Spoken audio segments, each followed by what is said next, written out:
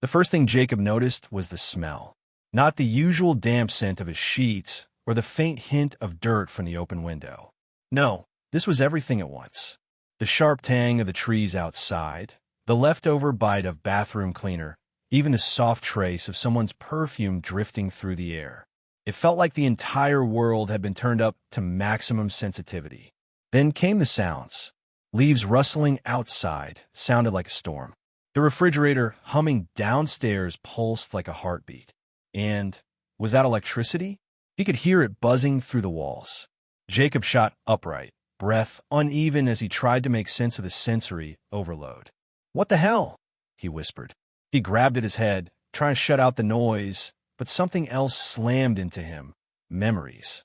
A flood of them. Memories that weren't his. A boy with messy black hair. Asthma inhalers. Beacon Hills. The woods. A bite. Everything played out in his mind, like someone was fast-forwarding through an entire life. And suddenly it made sense. He wasn't Jacob anymore. "I'm Scott McCall," he breathed. His heartbeat instantly spiked. He swung his legs out of bed and moved toward the bathroom, too quickly. His steps were fast, controlled, almost predatory, like his body had been rebuilt for speed. He flicked on the light and froze. Scott McCall stared back at him. The same face he'd seen for years on Teen Wolf. Black hair, warm brown eyes, the small scar on his cheek.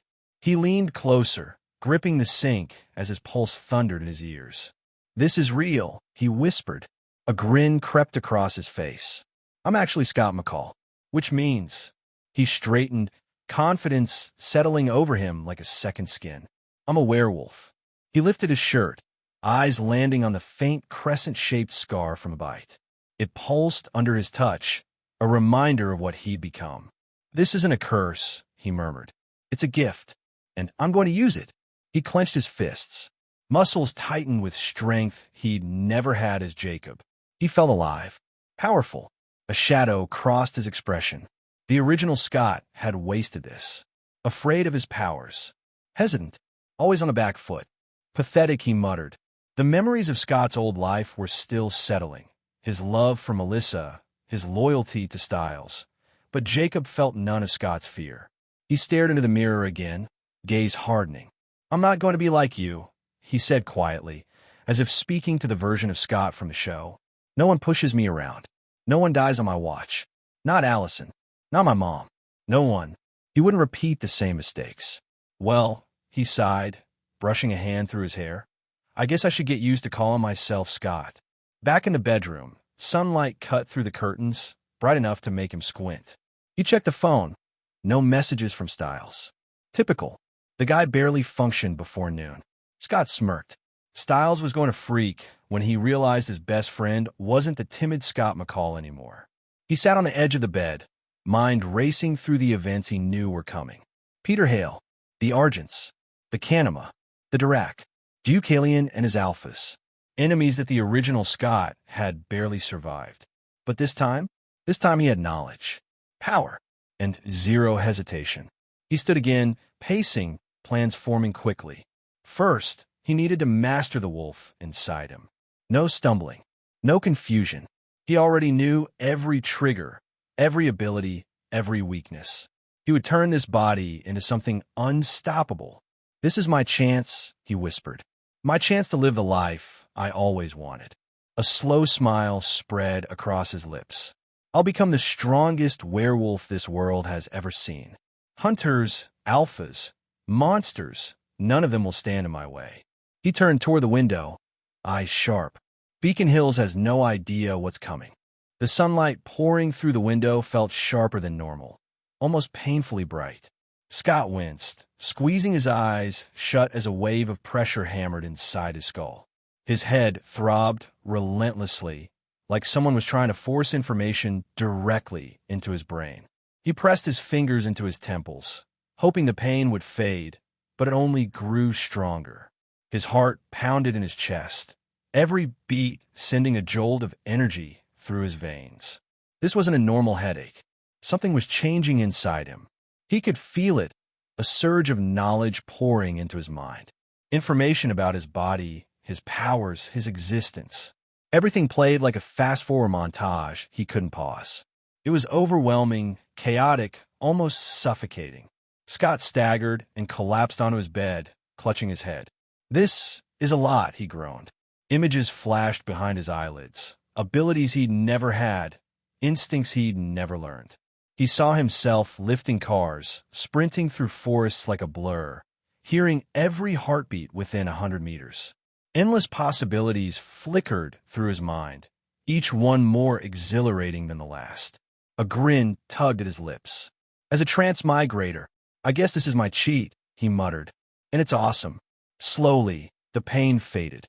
The flood of knowledge settled into place, like a puzzle, finally completing itself. His breathing steadied. The clarity that followed was almost intoxicating. He wasn't just Scott McCall. He was an overpowered Scott McCall. "Even with all this knowledge," he murmured, "I still need to master everything and keep getting stronger." He stood in the center of the room, closed his eyes, and focused inward. Strength was the first thing he felt, raw, coiled power in every fiber of his body. He clenched his fists, feeling the invisible force pulsing beneath his skin. He wasn't just strong. He could lift tons. He could crush metal. His legs felt like springs loaded with explosive force. "Superhuman strength," he said with a smirk. "I could probably throw a car." Next came speed. He didn't need to test it. The knowledge was already imprinted in his mind. He knew exactly how fast he could move. Faster than anything human eyes could track. Quick enough to vanish and reappear yards away in a blink. "I'm basically the Flash," he laughed under his breath. And with that speed came stamina. His body produced almost no fatigue toxins. He could run for days without stopping, fight for hours without slowing down. "Superhuman stamina," he said, stretching his arms as he felt his muscles hum with energy. Then came agility. He shifted lightly on his feet, each movement precise and effortless. He could twist, dodge, climb, and leap with acrobatic ease, movements that would break a normal human's bones. "Superhuman agility," he nodded to himself. He looked down at his arms next. His durability was frightening. His body was tougher than steel, resilient far beyond any normal werewolf. In his wolf form, conventional weapons would barely scratch him. Even advanced weaponry would struggle to pierce his skin. And the stronger he became, the harder he would be to injure. He felt nearly invincible. Then he let his senses expand. Smell sharpening, vision focusing, hearing stretching across the neighborhood. Everything was amplified with crystal clarity. But it was the last three powers that made his pulse quicken. "Dominion," he whispered, almost reverently. The ultimate control. Mastery over his powers, his instincts, his emotions. No more battling the full moon. No more losing control. He would command the wolf completely. Next, power absorption. The words alone made him inhale sharply. He could take powers from other supernatural beings, absorbing their strength, their essence, through his claws. Every supernatural creature in Teen Wolf, every ability, all of it could become his. "I can become even stronger," he breathed, excitement tingling through him. And finally, the one that changed everything. Immunity. No silver. No wolfsbane. No electricity. No poison. Even mountain ash and mental attacks would fail. "No weaknesses," he whispered. A slow, dangerous smile spread across his face. "Only beings stronger than me can hurt or kill me." The weight of those words settled in his chest like a promise. He opened his eyes, a grin forming. Dominion, power absorption, immunity. He savored the names, each one a symbol of what he could become. Yeah, these are definitely my favorites. And with them, he wasn't just Scott McCall. He was something far greater. Hey everyone, welcome to FanFic Canon. Thanks for hitting play. I'm thrilled to bring this fan-made story to life for you. If you enjoy the ride and want more narrated fanfics, smash, subscribe, and tap the bell so you never miss an episode. And if you want audiobook of a novel of your choice, join my Patreon. Request any title that's freely available online, and I'll produce a full narration just for you. Now, let's dive into today's adventure. Scott took a deep breath. In his mind, the knowledge was there. His claws and teeth were his most basic weapons, but far from ordinary. They were capable of cutting through anything: wood, metal, stone. Nothing was safe from their razor edge. They could rend through a variety of substances with ease, and he could use them to scale walls, moving with a speed and agility few could rival. "Let's try this," Scott murmured, feeling his heart pick up with anticipation. He closed his eyes, focusing inward, reaching for that transformation. He felt a sharp tingle in his fingertips, and with a burst of willpower, his claws began to emerge. It didn't hurt, but it felt strange, like his body was adjusting to a natural, more dangerous state. His eyes snapped open, and he grinned as he admired the sharp, black claws that extended from his fingers. They glistened in the light, as deadly as they were beautiful. Scott flexed his fingers, feeling the immense power they held. "Sharp enough to tear through anything," he said softly, his voice tinged with awe. "I could tear through concrete with these." His heart raced with the thrill of it. He had imagined this moment so many times, having these kinds of powers, testing their limits. And now, here he was with abilities that far surpassed anything he could have dreamed. But he wasn't done yet. There were more powers to explore. Scott went to the bathroom and glanced at his teeth in the mirror, willing them to shift, to reveal the dangerous fangs that now hid just beneath his gums. They responded instantly. His canines lengthened, sharpening into lethal weapons. He grinned, flashing his reflection a menacing smile. Claws and teeth, he thought. The perfect tools of a predator. But his claws and teeth weren't just for tearing through his enemies or crawling along walls. They had another, more dangerous purpose. His bite and even his scratch could be infectious, turning others into werewolves like him. Scott raised his hand, staring at the sharp claws that could deliver that fate. "I can turn people," he said, shaking his head in disbelief. "But I can control it. I can choose when my bite is infectious." The idea filled him with a mix of awe and responsibility. He had the power to create more werewolves, to bring others into this world, but he also had the control to stop it from happening accidentally. He wouldn't be like Peter Hale, using his bite recklessly. No, Scott would be careful, deliberate. His bite was a gift, one he would only give if he truly needed to. Scott took a deep breath, calming the rush of excitement. He still had more powers to explore. Lie detection. His senses would be able to detect dishonesty, picking up on the smallest changes in a person's heartbeat, the most subtle shifts in their emotions. Scott's chest tightened at the thought of it. This was more than just a useful power. It was a weapon against deceit. No one would be able to lie to him. No more secrets, no more manipulation. He would always know the truth. Then there was empathy, the ability to sense others' emotions through touch. This was more than just understanding what people were feeling. It was seeing their true intentions, feeling their pain, their joy, their fear. It was a power that could grow stronger with time, becoming an essential tool in his arsenal. And then there was pain transference, a power that stirred something deep inside him. Scott could absorb and alleviate the pain of others, taking their suffering into himself. It was an ability that was both selfless and terrifying. He could heal people, take away their agony, but at the cost of bearing that pain himself. But what excited Scott the most was his healing factor. His body could regenerate at incredible speed, repairing even the most severe injuries in a matter of moments. He could heal from wounds that would kill an ordinary person, without so much as a scar to show for it. His healing was 10 times faster than any ordinary werewolf's, making him nearly invincible in battle. Scott glanced at his arm, imagining a cut or a bruise, and how quickly it would disappear. His enemies might try to hurt him, but they would fail. His body would heal faster than they could inflict damage. And then there was memory transference, the ability to transfer memories by inserting his claws into someone's neck. Scott shivered at the thought. With this power, he could not only communicate mind to mind, but also manipulate memories, erase them if he needed to. This was more than just a weapon. It was a tool for control, a way to influence others in ways they couldn't even comprehend. And finally, there was telepathy. Scott's mind buzzed with the possibilities. He could communicate with his pack without speaking. The thrill of his powers surged through him, making his pulse quicken. But as much as he was excited, he knew he had a long way to go. Knowing his powers wasn't the same as mastering them.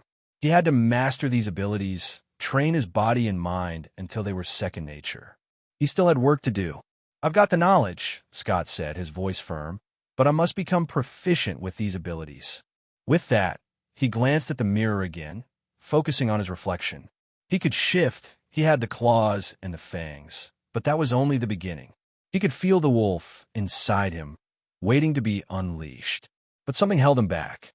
He couldn't fully shift yet. He could feel it deep down, the primal power that wanted to break free, but it remained just out of reach.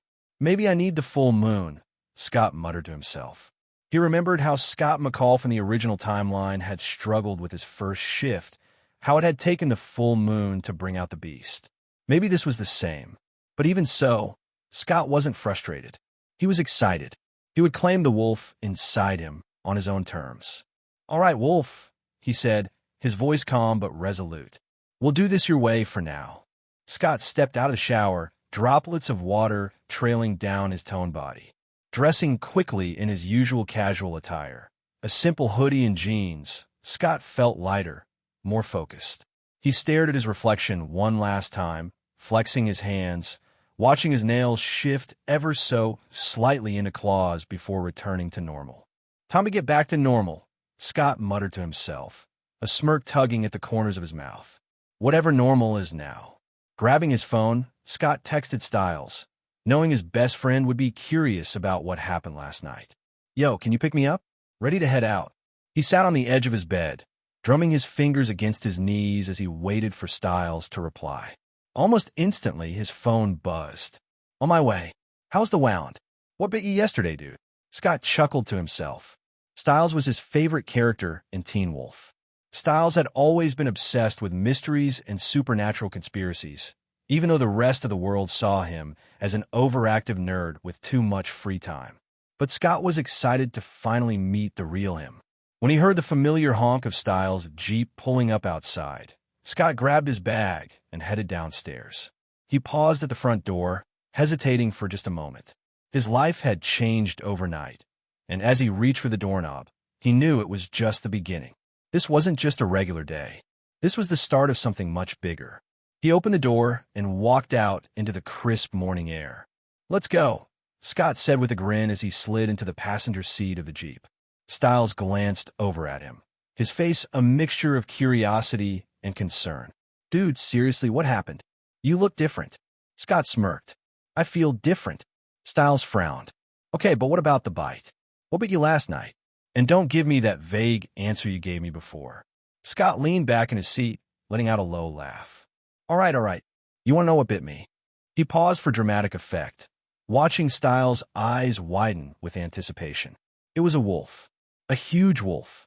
Styles blinked, his mouth opening slightly in disbelief. "What?" He shook his head as if trying to clear it. "Scott, dude, there haven't been wolves in California for, 60 years. Scott shrugged, tried to keep a straight face. "Who knows? Maybe they're making a comeback."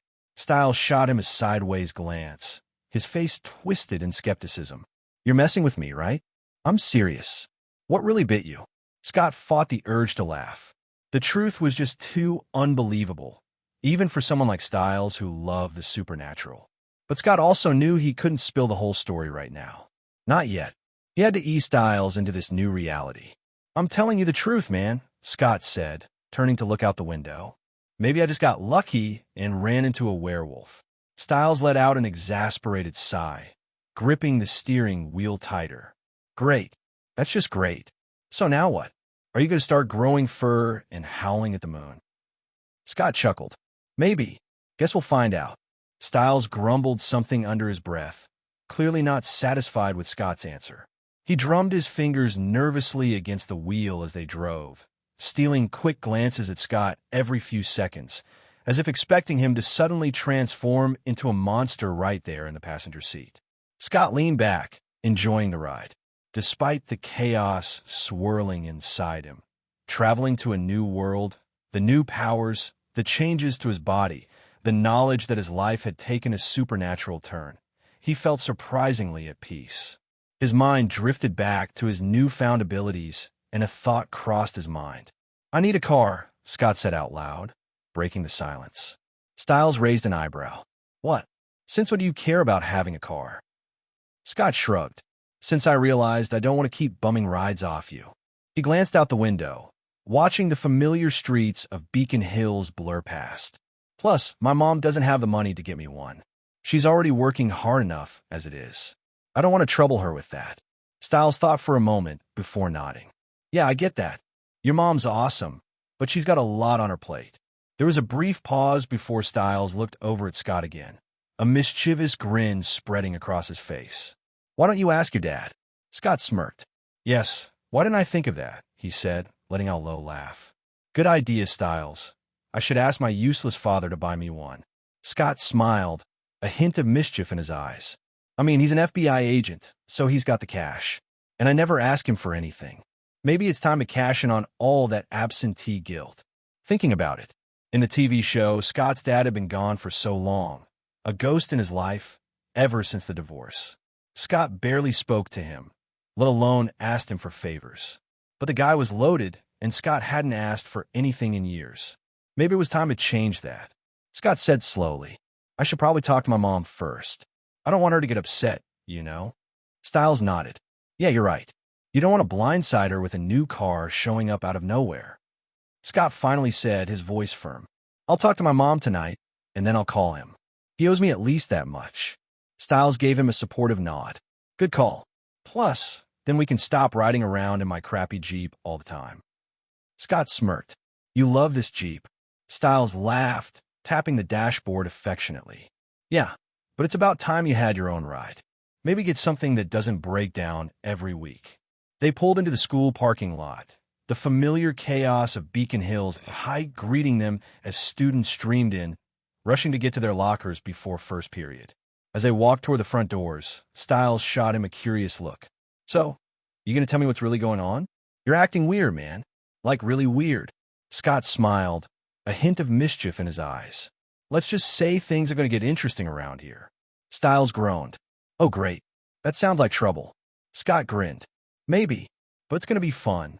As Scott walked through the crowded hallways of Beacon Hills High, he moved through the students with a bounce in his step, exchanging smiles and nods with his classmates.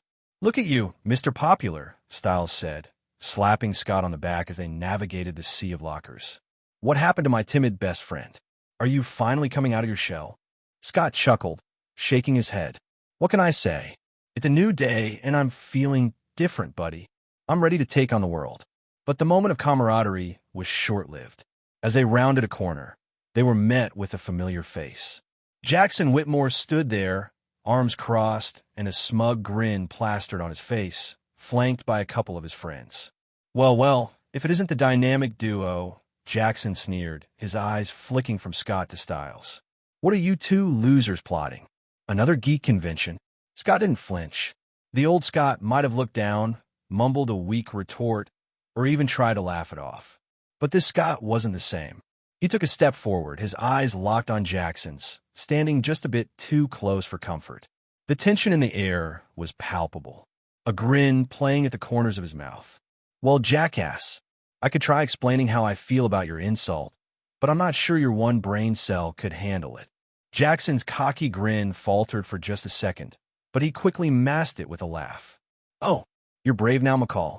Scott stepped even closer, their faces just inches apart. He locked eyes with Jackson, an intense calm washing over him. "What are you going to do about it, jackass?" he challenged, the air thick with tension. The question hung in the air, sharp and pointed. Jackson's bravado started to crumble under Scott's unrelenting stare. His eyes flickered nervously as he realized this wasn't the same pushover he was used to bullying. There was something new in Scott, something dangerous, something that made Jackson feel uncomfortable.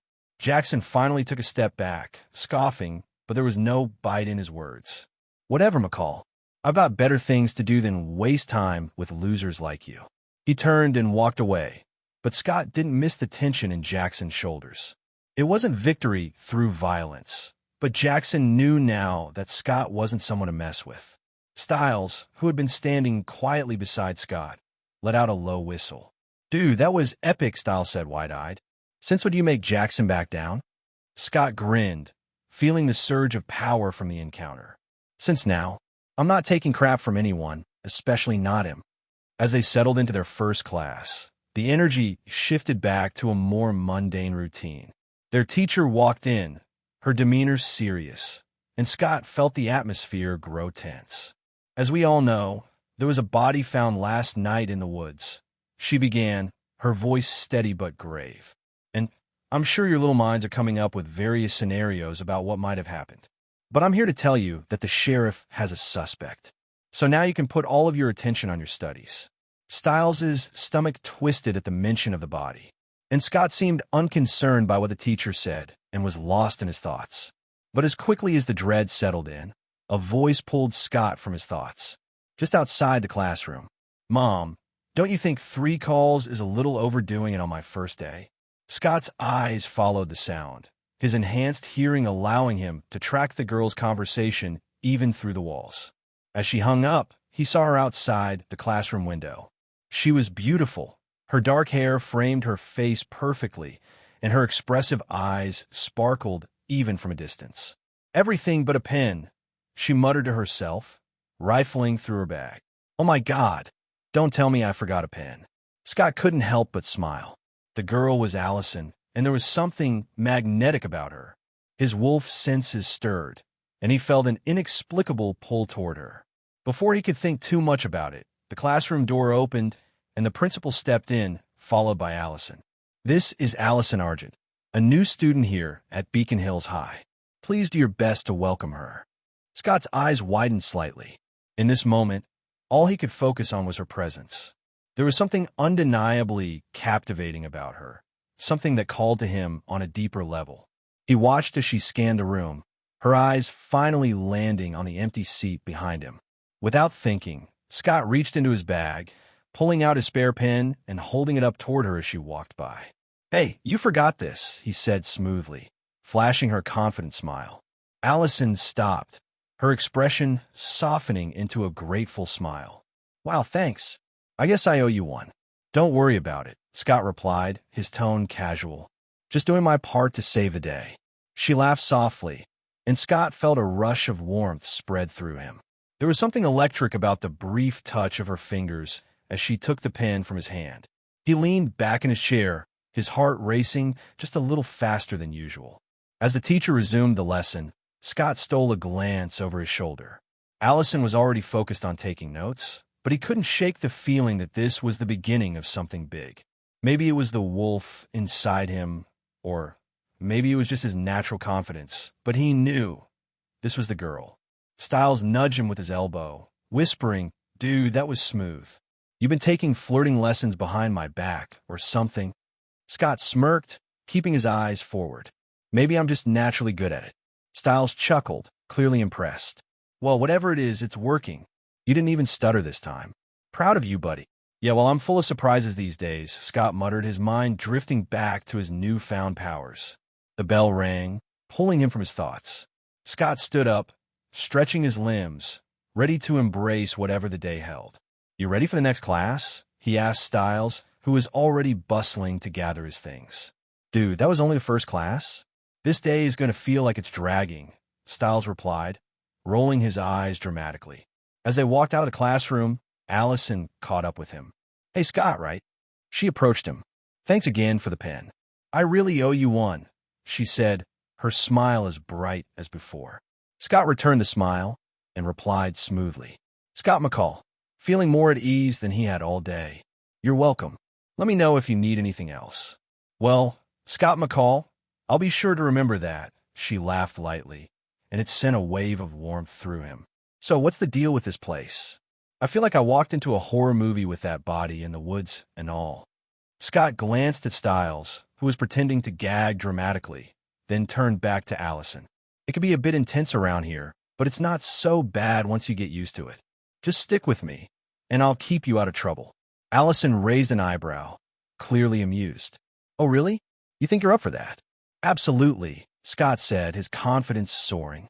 She smiled, and Scott felt his heart flutter. He was ready to see where this connection with Allison might lead. "Let's go see what trouble we can get into then," she said, her eyes sparkling with mischief. Scott couldn't help but smile wider. Scott stretched his arms, letting out a bored yawn as the bell rang, signaling the end of another dull class. He wasn't exactly the type to sit quietly in class and pretend to be interested in algebra. As he slung his backpack over his shoulder, he caught sight of Allison gathering her things a few rows away. He smiled to himself. It was time to turn on the charm. He walked up to her. "Hey, Allison." She looked up, her face lighting up with a smile. "Oh, hey, Scott. Do you have any plans after school?" Scott asked, leaning against the desk beside her, his tone confident but friendly. "Not really," Allison replied, curious. "Why?" "Well," Scott began, "I was wondering if you wanted to watch me play lacrosse. No big deal, or anything, just me running around, being slightly better than everyone else on the field." He gave her a playful wink. Allison raised an eyebrow, amused. "Lacrosse? I've heard of it, but I don't really know what it is. Is it like soccer?" Scott laughed softly. "Not quite. It's kind of like field hockey, but with sticks that have nets at the end. Honestly, it's the only game people care about here." He leaned in a little, lowering his voice as if sharing a secret. "It's pretty boring, if you ask me, but I thought I'd give it a try. Who knows? Maybe I'll surprise myself." Allison laughed at his nonchalant attitude. "You're playing, but you think it's boring? That's interesting." "I like a challenge," Scott shrugged, his smile widening. "And if you're there, maybe it'll be a little less boring." Her cheeks flushed slightly at the compliment. "All right, Scott McCall. I'll come and watch, but only if you promise to give it your best." Scott grinned, pleased with the answer. "Deal. I won't let you down." As they parted ways, Scott couldn't help but feel a spark of excitement. Later, Scott and Styles found themselves in the locker room, suiting up for lacrosse practice. Scott was already halfway into his gear when Styles started rambling. "Are you seriously going to abandon me on the bench?" Styles groaned, pulling his jersey over his head. "I mean, come on, dude. Who am I supposed to talk to while Jackson prances around, acting like he owns the place?" Scott smirked, adjusting his shoulder pads. "You could always try, I don't know, watching the game." Styles shot him a look. "Watch the game? Who does that? I'm there to offer my sarcastic commentary and snide remarks about Jackson. Plus, moral support for my best friend. But if you're on the field..."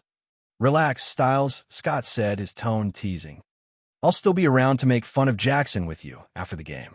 Besides, you might actually enjoy watching me kick some ass out there." Styles scoffed. "Oh, I'm sure I will. But just so we're clear, if you couldn't make the cut, I will not be your moral support." Scott laughed. "Don't worry. I've got it under control."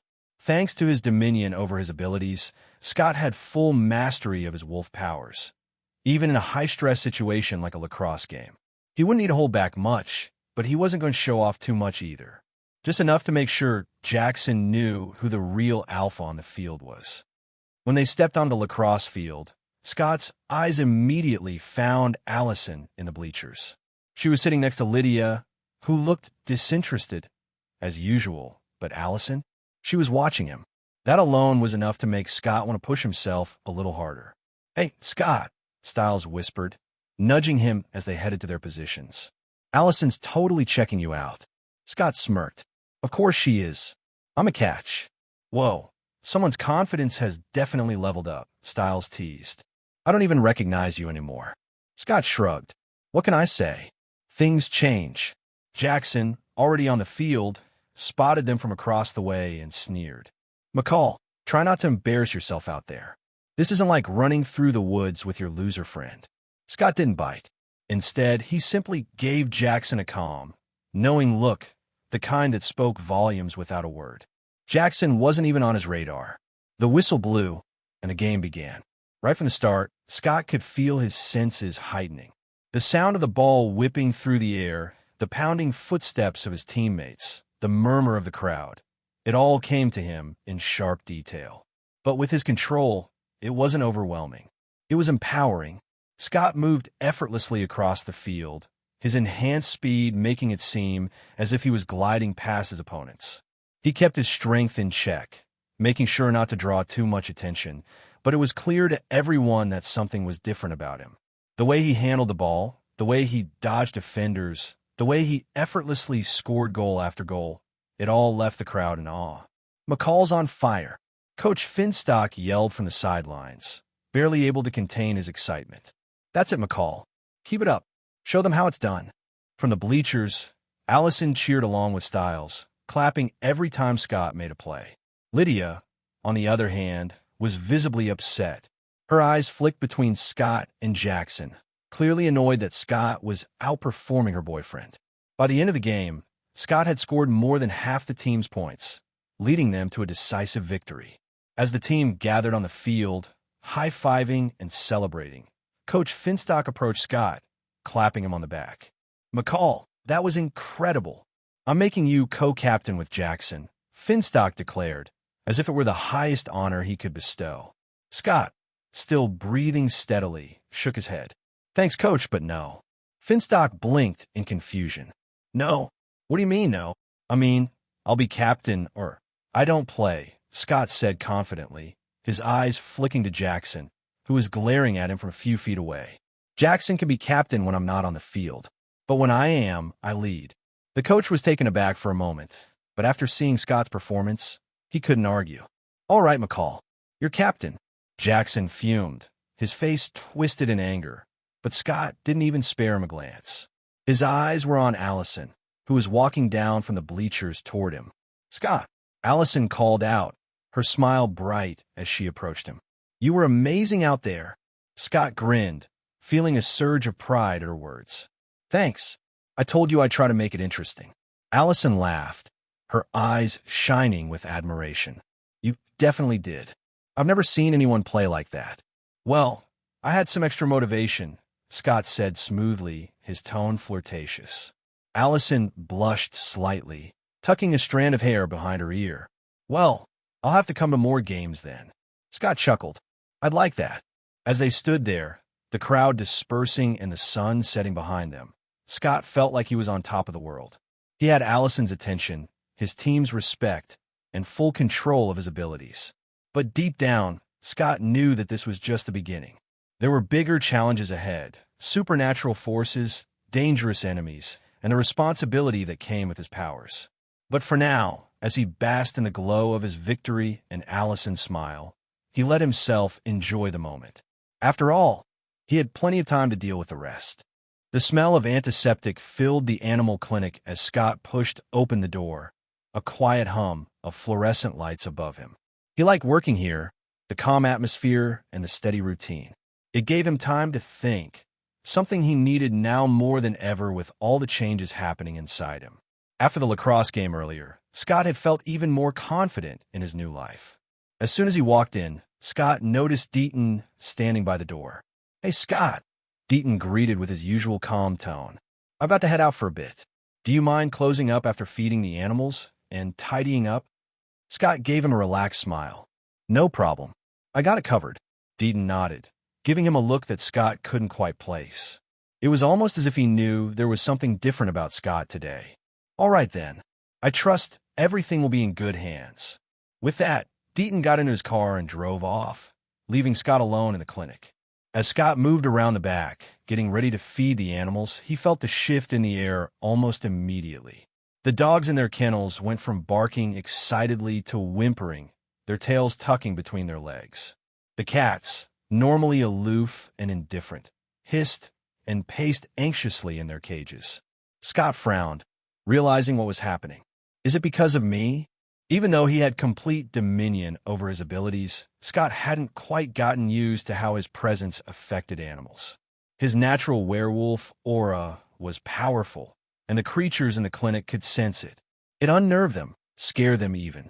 Scott closed his eyes and focused, reaching into himself to pull back the invisible energy he was radiating. "Calm down," Scott muttered to himself, working to control the force within him. It took a few moments, but soon enough, he felt the shift. His aura softened, and the dogs stopped whimpering. The cats went back to their usual irritated glares, though one of them still swatted at the bars of its cage for good measure. Satisfied, Scott smirked to himself. This was getting easier. Just as he finished feeding the last of the animals, The sound of a car pulling up outside caught his attention. He frowned, wiping his hands as he headed toward the door. It was after hours, so whoever was here clearly needed something urgent. As he opened the door, Scott's eyes widened in surprise. Standing there, looking frazzled and worried, was Allison. Her hair was damp from the light drizzle outside, her face a mix of concern and panic. "Allison," Scott asked, stepping forward. "What's going on?" "Scott," she breathed out, clearly upset. "I think I hit something. I didn't mean to, but I couldn't stop in time. I didn't know what to do, and I didn't want to just leave it there." Scott's eyebrows furrowed in concern. What do you mean?" Allison motioned toward her car, parked just outside the clinic. "It's a dog. I think it's hurt. It's in the trunk. I didn't know where else to go, so I came here." Without missing a beat, Scott followed her to the car. As they reached it, she popped open the trunk, revealing a large dog curled up in the back. The animal was growling softly, clearly scared and in pain. Scott could sense its fear immediately. But more than that, he could feel Allison's tension, the way her hand shook slightly as she stood beside him. I don't think it's too hurt, but it won't let me near it," Allison said, her voice trembling. Scott placed a gentle hand on her shoulder, giving her a reassuring smile. "Relax. It's just scared." She let out a shaky breath, nodding but still clearly on edge. "That makes two of us." Scott's smile widened a bit. "Let me see if I have better luck." He knelt down by the car, making soft, soothing noises as he got closer to the dog. Slowly, he released a small bit of his aura, just enough to calm the animal down without overwhelming it. The dog's growling stopped, its ears lowering as it relaxed slightly in his presence. Scott carefully reached out, and to his relief, the dog let him touch its fur. After a moment, he gently lifted it from the trunk. "See?" Scott said, casting a glance at Allison. "No problem." Allison stared at him, her eyes wide with amazement. "How did you do that?" "It wasn't letting me anywhere near it." Scott chuckled softly. "I guess I've just got away with animals." Together, they carried the dog inside the clinic. After a quick inspection, Scott was relieved to see that the dog wasn't too badly hurt, just a minor wound on its leg. He carefully bandaged it up while Allison stood nearby, her anxiety finally starting to fade. Allison wandered off for a moment and returned wearing one of Scott's old hoodies, her damp clothes exchanged for something warm and dry. "Thanks for doing this," she said as she came back into the room. She looked at him with a sheepish smile, pulling the hoodie tighter around herself. "I completely freaked out, like a total girl." Scott glanced up from the dog, his eyes twinkling with amusement. "You're a girl, Allison." She rolled her eyes but smiled. "I freaked out like a girly girl, and I'm not a girly girl. At least, I didn't think I was." Scott tilted his head, giving her a curious look. "Oh yeah? What kind of girl are you?" Allison hesitated for a moment before smirking. "Tougher than that. At least I thought I was." Scott leaned back, resting his arms on the counter as he looked her over. "Hey, if it makes you feel better, I would have probably cried. Like full-on, ugly crying. I'm not talking manly tears either. I mean the biggest, most pathetic girly girl meltdown. That finally got a laugh out of her." "Yeah, right." Scott grinned. "I'm serious. I'd be a mess." Allison chuckled again, shaking her head. "You're ridiculous. Ridiculously charming, you mean." Allison rolled her eyes but smiled, her mood clearly lightened. "Okay, maybe that too." Scott finished bandaging the dog and looked up at Allison. "She's going to be fine. You did the right thing bringing her here. Want to try petting her now?" Allison hesitated, but after Scott reassured her, she reached out and gently stroked the dog's fur. The animal seemed to relax even more under her touch, and Scott smiled as he watched. "She likes you," he said, his voice softer now. "Maybe she can tell you're not a girly girl after all." Allison glanced up at him, noticing the way he was watching her. "What?" Scott blinked, suddenly realizing he had been staring. "Sorry. I apologize if this is a little forward, but I think you're totally gorgeous." Allison blushed, her cheeks turning pink as she laughed nervously. "I look like a mess right now. I've been crying. I'm soaked, and I'm wearing your hoodie." Scott reached out and gently wiped a stray tear from her cheek. "You're still gorgeous." The moment lingered for a second longer before Scott finally spoke again. So, I was wondering, would you like to go to Lydia's party with me?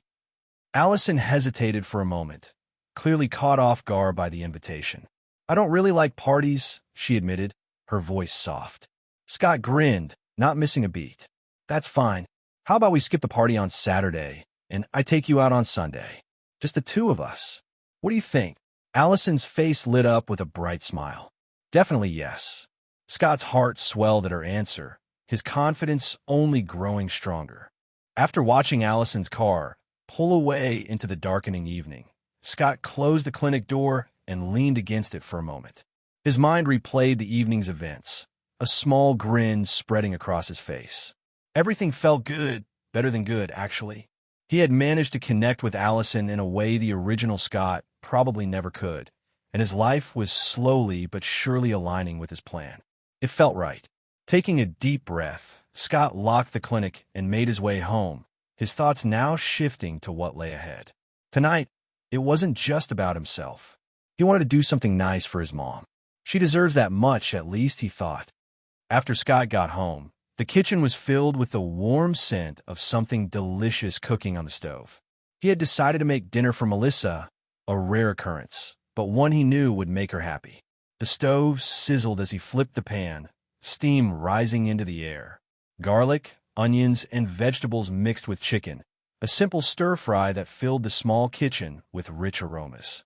Scott hummed to himself, feeling surprisingly relaxed. Just as he was setting the table, he heard the familiar sound of the front door opening. His mom, Melissa McCall, came through the door with her usual exhausted expression after a long day at the hospital. But when she saw Scott standing in the kitchen, an apron tied around his waist, and dinner nearly ready, her tired look melted into one of complete surprise. Scott!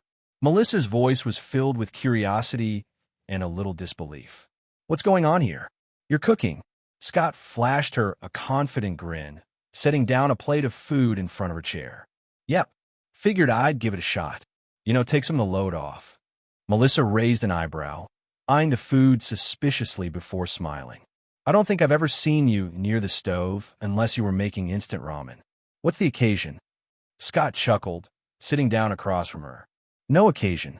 Just thought it was about time I did something nice for you. She looked at him, still clearly surprised, but touched by the gesture. Well, I won't say no to that. This looks amazing. I didn't know you had it in you. She took a bite, her eyebrows raising even further. It actually tastes amazing, too. Scott grinned. I learned fast. They ate in comfortable silence for a few minutes before Melissa's curiosity got the better of her again. Okay, Spill. What brought this on? You've never cooked for me before. Scott leaned back in his chair, his smile softening as he looked at his mom. She'd done so much for him. Raised him on her own, worked countless long hours to provide, and always supported him. She was his rock, and he didn't need his time traveler knowledge to know how important she was. I guess I've been thinking, he began, about how much you've done for me. You've worked so hard, Mom, and I don't say this enough, but I'm proud of you. Melissa blinked, clearly taken aback by his sudden sincerity. Scott, I appreciate that, but you don't have to. No, I mean it, Scott cut in, his voice steady. You've been doing everything for me since Dad left. You work crazy hours, you keep everything together, and you never complain. I'm lucky to have you. Her eyes softened, and for a moment, Scott thought he saw them glisten with tears. But Melissa McCall was strong, stronger than anyone Scott knew. She gave him a warm smile, reaching across the table to squeeze his hand. Thank you, Scott. That means more than you know. They sat in silence for a few more moments, the weight of the conversation sinking in. But then Scott cleared his throat, shifting gears to the real reason he wanted to talk tonight. Actually, there's something I want to ask you about, Scott said, leaning forward slightly.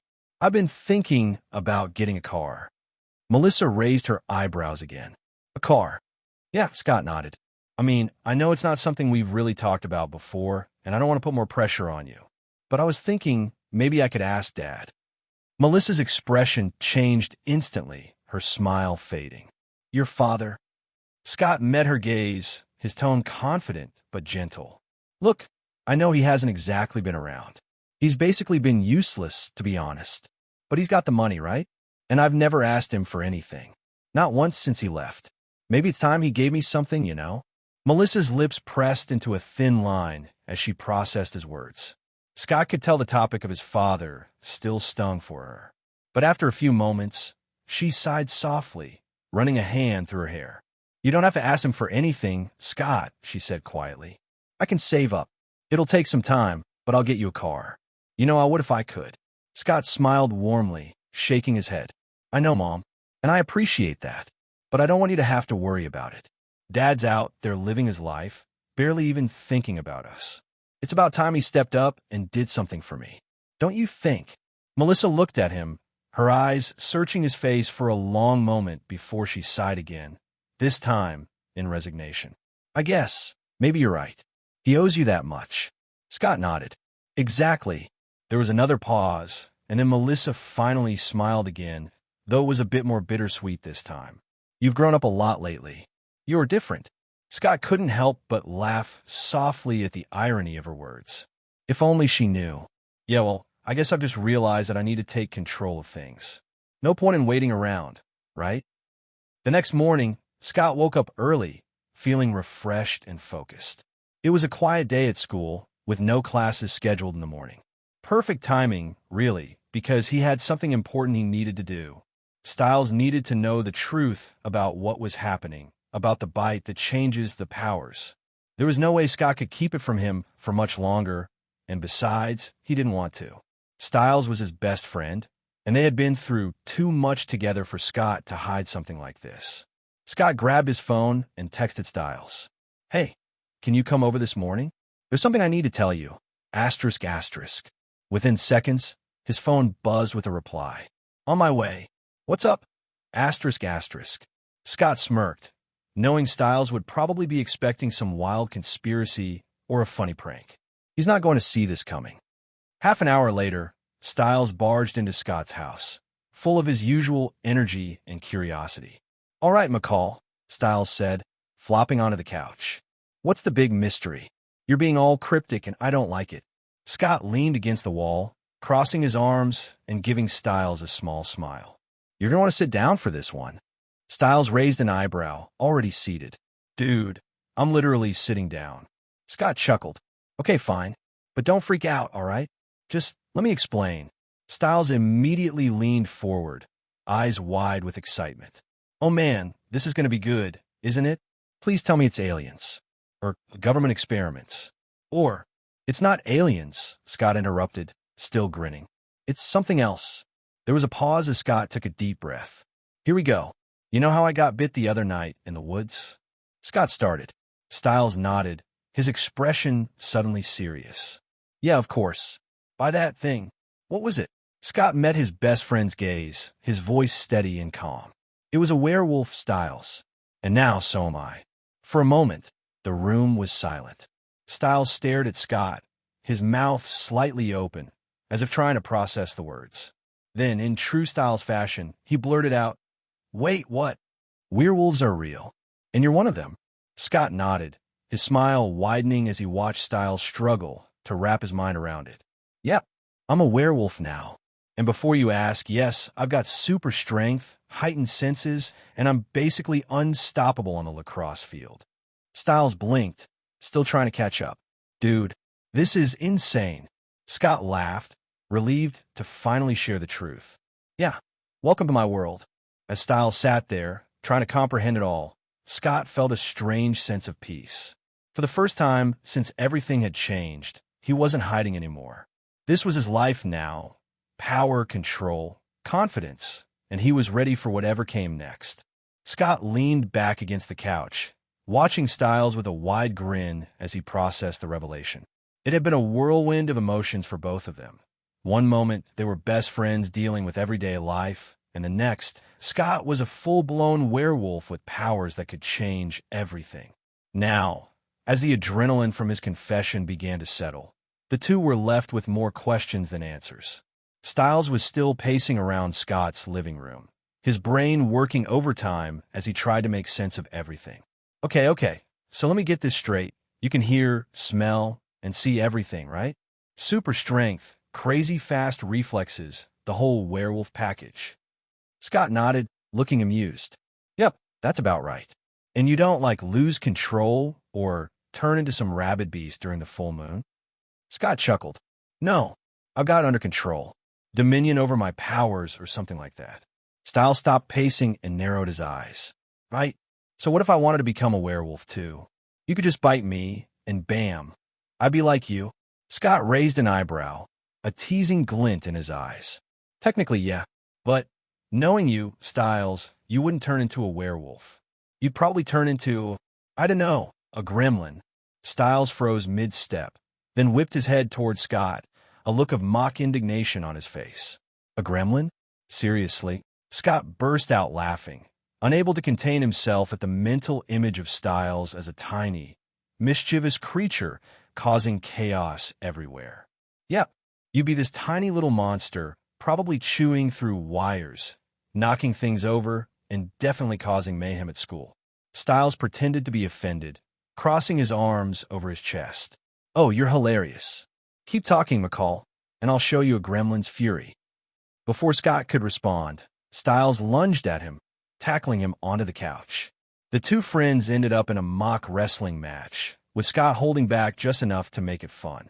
Styles, ever the underdog, tried his best to pin Scott down, but quickly realized it was like wrestling a brick wall. Dude, you're like a tank now.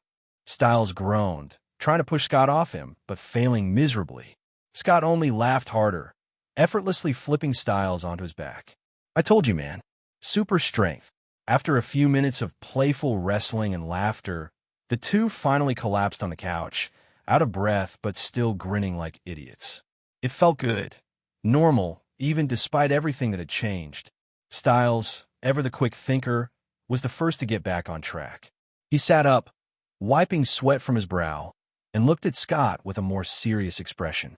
All right, so we're not turning me into a gremlin yet, but we do need to figure out what's going on with that monster in the woods. The one that bit you. He's got to be the same one that killed that girl, right? Scott's smile faded slightly, and he nodded. Yeah, it's got to be connected.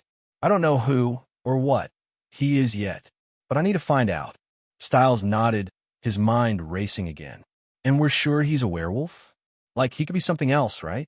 Or maybe there are more of them out there. Scott sighed, running a hand through his hair. It's possible. We don't know how many supernatural creatures are out there, but we'll figure it out. Styles leaned back against the couch, his brow furrowed. We need a plan. We can't just run around chasing monsters in the woods without a clue.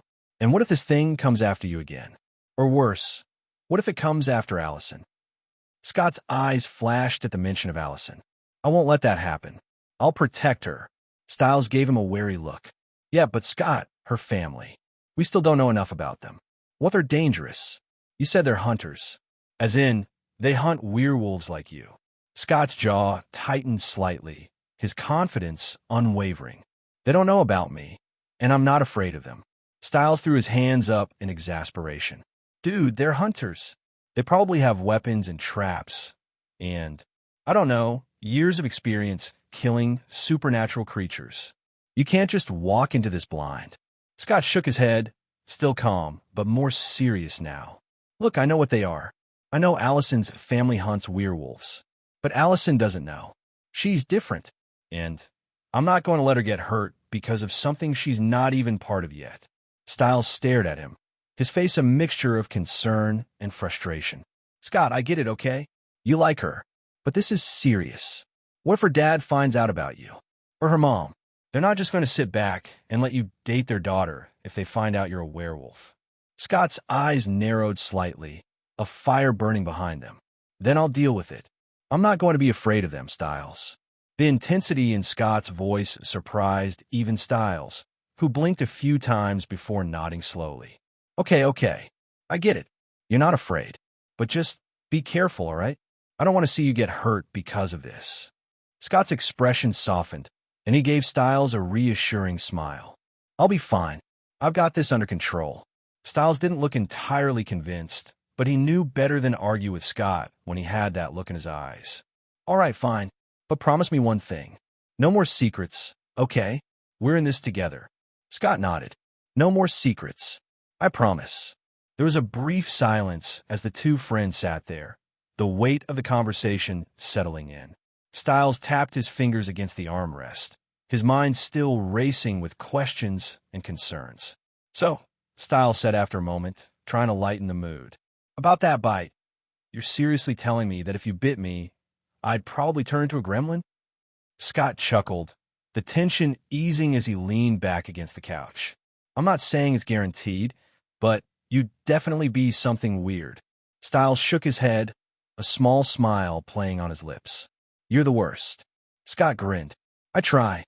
Another moment of silence passed before Styles spoke again, this time more seriously. "Okay, so what's our next move?" Scott thought for a moment before responding. "We need to find out more about this other werewolf. And we need to figure out what other creatures are out there. If there are more supernatural beings in Beacon Hills, we need to know about them. Although he knows who the Alpha is, he is not going to ruin the fun." Styles nodded. "Agreed. But where do we start?" Scott stood up, pacing a bit as he thought it through. "I've been thinking about it. The bite happened in the woods, right? We should start there. Maybe there's something we missed. Tracks, a scent trail, anything." Styles raised an eyebrow. "A scent trail? Seriously?" Scott shrugged, a smirk on his face. "I have super senses now, remember? Might as well use them." Just then, Styles' phone buzzed, and he glanced down at the screen. "Oh, I've got to go. Dad's calling.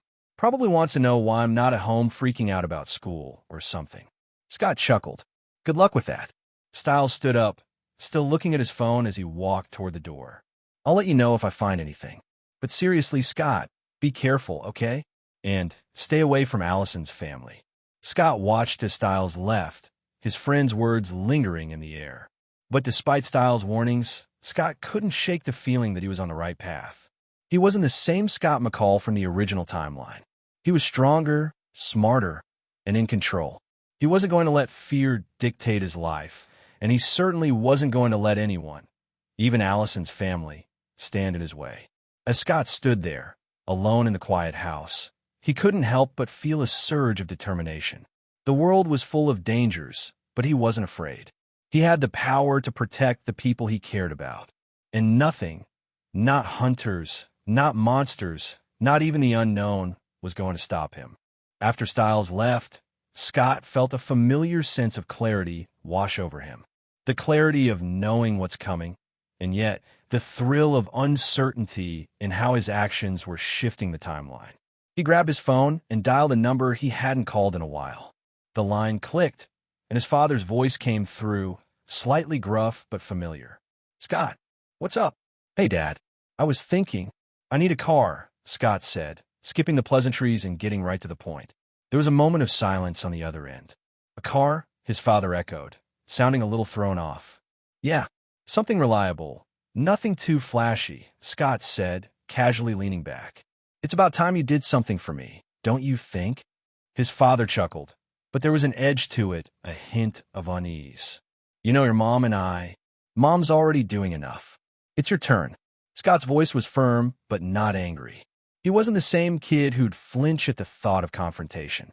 He knew what he deserved. After a brief pause, his father relented. "All right, I'll look into it. We'll talk later."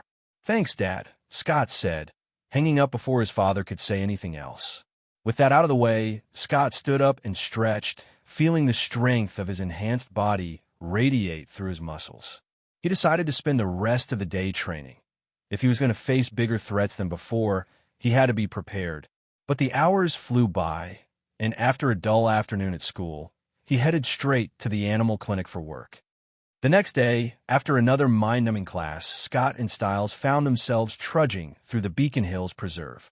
The woods were dense, the air thick with the smell of pine and damp earth. They had returned to where everything started, where Scott had been bitten and where they had found the body. This time, though, the sun was shining, casting long shadows through the trees as they made their way deeper into the preserve. "Remind me again why we're doing this in broad daylight?" Styles asked, stepping over a fallen log and shooting a wary glance at the thick forest around them. Scott smirked. "Because last time we did it in the dark, we got attacked by a werewolf, remember?"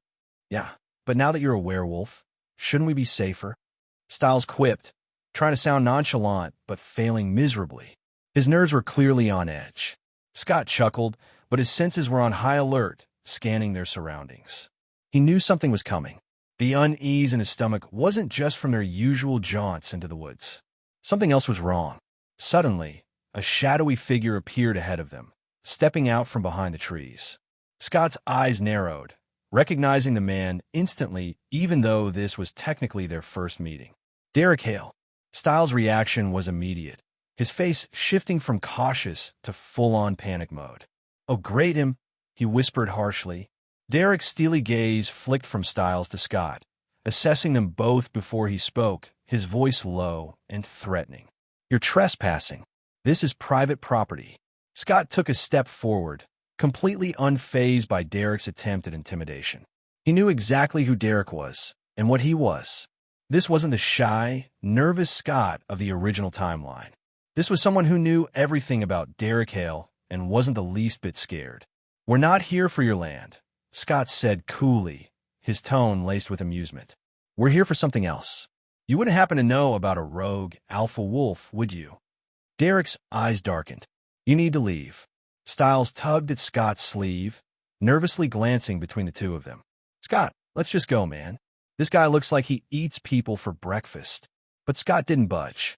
He kept his gaze locked on Derek, his voice light but cutting. "You're a wolf too, aren't you? But not the one we're looking for." Derek's expression hardened, his jaw clenching as tension filled the air. "You don't know what you're talking about," Derek growled, his eyes flashing a warning. Scott raised an eyebrow. "Oh, I do. But you're not the alpha we're after. He's much stronger than you." The words hung in the air for a moment before Derek snapped. His roar echoed through the forest, powerful and deafening, but Scott didn't even flinch. While Styles jumped back, practically tripping over his own feet, Scott stood his ground, his expression calm. "I get it, you like to growl," Scott said, his voice laced with mock amusement. "But seriously, Derek, there's no need to roar. If you have something to say, just say it like a normal person."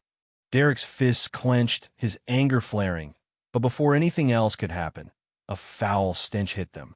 Scott's nose wrinkled immediately. It was horrible, a mix of rot and stagnant water, like the smell of a rundown port that hadn't seen a cleaning crew in decades. "Ugh, what is that?"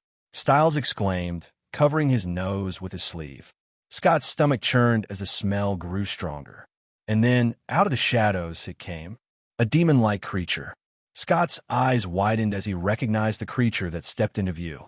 It was exactly as he remembered from the stories and video games. A monstrous humanoid with gray, decayed skin, hairless, and eyes as white as a blank canvas. Its fingers were long and bony, tipped with sharp claws, and its mouth was filled with jagged, yellow teeth. The stench radiated from it, suffocating and vile.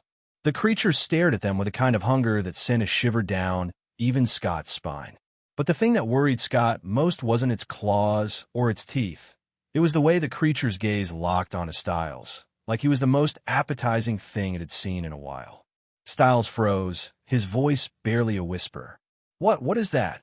Even Derek seemed taken aback, his usual stoic expression faltering for just a moment as his eyes darted to Scott, silently questioning whether this thing was the rogue wolf they'd been searching for. But Scott knew better. This wasn't part of the original timeline.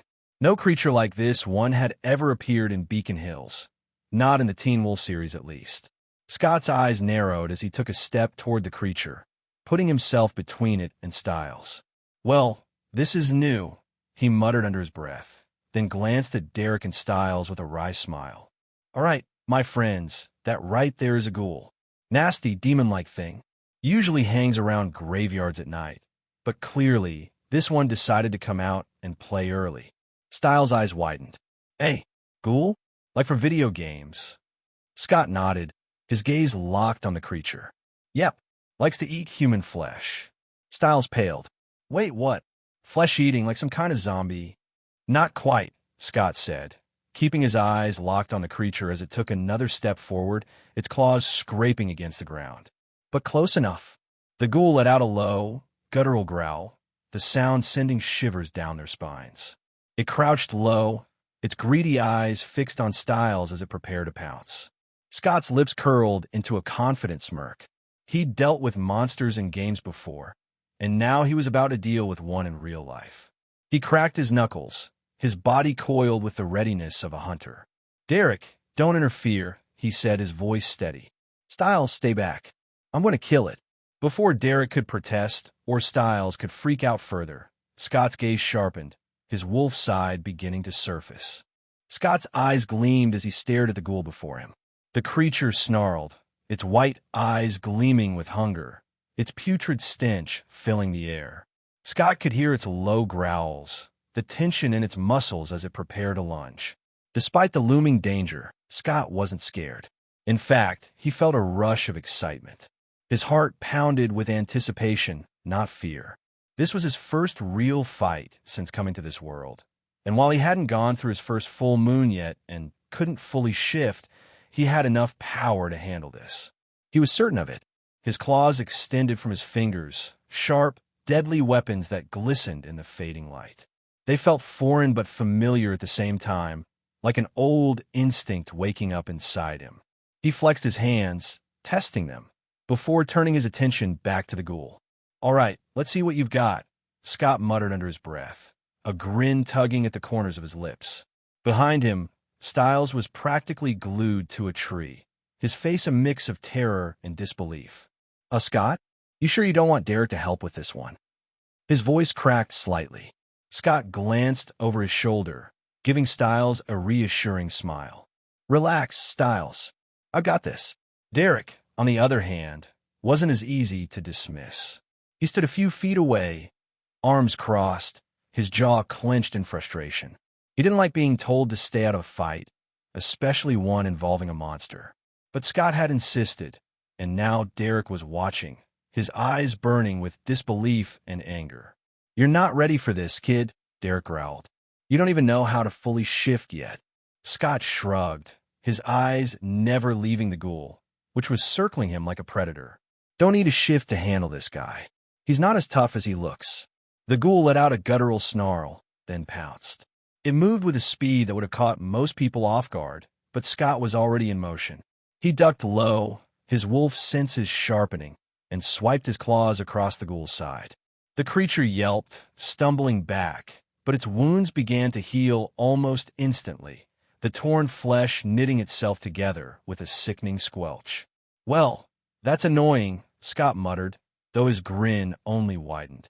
The ghoul lunged again, swiping its razor-sharp claws at Scott's torso. He dodged most of the blows, but one caught him across the arm, drawing blood. The pain was sharp but brief. Scott glanced at the wound as it began to close up almost as fast as the ghoul's had. The thrill of it all sent a jolt of adrenaline through him. This was it, his first real taste of what it meant to be a werewolf. His body was adapting, healing, and growing stronger with every second. "Okay, that's great," Scott said, marveling at the speed of his recovery. The ghoul roared in frustration and lunged again. This time, Scott didn't dodge. He met the creature head-on, their bodies clashing in a flurry of claws and teeth. The ghoul's claws scraped against Scott's chest, but he barely felt it. He was in control. He felt invincible. Scott's claws found their mark again and again, tearing through the ghoul's tough, gray skin. The creature staggered back, clearly hurt but still healing rapidly. Styles, who had been silent for most of the fight, suddenly found his voice. "Dude, you're totally kicking its ass. I mean, seriously, that thing's like some kind of death zombie, and you're just..." Styles paused, waving his hands wildly in the air, asterisk destroying asterisk it. Scott smirked, never taking his eyes off the ghoul. "It's not over yet, Styles." Derek watched the battle with narrowed eyes, his earlier anger slowly giving way to something else. Surprise, maybe even respect. This kid, this Scott, wasn't just some amateur playing with powers he didn't understand. He was fighting with a confidence and skill that Derek hadn't expected. For someone who hadn't even gone through their first full moon, Scott was handling himself far better than most new werewolves would. In fact, Derek was starting to realize that Scott might actually be stronger than him. The thought made Derek uneasy. Scott, meanwhile, was having the time of his life. Every punch, every slash of his claws felt more natural. He moved with precision, adapting quickly to the ghoul's speed and strength. The ghoul wasn't as powerful as Scott, but it was fast, its healing ability making the fight last longer than it normally would. But Scott didn't mind. He was enjoying himself. With a sudden burst of speed, the ghoul lunged for Scott's throat, its jaws snapping inches away from his skin. Scott sidestepped and countered with a swipe of his claws across the ghoul's back, sending it crashing to the ground. The creature scrambled to its feet, but Scott was faster. He grabbed the ghoul by the neck and slammed it into the dirt with enough force to shake the ground. The ghoul writhed, trying to break free, but Scott held it down effortlessly. His grin widened. "I think I've had enough fun for one day." He raised his claws and, with a swift, precise motion, plunged them into the ghoul's chest. The creature let out a final, pitiful screech before going limp, its body dissolving into ash as Scott's claws tore through its heart. Silence fell over the clearing. Scott stood over the pile of ash that had once been the ghoul, breathing heavily but grinning like a kid who had just won his favorite video game. "That was awesome," Scott declared, his voice filled with excitement. Styles, who had been watching with wide eyes, finally relaxed, letting out a nervous laugh. "Dude, that was insane. You just killed that thing. Like it was nothing." Scott turned to him, still grinning. "Told you I had it under control." Derek, however, wasn't as enthusiastic. He stepped forward, his gaze hard, though there was an edge of wariness to it now. "You're stronger than I thought." Scott raised an eyebrow, clearly enjoying the compliment. "You sound surprised." Derek's eyes narrowed. "I am. You're not like any new werewolf I've seen before. You shouldn't be able to control your powers this well." Scott shrugged, his claws retracted back into his fingers. "I guess I'm just built different." Styles snorted. "Yeah, different is one way to put it." Derek's expression darkened. "You don't know what you're getting yourself into, kid. This isn't a game." Scott met his gaze, his smile fading into something more serious. "I know exactly what I'm getting into, Derek. More than you think." For a moment, Derek stared at him, unsure what to make of this new, confident werewolf. He had expected some scared kid, barely able to handle the reality of being a werewolf. But this Scott, there was something off about him, something more. And Derek didn't know whether that was a good thing or not. But Scott didn't seem concerned. In fact, he looked like he was still riding the high of the fight. He glanced at Styles and Derek, his grin returning as the adrenaline still buzzed in his veins. "That was one of the most exciting things I've ever done. If this is what being a werewolf is like, I think I'm going to enjoy it." Styles let out a relieved laugh, shaking his head. "You're nuts, man. But yeah, that was pretty cool." Scott turned back to the pile of ash, his smile fading slightly as he thought about what had just happened. The ghoul wasn't supposed to be here. This wasn't part of the Teen Wolf story he knew.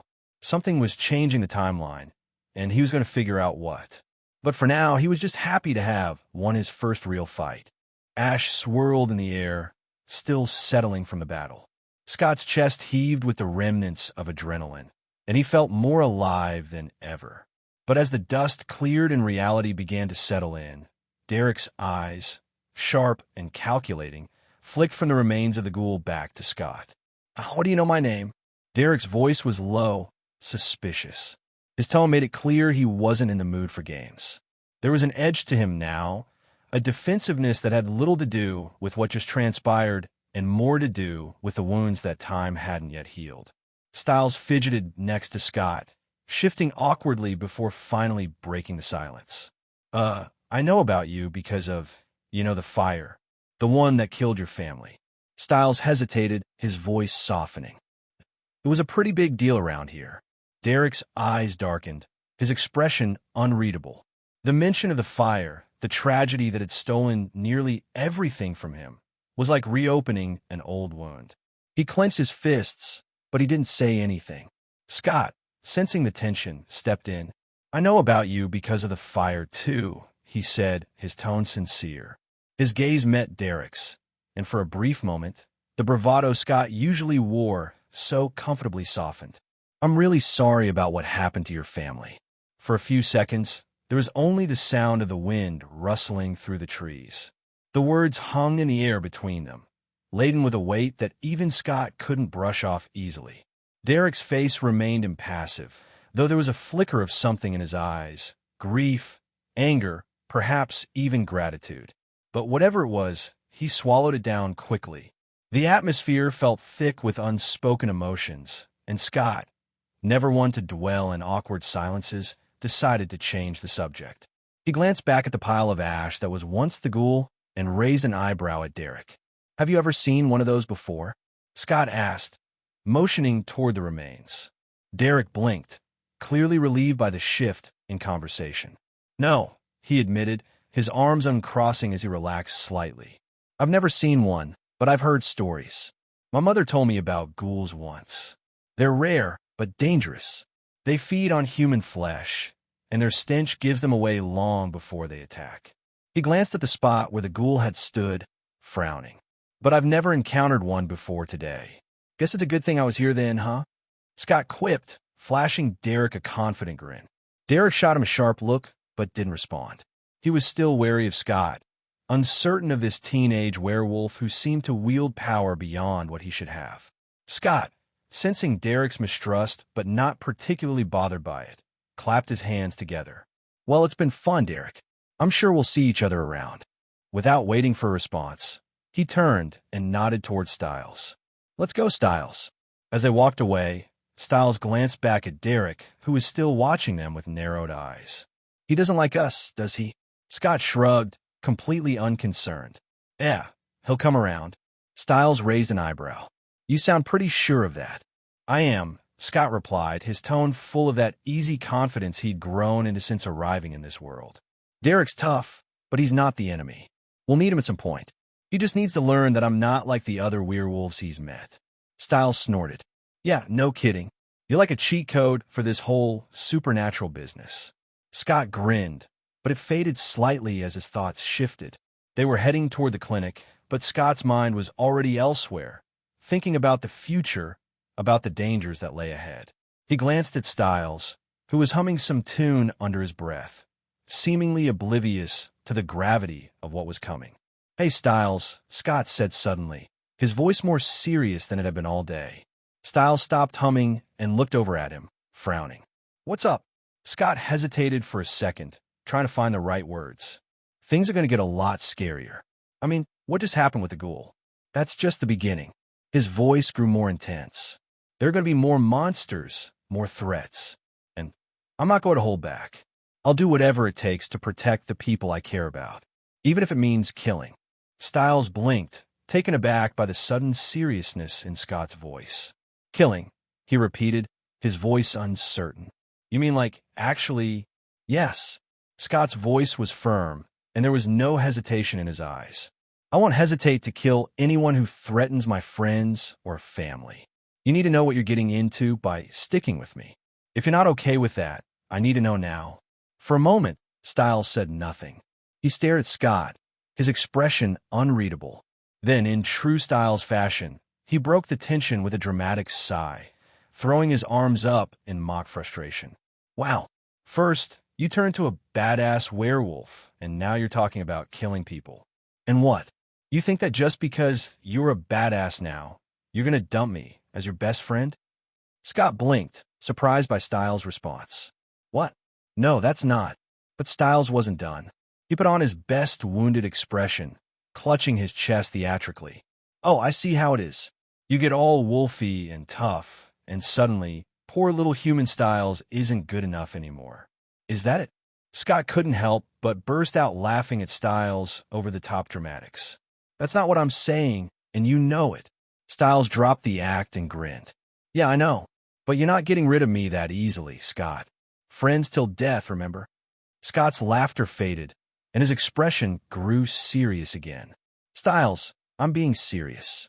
I need to know if you're okay with the fact that I might have to kill people. Bad people, sure, but still." Styles' grin softened into something more sincere. He met Scott's gaze, his tone more grounded now. "Scott, as long as you're not out there murdering innocent people, I'm with you. We've been through too much for me to walk away now. So yeah, I'm okay with it.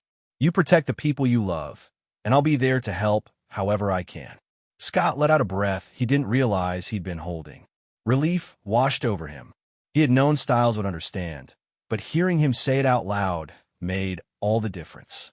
Thanks, Scott said quietly, his voice full of gratitude. I don't think I could do this without you. Styles grinned again, his usual cheeky confidence back in place.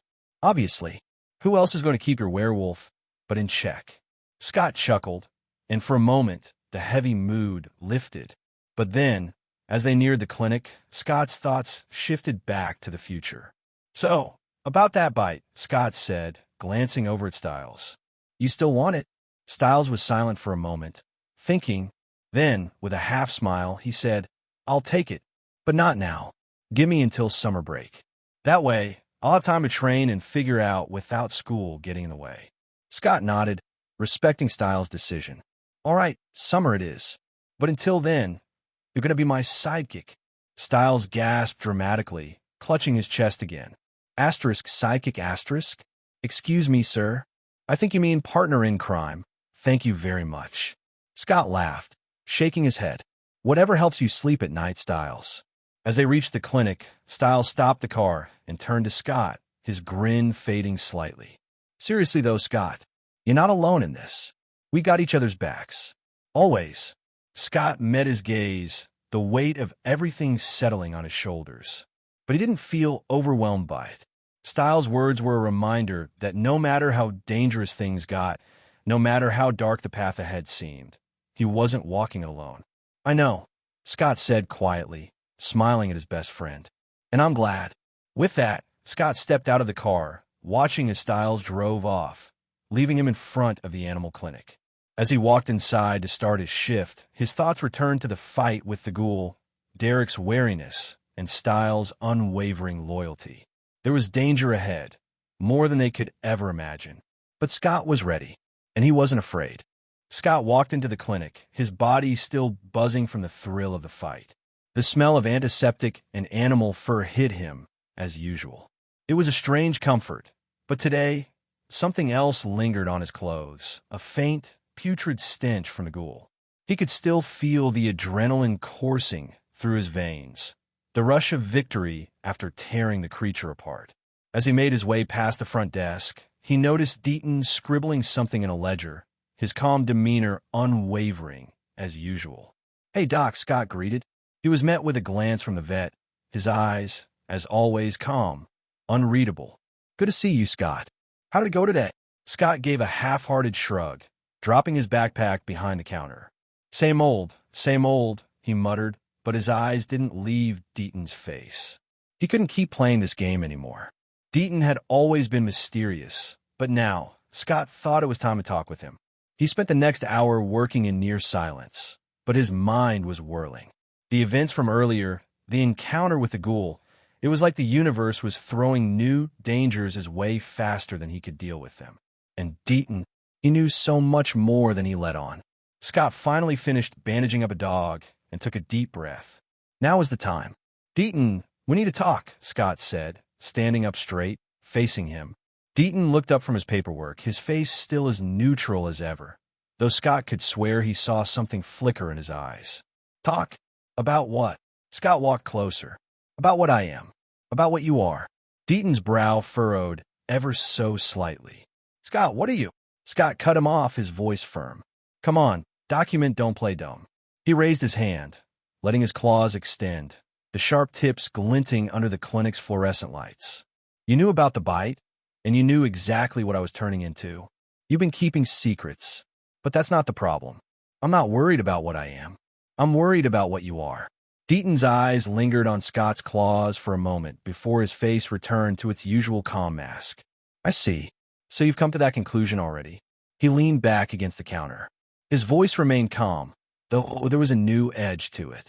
And you're upset about that? Scott let his claws retract and shook his head. No, I get it. Everyone's got their secrets. But I'm done pretending. I know you're not just a regular human. You're a druid, right? The shock on Deaton's face was unmistakable, and for the first time, Scott saw him falter. His mouth opened slightly, a rare crack in his composed exterior. Ow, Doc. I'm not as clueless as I used to be. I know more than you think. I've had to learn fast. Scott had the advantage of knowledge. He had seen the future, knew how events would unfold, and most of all, he knew exactly who Alan Deaton was. Deaton's silence stretched out, and Scott pressed further. But Doc, I don't know much about druids. Can you tell me what a druid is? Deaton exhaled deeply, rubbing his hands together as if considering his next move. After what felt like an eternity, he finally spoke. Well, Scott, a druid in Gaelic means wise oak. Druids act as advisors, emissaries, and healers to supernatural beings, especially werewolf packs. I was once the emissary to Talia Hale's pack. Scott knew from his past life that Talia had been a powerful alpha, Derek's mother, a protector of Beacon Hills. He nodded, urging Deaton to continue. Back then, I was part of her pack. But after the fire, Deaton's voice softened, a hint of sadness creeping into his words. I lost my pack. Talia was more than just an alpha. She was a force that kept the peace in Beacon Hills. Scott's gaze softened. I'm sorry, Scott said quietly. For what happened to them? Deaton gave a small nod, though his face betrayed little emotion. It's in the past. But what's important now is the present and the future. You've stepped into a world that's far more dangerous than you realize. Scott couldn't help but smirk at that. Trust me, I've seen more than you think. I've already killed a ghoul. Nasty thing. He glanced down at his hands, as if reliving the fight. That thing smelled like death. I thought the stench was from the dead body that me and Styles were looking for, but no, it was the ghoul. Ever seen one before? Deaton's eyes widened slightly, clearly taken aback by Scott's revelation. A ghoul? In Beacon Hills? Scott nodded. Yeah, big ugly thing with white eyes, no hair. It was fast and strong, but I took care of it. You ever run into one before? Deaton shook his head, his face grave. No, ghouls are rare, and they usually don't wander far from places of death. They're drawn to dark energy. Do you think the ghoul is here because of the Nemeton? Scott asked. Deaton's eyes narrowed slightly. You know about the Nemeton too? Scott shrugged, trying to play it off. Like I said, I've learned a lot, but I still don't know everything. What's the deal with it? Deaton sighed, rubbing his chin thoughtfully. The Nemeton is an ancient tree that sits at the heart of Beacon Hills. It's a powerful source of supernatural energy, a beacon that draws supernatural creatures like moths to a flame. No one knows exactly why, but wherever there's a Nemeton, supernatural beings gather. And the Beacon Hills Nemeton is just one of many around the world. So the ghoul was probably drawn here by it? Scott asked, already knowing the answer, but pushing Deaton for more. Most likely, Deaton agreed. And it won't be the last creature that comes sniffing around. You're going to face a lot more threats, Scott. This is just the beginning. Scott ran a hand through his hair, feeling the weight of Deaton's words. He had expected as much, but hearing it confirmed by someone with Deaton's experience made it feel more real. Then I need to protect my family. My mom, my friends. I can't let anything happen to them. Deaton nodded. There are ways to shield your home. Mountain ash is one of the most effective. It creates a barrier that most supernatural beings can't cross. Scott's eyes lit up with determination. Can we do that? Can you help me put a barrier around my house? Deaton smiled softly. Of course. Let's take care of it now. Relief washed over Scott. Deaton's knowledge would be invaluable in the battles to come. Together, they left the clinic, heading toward Deaton's car. As they drove toward Scott's house, Scott couldn't help but feel a sense of excitement. This world, with all its dangers and mysteries, was now his playground. And with the knowledge he carried from his past life, he would face every challenge head-on. As the car pulled up in front of his house, Scott looked at Deaton and grinned. Thanks, document. I knew I could count on you. Deaton returned the grin, though his eyes remained serious. Just remember, Scott, this is only the beginning. There's still a lot you don't know. Scott's grin widened. Then it's a good thing I learned fast. With that, they stepped out of the car, ready to lay down the first line of defense in a long and dangerous war.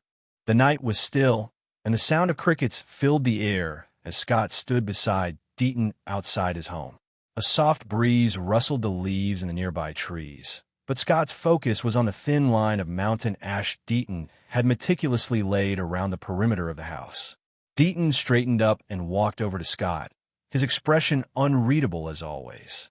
The barrier's ready. What, Scott? He hesitated, a rare break in his calm. You know, if I activate this, you won't be able to enter your house. Mountain ash affects all werewolves. I can deactivate it, but... Scott grinned, a confident gleam in his eyes. You're underestimating me. Document, trust me. Just activate it. Let's see what happens. Deaton gave him a curious glance, then nodded. With a quiet breath, he whispered a word under his breath, and the mountain ash flared briefly with a soft glow before disappearing from sight. The barrier was up. Scott didn't waste a second. Without a moment's hesitation, he strode forward toward his front door, a lazy smile on his face. As he crossed the invisible boundary, he felt nothing, no resistance, no burning sensation, nothing that other werewolves would experience. It was as if the mountain ash wasn't even there. Deaton's eyes widened in disbelief. Wait, Scott, stop. He rushed forward, eyes darting to the ground where the ash had been laid. He was sure he'd done it right. That shouldn't be possible. Scott turned to look at Deaton from his spot, just inside the doorway, an eyebrow raised in amusement. Well, guess I'm special. He flashed a playful grin. Deaton stepped closer, his mind clearly racing as he tried to process what he'd just witnessed. I've never seen a werewolf cross mountain ash before. You're immune to it. Scott chuckled. Looks that way. This doesn't make sense, Deaton said, clearly baffled. He walked toward the barrier, carefully inspecting the line of ash to ensure it was still intact. Then, with a frown, he stepped forward and drew another circle of mountain ash around himself. Come here, he instructed, his voice slightly strained. Scott walked over, standing right outside the circle. Deaton watched closely, his eyes narrowed with concentration. Now try touching me, he said. Scott reached down and, without hesitation, patted Deaton on the shoulder, ignoring the supposed magical barrier as if it didn't even exist. Deaton stood frozen, and for the first time in a long while, he looked genuinely shocked. His composure cracked. Ow! How can you ignore the ash? It's been a deterrent to werewolves for centuries. Even the strongest alphas are bound by it. Scott just gave him that mysterious smile. I'm different, document special. Let's just say I'm not your average werewolf. Deaton studied him, his expression a mixture of curiosity, confusion, and even a little awe. Different doesn't begin to cover it. We need to talk more about this. But not tonight. Scott nodded, still wearing that smug smile. Yeah, maybe later. Tonight, I've got dinner plans. He winked, clearly enjoying the fact that he'd just blown Deaton's mind. Deaton finally shook his head, still looking perplexed. We'll continue this conversation soon. With a final, puzzled glance, he left, walking back to his car with his mind clearly reeling for what he had just witnessed. Scott closed the door behind him and sighed, feeling the tension of the day finally easing off his shoulders. He took a shower, then he made his way to the kitchen, deciding to wind down with a little cooking. After all, cooking was something that always relaxed him in his old life. Something about the rhythm of it, the control over the ingredients, the art of creating something satisfying from simple ingredients. He grabbed some chicken, tortillas, cheese from the fridge. Enchiladas were a simple dish, but in his hands, it became more of a therapeutic process. He chopped up onions, sautéed them until golden, then mixed in some peppers and some spices. As the scent filled the kitchen, he felt a sense of calm wash over him, the day's stress melting away. With a quick flick of the wrist, Scott seared the chicken to perfection, the spices filling the air as he wrapped it all in tortillas, covered them in sauce, and sprinkled them generously with cheese. While the enchiladas baked, he threw together a quick salad, chopping vegetables with the ease of someone who'd done this 1,000 times before. By the time his mom came home, the kitchen was filled with delicious smells, and Scott was sitting at the table, proud of his work. Wow, what's all this? Melissa asked, eyes wide as she took in the sight of the spread on the table. You cooked dinner again? Scott grinned. Yep, just felt like making something nice. She laughed, shaking her head in disbelief. You're full of surprises, you know that? They spent the next hour talking, laughing, and catching up. Scott told her about school and his boring shift at the clinic, carefully leaving out the part where he fought a flesh-eating ghoul. Melissa laughed at his stories, and dinner was filled with light conversation and the usual mother-son banter. Scott felt at ease, enjoying the normalcy of the moment. It was easy to forget, just for a little while, that his world was anything but normal. After dinner, Scott cleaned up the dishes, exchanged a few more jokes with his mom, and then headed up to bed. The house was quiet, peaceful, the mountain ash barrier giving him an extra sense of security. But that peace didn't last long. In the middle of the night, a low, eerie howl cut through the stillness. Scott's eyes snapped open, instantly alert. He sat up in bed, glancing toward the window. The howl wasn't just any random wolf. It was a familiar sound.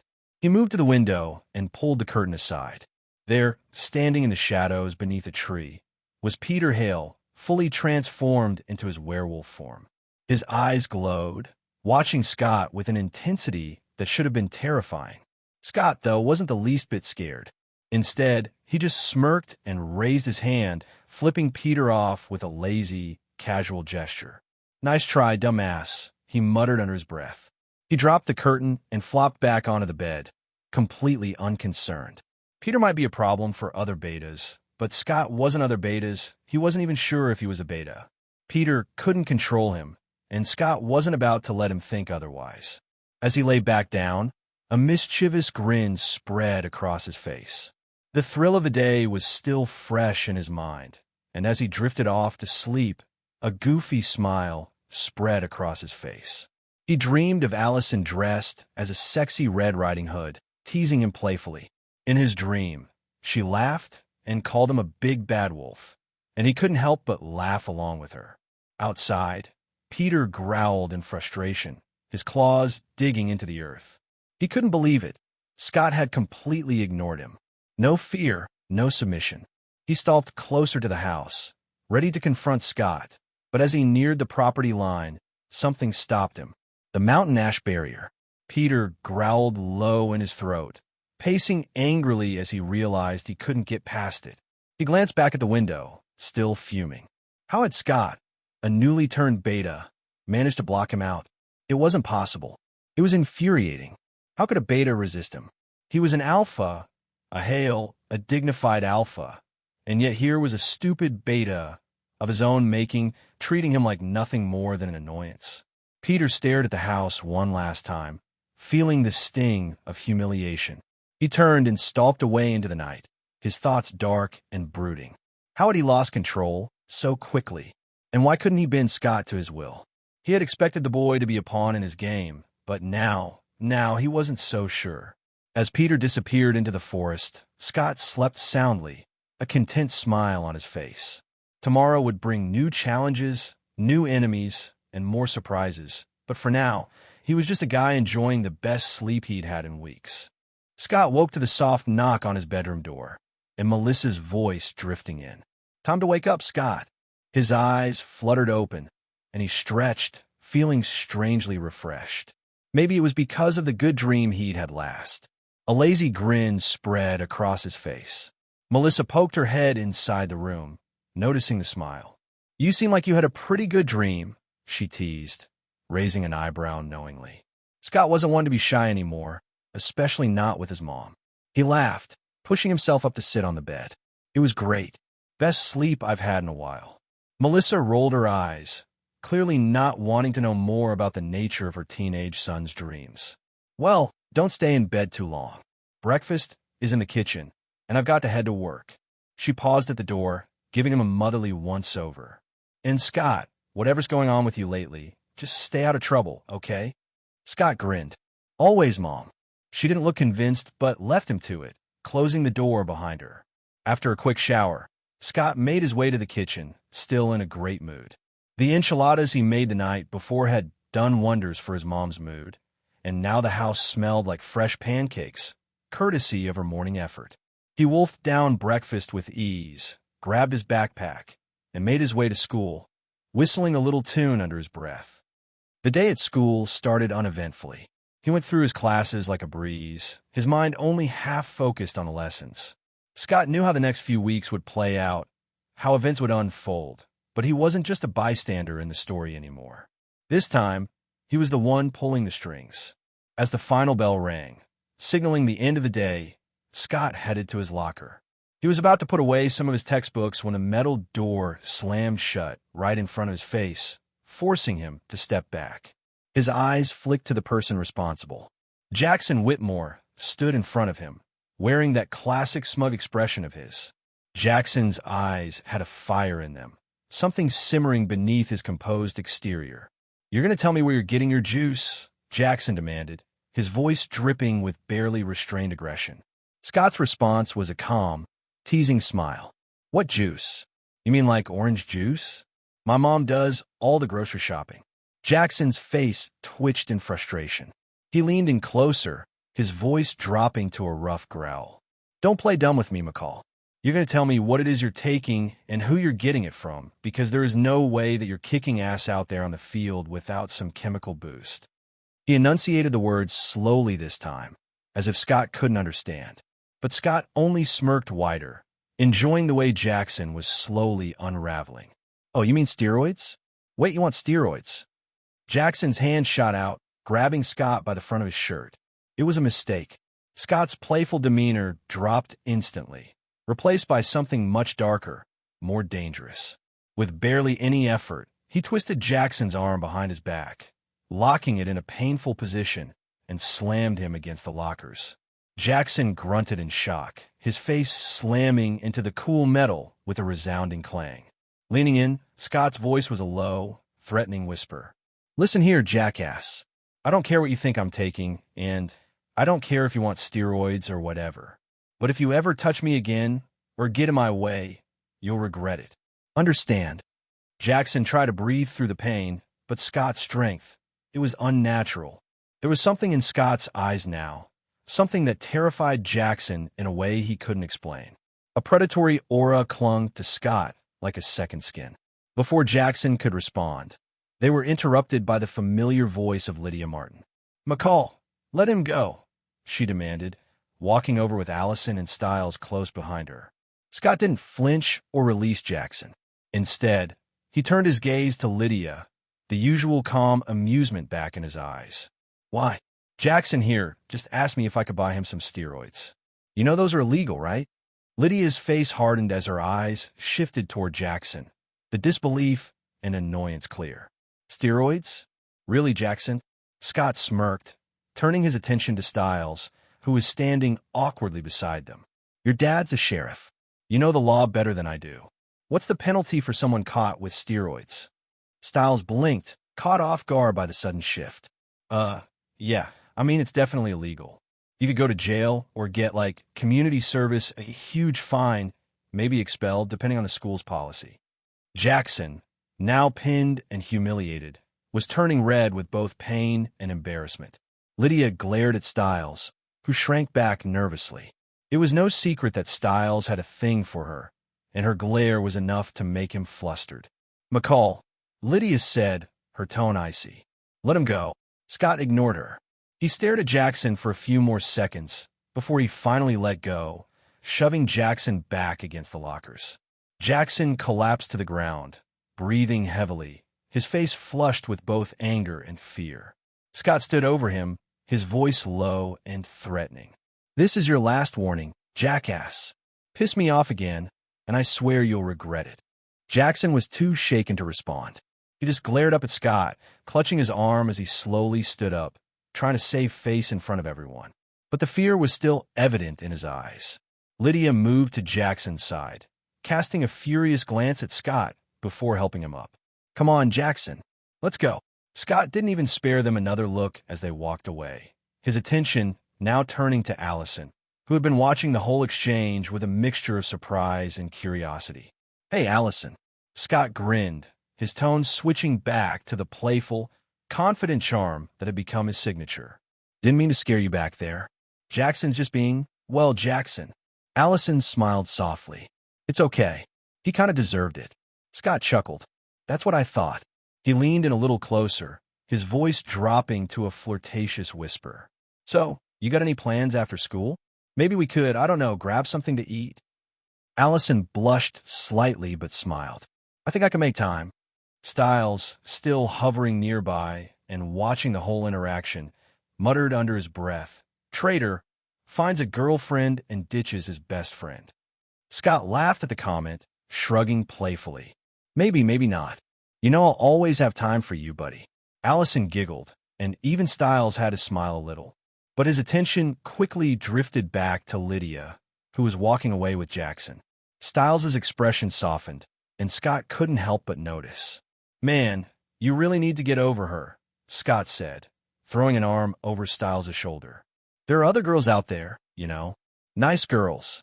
Styles glanced at Scott, a little hurt by the teasing. "Yeah, sure, easy for you to say, traitor." Scott just laughed, and even Allison chuckled softly. It was a moment of lightness, a moment where everything felt normal again, despite the crazy, supernatural world that lurked beneath the surface. Later at lacrosse field, Scott walked onto the field feeling more pumped than ever. The game was his territory now, and as captain, he was ready to prove it. The coach, as usual, gave one of his bizarre motivational speeches, a mixture of praise and insults that had the whole team either laughing or rolling their eyes. But Scott was in the zone. As the whistle blew, he dominated the field, moving faster and more fluidly than anyone else. His senses were on fire, allowing him to anticipate every play, every movement of the ball. It was almost unfair, but Scott wasn't holding back. He was done playing nice, done pretending to be average. From the sidelines, Styles and Allison watched, cheering him on. Allison's smile was bright, her eyes following Scott's every move. Styles, despite his earlier complaints, couldn't help but root for his best friend. Even if Scott had transformed into something more, something powerful, he was still Scott. By the end of the game, Scott had led his team to victory, and the cheers from the stands were deafening. As he walked off the field, he glanced at Allison, who was waiting for him with a smile that made his heart race. This was his life now: power, control, and the freedom to be who he truly was. And Scott McCall wouldn't have it any other way. Scott stood near the edge of the lacrosse field, still buzzing from the high of his team's victory. His eyes found Allison in the crowd. She waved at him, her smile bright and wide. But before Scott could make his way over to her, he saw a figure standing stiffly at the gate of the school. Chris Argent. The moment Allison noticed her father, her smile faltered. She gave Scott an apologetic look. "Sorry, I have to go," she said, stepping closer. "But remember, Sunday. You promised me a date." Scott grinned, hiding his irritation at Chris's inconvenient presence. "I won't forget. Sunday, I'll pick you up." A hint of playfulness in his tone, making Allison giggle softly. As she walked toward her father, Scott's eyes lingered on her retreating form. He could feel Chris's icy stare burning into him, but Scott wasn't bothered at all. When Allison disappeared into her father's car, Scott turned to find Styles waiting for him, leaning against his Jeep. "So, date with Allison on Sunday, huh?" Styles smirked, nudging Scott as they both climbed into the vehicle. "Look at you, Mr. Smooth." As they drove off, the evening sun casting an orange glow over the streets, Scott pulled out his phone and called Deaton. "Hey, Doc, just want to let you know I won't be coming to the clinic tonight," Scott said casually, watching the trees blur past as Styles drove. "Because of the full moon?" Deaton's voice came through the phone, cautious yet curious. "Are you sure you don't need help? This is your first shift, Scott. It can be overwhelming." Scott leaned back in the passenger seat. "I've got everything under control. Trust me." There was a brief pause on the other end of the line. "Just be careful, Scott. Don't lose control." Scott's lips curled into a smirk. "Don't worry. I won't." He hung up and turned to Styles. "You want to come with me tonight? To the woods?" Styles' eyes widened as he glanced over at Scott. "For your first shift? Dude, is it even safe?" "For me, I mean." Scott chuckled, a dark edge to his laughter. "Don't worry. You'll be fine." He flexed his hand, feeling the subtle pull of his abilities swirling beneath his skin. He could sense his wolf, coiled and ready, but entirely under his command. Styles gulped, gripping the steering wheel tightly. "Well, if you're sure. But if you start going all Hulk werewolf, I'm out, okay." Scott just grinned. "Deal." Night fell swiftly, and soon Scott and Styles found themselves deep in the woods. The full moon hung high in the sky, casting silver beams through the trees. The air was crisp, charged with energy. Scott could feel the pull of the moon, but instead of resisting that feeling, he welcomed it. Scott stood in the clearing, eyes lifted to the moon. He could feel it, his wolf. Not just the animal instinct, but something more powerful, something ancient. His heart pounded, his skin tingling as the transformation began. "I guess this is it," Scott said, his voice low as he looked at Styles, who was standing a few feet away, nervously fidgeting with the sleeves of his hoodie. "You ready?" "Am I ready?" "Dude, you're the one about to Hulk out." Styles' voice was laced with both fear and excitement. Scott took a deep breath, closing his eyes and letting the wolf take over. He didn't fight it. He didn't fear it. He let it in. His muscles rippled beneath his skin as the first changes began. Scott's eyes snapped open, glowing a deep crimson. Fur began to sprout from his cheeks, his claws extended, and his fangs elongated. His ears sharpened, becoming more wolf-like. He could hear everything around him, the rustling of leaves, the heartbeat of a nearby squirrel, the way Styles' breath hitched as he watched in awe. When Scott finally stood fully transformed, he still resembled a man, but there was no denying the raw power that radiated from him. He was a beast, a human beast. "What color is my eyes?" Scott asked, his voice deeper, rougher, as he turned to Styles with a wide grin. Styles blinked, staring at him. Your eyes. They're red." Scott's grin widened into an arrogant, almost wicked laugh.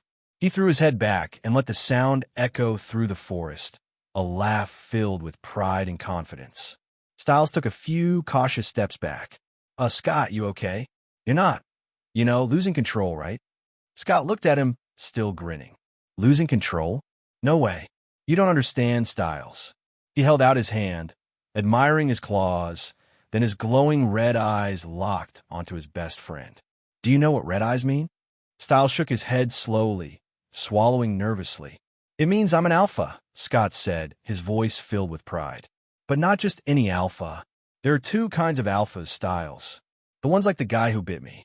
They kill an alpha and steal their power to become one. And then there's the rarest kind, Astra's true alpha star. They don't need to kill an alpha to become one. They rise to the top on their own by sheer willpower and strength." Styles' eyes widened. "So, which one are you?" Scott's grin faded into something more thoughtful. "I'm not sure, Styles. I tried to shift before the full moon, but I could only use my claws, so before today, I didn't know what color my eyes were. And as far as I know, a true alpha is a beta that rises in status and becomes an alpha due to his own willpower and strength. But because I'm awesome, I skipped the whole beta thing. So probably I'm a true alpha, I think. Or I'm something else. Something different. I don't know, Styles. Perhaps a born alpha?" Styles stared at him, his mind racing. Born alpha? Is that a thing?" Scott shrugged. "Well, what matters is that I'm an alpha." His grin returned, more feral this time. "And I'm not done yet." With a deep growl, Scott tapped further into his wolf side. He pushed past the human-beast form, reaching for something deeper, something primal. His body began to shift again, muscles expanding, bones cracking and elongating. His form grew taller, more menacing. Styles watched in horror as Scott's body twisted and changed, growing larger by the second. Fur covered his entire form now, thick, black fur that shimmered under the moonlight. His face elongated into a wolf's snout, fangs gleaming as they protruded from his jaws. His hands transformed into massive, clawed paws, and his legs bent into digitigrade limbs, giving him the appearance of a true predator. By the time the transformation was complete, Scott stood over 2.5 meters tall, a towering beast of muscle and fur. His tail swished behind him, and his glowing red eyes locked on Styles, who was now staring up at the monster that had once been his best friend. Scott flexed his new form, feeling the sheer power coursing through him. He felt invincible, untouchable. His senses were heightened beyond anything he'd ever experienced.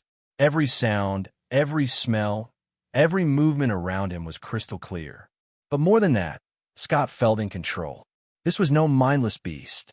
He was the one in charge, the one calling the shots. And it felt amazing. Styles, on the other hand, was pale, frozen in place as he stared at Scott. Scott, buddy, you still in there?" Scott's massive head tilted down, eyes glowing ominously as he looked at Styles. A low growl rumbled from his throat, sending chills down Styles' spine. The sheer size and ferocity of the werewolf towering over him made Styles freeze in place. Without warning, Scott lunged.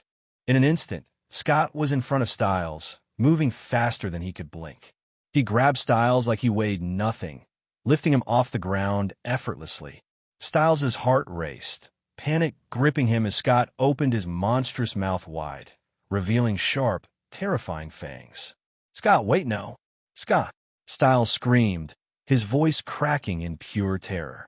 His body went rigid as he shut his eyes tightly, bracing for what he thought was the end. His mind raced, certain that his best friend was about to tear him apart. Then, something wet and sloppy hit his face. Styles hesitated, confusion breaking through the fear. Slowly, he opened one eye to find Scott, now a giant wolf monster, grinning at him. And as if that wasn't strange enough, Scott licked him again, this time drenching Styles in saliva from his hair down to his shirt. "What the?" Styles muttered, blinking in disbelief. It dawned on him that Scott had been messing with him this entire time. Scott, the massive, powerful werewolf, had just licked him like some oversized dog. Before Styles could process his shock, Scott gave him another wet lick, and then another, soaking him thoroughly. "Scott, stop! This is disgusting!" Styles shouted, wriggling as he tried to escape Scott's grip. But it was no use. Scott was having too much fun. Finally, Scott dropped him, and Styles landed on the ground with a thud, looking like a drenched, bewildered chicken. He struggled to get back on his feet, wiping wolf slobber from his face. "I can't believe you just," Styles started, but the words were lost as he glared up at Scott's mischievous grin. "Oh, you are so dead." Without missing a beat, Styles jumped up and started chasing after his werewolf friend, trying to hit him in revenge. But Scott, still in his massive form, dodged effortlessly. He ran through the trees, laughing. "Tonight, McCall, I'm going to skin you and use your wolf hide as a rug," Styles shouted, his voice trailing after the sprinting werewolf. Scott's laughter echoed through the woods as he kept just out of reach, letting the moonlight bathe him in its glow. He felt free, wild, invincible, and completely in control. The moon was still high in the night sky, casting its pale glow over the Beacon Hills Preserve as Styles finally stopped running, panting heavily, hands on his knees. His breath came in ragged gasps, and his heart was still racing from the chase. Scott, still in his towering werewolf form, came to a halt a few paces ahead, the amusement in his glowing red eyes clear as day. "That was funny," Scott rumbled, his voice deep and resonant in his transformed state. Styles, still catching his breath, shot Scott a glare. "That was disgusting," he gasped, wiping some of the residual wolf drool from his face. "And I thought I was dead. I almost peed myself." Scott's wolfish grin grew wider, revealing rows of sharp teeth. "Don't you like pranks?" His tone was teasing, still dripping with amusement. "Pranks? That wasn't a prank, dude. That was attempted murder by heart attack," Styles exclaimed, but then he paused, a smirk creeping across his face. "But I gotta admit, that was a great prank." Scott let out a low, growling laugh, which sounded both strange and oddly natural coming from his werewolf form. He shifted his weight, standing more upright as the two of them shared the moment. They stood in the cool night air for a moment, just catching their breath. Styles, now feeling more relaxed, looked up at Scott's massive, wolfish form and shook his head in disbelief. "You know, I've always wondered what it would be like to have a werewolf as my best friend. But this is next-level insanity, man." Scott grinned wider. "You get used to it," he said, his voice still rough with the primal growl of his wolf form. "But I think I can go further. There's something else, something more inside me." Styles' eyebrows shot up. "Further? Dude, are you sure that's a good idea? Like, I'm all for science experiments and stuff, but maybe not on the night of the full moon in the middle of the creepy woods." Scott's glowing red eyes flickered with confidence. "Trust me, Styles. I've got this." His voice was steady, full of certainty, and in that moment, Styles couldn't help but believe him. Styles threw his hands up in mock surrender. Fine. Just whatever you turn in next, please don't scare me again." I barely survived your first prank without needing a hospital visit. Scott's laughter came out in a rumbling growl as he turned his attention inward. He closed his eyes, centering himself, feeling for the primal force deep within his chest. There was something else in him, something even more powerful, more ancient than the werewolf he had become. For a few moments, the air around them seemed to grow still, as if the forest itself was holding its breath. Styles watched nervously as Scott's body began to shift and contort again, his human werewolf hybrid form changing. His fur thickened, black as the night sky, and his limbs grew longer, his frame stretching and expanding until he towered over Styles. The transformation was slower this time, more deliberate, as Scott embraced the raw power flowing through him. His body expanded, becoming larger, more monstrous, but not in a grotesque way. The wolf he was becoming was majestic, a creature of pure, untamed strength. His snout elongated, sharp teeth gleaming in the moonlight. His fur grew thicker, forming a powerful mane around his neck, and his eyes burned with a primal, glowing intensity. When the transformation was complete, Scott stood before Styles, a giant black wolf, bigger than a horse, his body rippling with muscle and power. His thick fur shimmered under the moonlight, and his presence exuded dominance and control. Styles's mouth hung open, his eyes wide in shock. But this time he wasn't afraid. "How do I look?" Scott's deep, guttural voice rumbled from his lupin throat, though it was still unmistakably his. Styles blinked, taking a moment to process what he was seeing. He wasn't sure whether to be terrified or impressed. Finally, he shook his head in amazement. "Dude, you look majestic, like something out of a fantasy movie. A real alpha wolf." Scott's beastly form seemed to nod, acknowledging the compliment. For a moment, he simply reveled in the feeling of his new form. It felt natural, powerful. He moved back and forth, testing his body, feeling the strength coursing through his limbs. This was more than he'd ever expected, more than he'd ever hoped to become. Satisfied with his exploration of this new form, Scott began to focus on returning to his human shape. It took a bit of concentration, but within moments his body began to shrink back, the black fur receding, muscles retracting, bones shifting and cracking. Finally, he stood in front of Styles, fully human again, though completely naked. Scott looked down at himself, then back at Styles with an exasperated expression. "I need whole pants," he complained. Styles doubled over with laughter. "Oh man, you're like every werewolf cliché in the book. Werewolf transformation? Check. Pants getting torn to shreds? Double check. Lucky for you, buddy, I have some spare clothes in the car." As they approached the edge of the woods, Styles's Jeep came into view, parked under the trees. Scott grabbed the spare clothes from Styles, shaking his head. "I swear, being a werewolf is a lot more high maintenance than I expected." After quickly changing into the fresh set of clothes, Scott stretched his arms and legs, rolling his shoulders. He felt different, stronger, even in his human form. He felt more in tune with his wolf side. Styles stared at him for a moment, clearly still processing everything that had happened. "So, after you shifted for the first time, you're like stronger now, right? Even when you're not all wolfed out." Scott nodded, flexing his hands. "Yeah, I can feel it. I'm stronger, faster, even in human form. It's like everything's been enhanced." "Great. Just what we need." "Super Scott," Styles muttered, though his grin betrayed the teasing tone in his voice. Scott clapped him on the shoulder, chuckling. "Come on, let's head home." Styles looked at Scott with an exaggerated expression of exhaustion. "Next time, warn me if you're going to turn into a giant wolf and prank me to death, okay?" Scott grinned, his mischievous glint returning. "No promises." Styles groaned dramatically. "I'm serious though, dude. That whole prank thing? Never again. Never." "Got it." Scott chuckled as they both climbed into the car. Yeah, but you gotta admit, you'll never forget tonight." Styles grinned as he started the engine. "You're right about that. This is going straight into the history books of Styles and Scott." As they drove toward Scott's house, the night felt calmer, more settled. Scott glanced out the window. He felt a sense of accomplishment. He was growing into his powers, understanding more about what he could do. Styles dropped Scott off at home, both of them sharing a knowing smile about the night's events. The full moon had passed, and with it, another step in Scott's journey toward mastering his powers.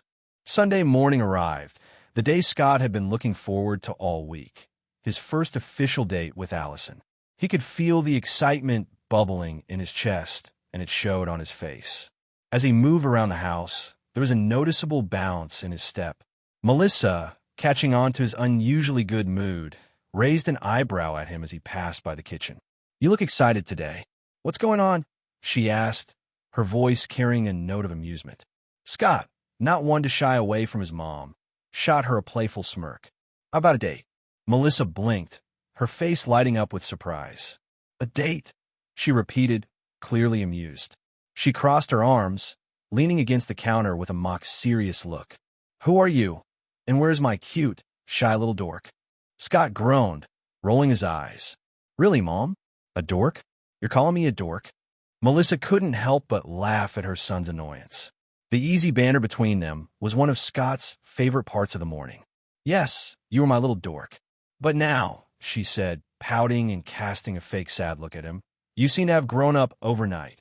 "Thanks for the reminder, Mom," Scott replied sarcastically, though the smile never left his face. After a moment of comfortable silence, Melissa's tone softened, and she gave him a warm smile. "Don't do anything I wouldn't do, Scott." Scott grinned mischievously and leaned in, giving her a playful look. "I don't know, Mom. What did you do on your first date? You look like the wild type when you were young." Melissa's eyes gleamed with mischief.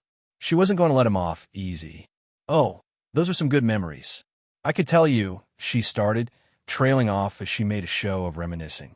Scott's face paled, and he immediately regretted teasing her. Stop. I don't want to know." But Melissa wasn't done. "You sure? I was the popular girl at school back then. And the boys," she began, her voice dripping with amusement. Scott jumped up, frantically waving his hands. "Mom, please. I don't need to hear this." He shoved his fingers in his ears and started singing loudly to drown out her words. Melissa burst into laughter, clutching her stomach. She had won this round, and the sight of Scott's embarrassed face made her laugh even harder. Okay, I'll stop," she said between giggles. "But seriously, have fun. Just don't give me a reason to lecture you later, all right?" Before Scott could respond, a car pulled up outside their house. A knock on the door quickly followed, and when Scott opened it, his eyes widened in surprise. Parked outside was a sleek, black 1969 Chevrolet Camaro Z28, polished to perfection. His dad had sent in the car, and he deeply appreciated. "Whoa," Scott whispered, taking in the sight of the car. He rushed outside to inspect it, his heart racing with excitement. Melissa appeared behind him, her arms crossed as she leaned against the doorframe, watching with an amused smile. "Looks like someone's a bit excited," she teased. Scott shot her a grin as he ran his fingers along the smooth surface of the car. After inspecting every inch, he grabbed his phone and immediately called his father, thanking him for the incredible gift. Their conversation was short, but it was good. "Take good care of it," Melissa warned as Scott ended the call. "And be careful when you're driving." Scott nodded, his smile not fading for a second. After taking a shower, he dressed in casual but stylish clothes, dark jeans that hugged his legs comfortably, a fitted navy blue shirt that emphasized his lean but muscular build, and a black leather jacket that added a touch of cool to the look. He topped it off with a pair of sneakers that were perfect for a casual date, but still stylish enough to impress. He glanced at himself in the mirror, satisfied with his appearance. "All right," he muttered, running a hand through his hair to give it a final tousle. "Time to go." Arriving at Allison's house, Scott parked the Camaro in the driveway and walked up to the front door. Before he could knock, the door swung open, revealing none other than Chris Argent. The man stood tall and intimidating, his gaze sharp as he looked Scott up and down. "What do you want, kid?" Chris growled, clearly not in the mood for pleasantries. Scott, unfazed, met his gaze with confidence. "I'm here to pick up Allison. We got a date." The tension between them was palpable, but Scott wasn't intimidated. Not one bit. He knew exactly who Chris Argent was and what he was capable of, but that didn't mean Scott would back down. Just as Chris was about to say something else, Allison appeared behind him, shooting her father a glare before tugging Scott away by the arm.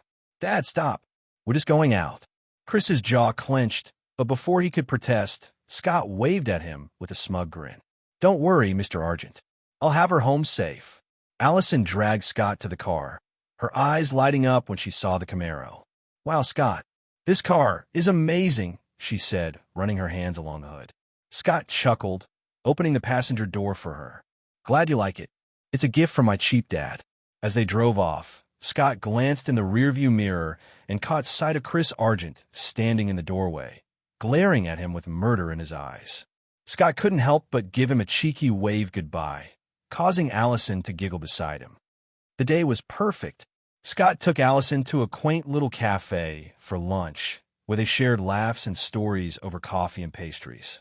The conversation flowed effortlessly between them, with Scott's humor and confidence shining through as he made Allison laugh constantly.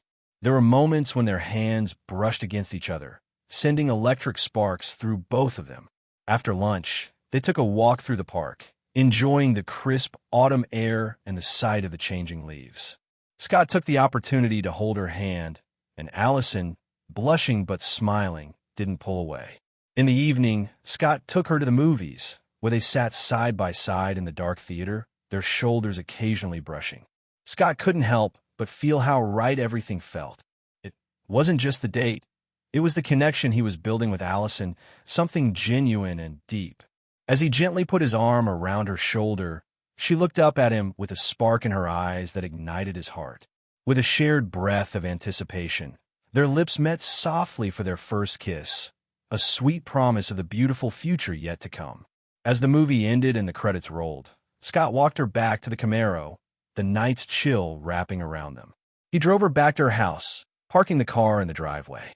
Standing in front of her door, Scott turned to her, his eyes softening. "You were gorgeous tonight," he said softly. Allison's cheeks flushed a deep red, and before she could respond, Scott leaned in and kissed her. It was a slow kiss, filled with warmth and affection. Allison pulled back slightly, her face redder than ever, and with a shy smile, she darted into the house. Scott chuckled softly, turning to head back to his car, but not before catching sight of Chris Argent standing at the window, glaring daggers at him. With a playful grin, Scott waved innocently. "Brought her back safe and sound, Mr. Argent. Nothing to worry about." Chris's eyes narrowed dangerously, but Scott just shrugged and got back into his Camaro, driving off into the night with a satisfied smirk on his face. It had been over 2 weeks since Scott and Allison's first date, and now they were officially a couple. The days passed in a blur. Scott felt a sense of normalcy creeping into his life, despite the chaos swirling beneath the surface. Stiles was sprawled out on Scott's couch, lazily flipping through channels on the TV, while Scott leaned against the kitchen counter, sipping on a soda. The lazy Sunday mornings stretched ahead of them, and the boredom was already creeping in. "Yo, dude, what are we doing today?" Stiles asked, his voice loud as he abandoned the remote and turned to face Scott, a hint of anticipation in his eyes. Scott smirked, the gears in his mind already turning. "I was thinking we head out to the woods. Maybe we'll find something strange, like that ghoul we ran into the other night." Stiles perked up, then immediately widened his eyes in mock horror. "Yeah, sounds like a brilliant idea. But you have to protect me. I mean, last time it was a ghoul. What if we find something freaky?" Scott raised an eyebrow. Stiles sat up on the couch and gave Scott a ridiculous puppy eyes look. Scott shuddered in disgust. "Don't you ever give me that look again," he said, shaking his head as he tossed a pillow at Stiles. "That's creepy, dude." Stiles chuckled, rubbing the back of his head where the pillow had landed. "Hey, man, you can't blame a guy for trying to pull some sympathy points. Besides, I am delicate, you know." Scott chuckled, rolling his eyes as he walked over to grab his jacket. Yeah, let's go." A short while later, the two of them hopped into Stiles' old Jeep and drove toward the Beacon Hills Preserve. The familiar trees and winding paths of the reserve passed by them as they went deeper into the woods, the sunlight dappling the ground beneath them. As the wind whipped through the open windows of the Jeep, Scott felt the tension in his body ease. The woods had always given him a sense of peace, though now it was tinged with an ever-present awareness of the lurking danger. They parked the Jeep and started walking through the forest, the crunch of leaves beneath their feet filling the air as they ventured further in. "Okay, so where are the monsters?" Styles asked, looking around as if one might jump out from behind a tree at any moment. Scott smirked. "Patience.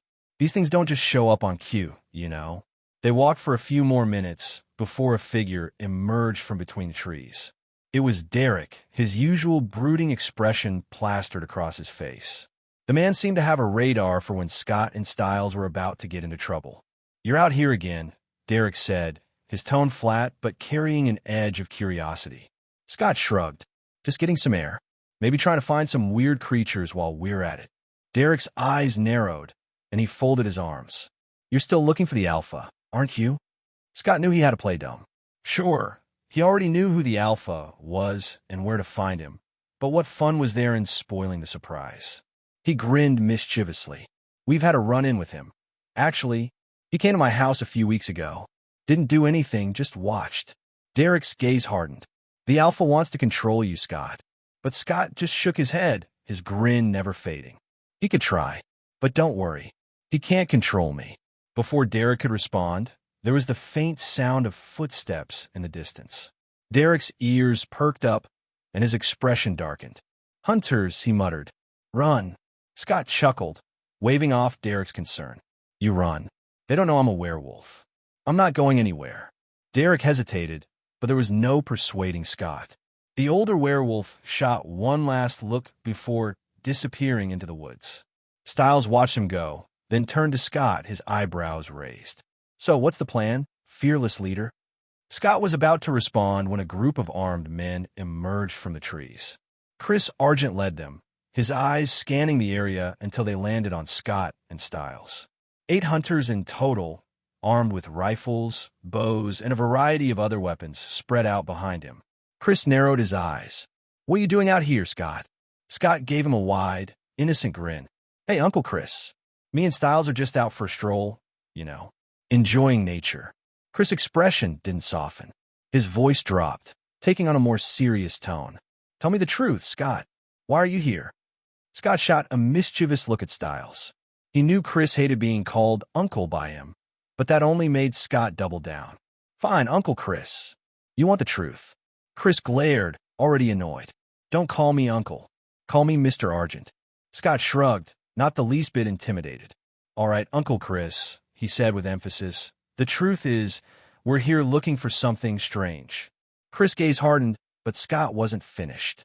"You remember that dead body the sheriff found in the woods a while back? Well, me and Styles came out to watch the fun that night. But while we were leaving, we saw something in the woods." Chris' interest peaked, and he leaned in slightly. "What did you see?"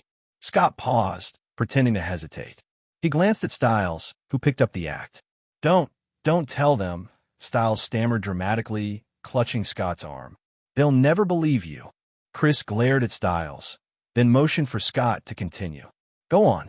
What did you see?" Scott took a breath. "We saw a monster. It looked like a bear, but it wasn't really a bear." Chris frowned. "What did it look like?" "It was black," Scott said, his voice low as if recalling a terrifying memory. "Big, at least 2 meters tall, and it had glowing red eyes."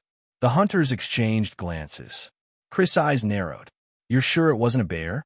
Before Scott could answer, Styles jumped in, his voice dripping with dramatic flair. "It wasn't a bear, Mr. Argent. It howled like a wolf." "Uncle Chris," Scott said, his tone serious, "we think it's Bigfoot." There was a moment of stunned silence before Chris and the other hunters burst into laughter. The sound echoed through the trees, the tension broken for a moment. Scott, undeterred, kept up the act. "We're here to get a picture of it," Scott said, his face deadpan. "We're going to prove to the world that Bigfoot exists." Chris wiped tears of laughter from his eyes.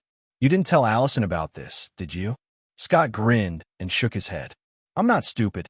I don't want her to think I'm crazy and dump me." Chris chuckled, but Scott wasn't done. He leaned in with a smug smile.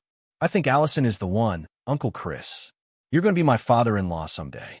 "And me and Allison?" We're going to give you lots of grandkids." The hunters snickered, but Chris' laughter stopped immediately. His face turned red, and his hands clenched into fists. "You little punk." But before Chris could finish his threat, a deafening squeal tore through the woods. Only it wasn't just a squeal, it was a roar. The ground seemed to shake beneath their feet as something massive charged through the trees. A colossal wild boar, bigger than a horse, burst into view. Its tusks gleamed like daggers, its eyes glowing red with an unnatural hunger. Its thick, muscular body rippled with strength, and its mouth was filled with sharp, jagged teeth that dripped with saliva. Scott's instincts flared. He wanted to fight it, needed to fight it, but with Chris and the hunters here, he didn't want to expose himself. Not yet, at least. He grabbed Styles by the arm and yanked him to the side, pulling him to safety. They watched as the hunters prepared for battle, weapons at the ready. Chris barked orders, his face grim as the massive beast charged at them, its hooves pounding the earth. Scott and Styles ducked behind a tree, watching the scene unfold. Scott's eyes narrowed, his body tense, ready to jump in to save Chris if things went south. As the boar barreled toward them, Scott whispered under his breath, "Let's see what you've got, Uncle Chris." The battle was about to begin. The tension in the air was palpable as Chris Argent and his hunters prepared for battle against the massive boar. Chris, ever the strategist, quickly assessed the situation. His voice rang out over the clearing, calm but authoritative. "It can't make sharp turns. Use that to your advantage." The hunters moved quickly, firing at the beast while staying just out of range of its tusks.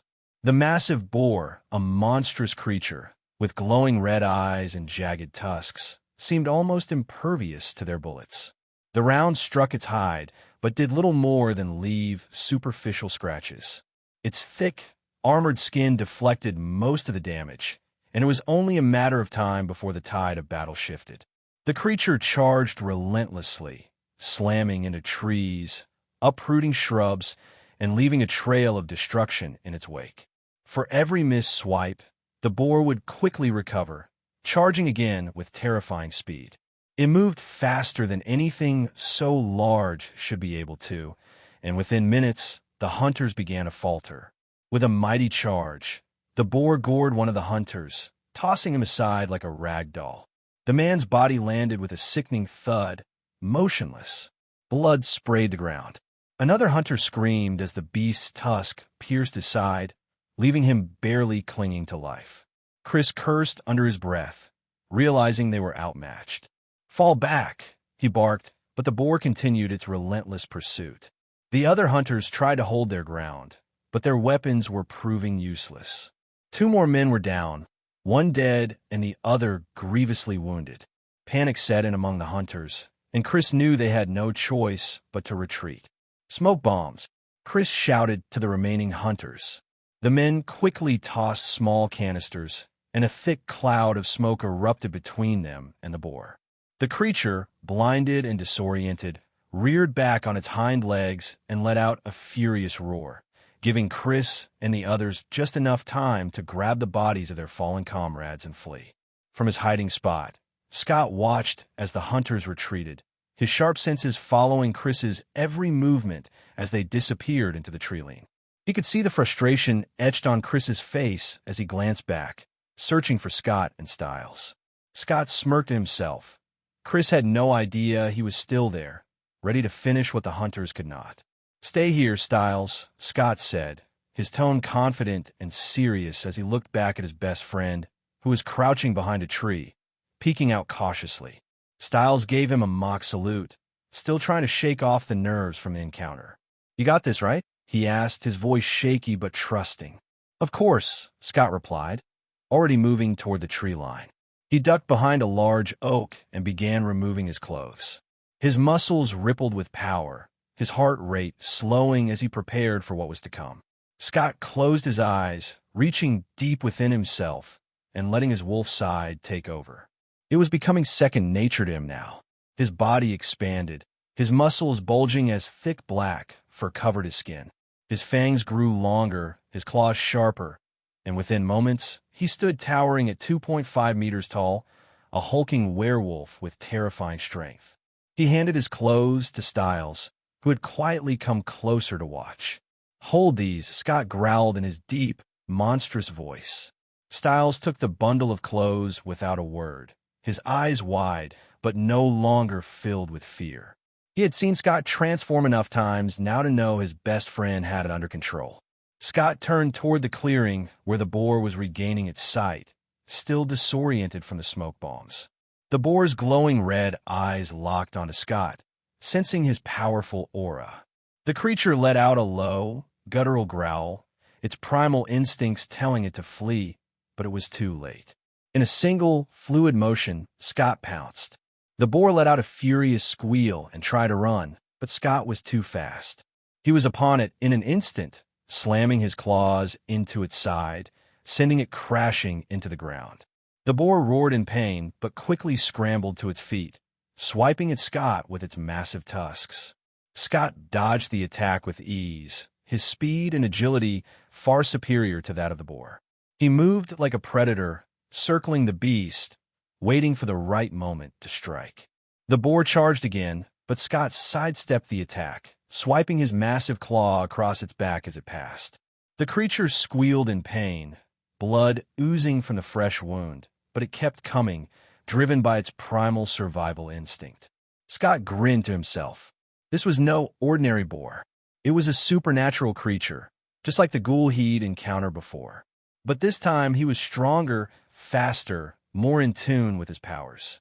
After a few more exchanges, Scott grew tired of the fight. It was clear the boar was no match for him, and now he wanted to try something new. His instincts urging him to try the power absorption ability he'd recently unlocked after he went through his first full moon. He could feel it now, his hands tingling with the potential to siphon energy. With excitement, Scott lunged forward, digging his claws into the beast's thick hide. The creature resisted, but Scott held firm, focusing on his power absorption ability. A strange warmth spread through Scott's hands and up his arms as he absorbed the boar's raw strength. His muscles felt the faintest surge of additional power, though the beast's strength was minimal compared to his own.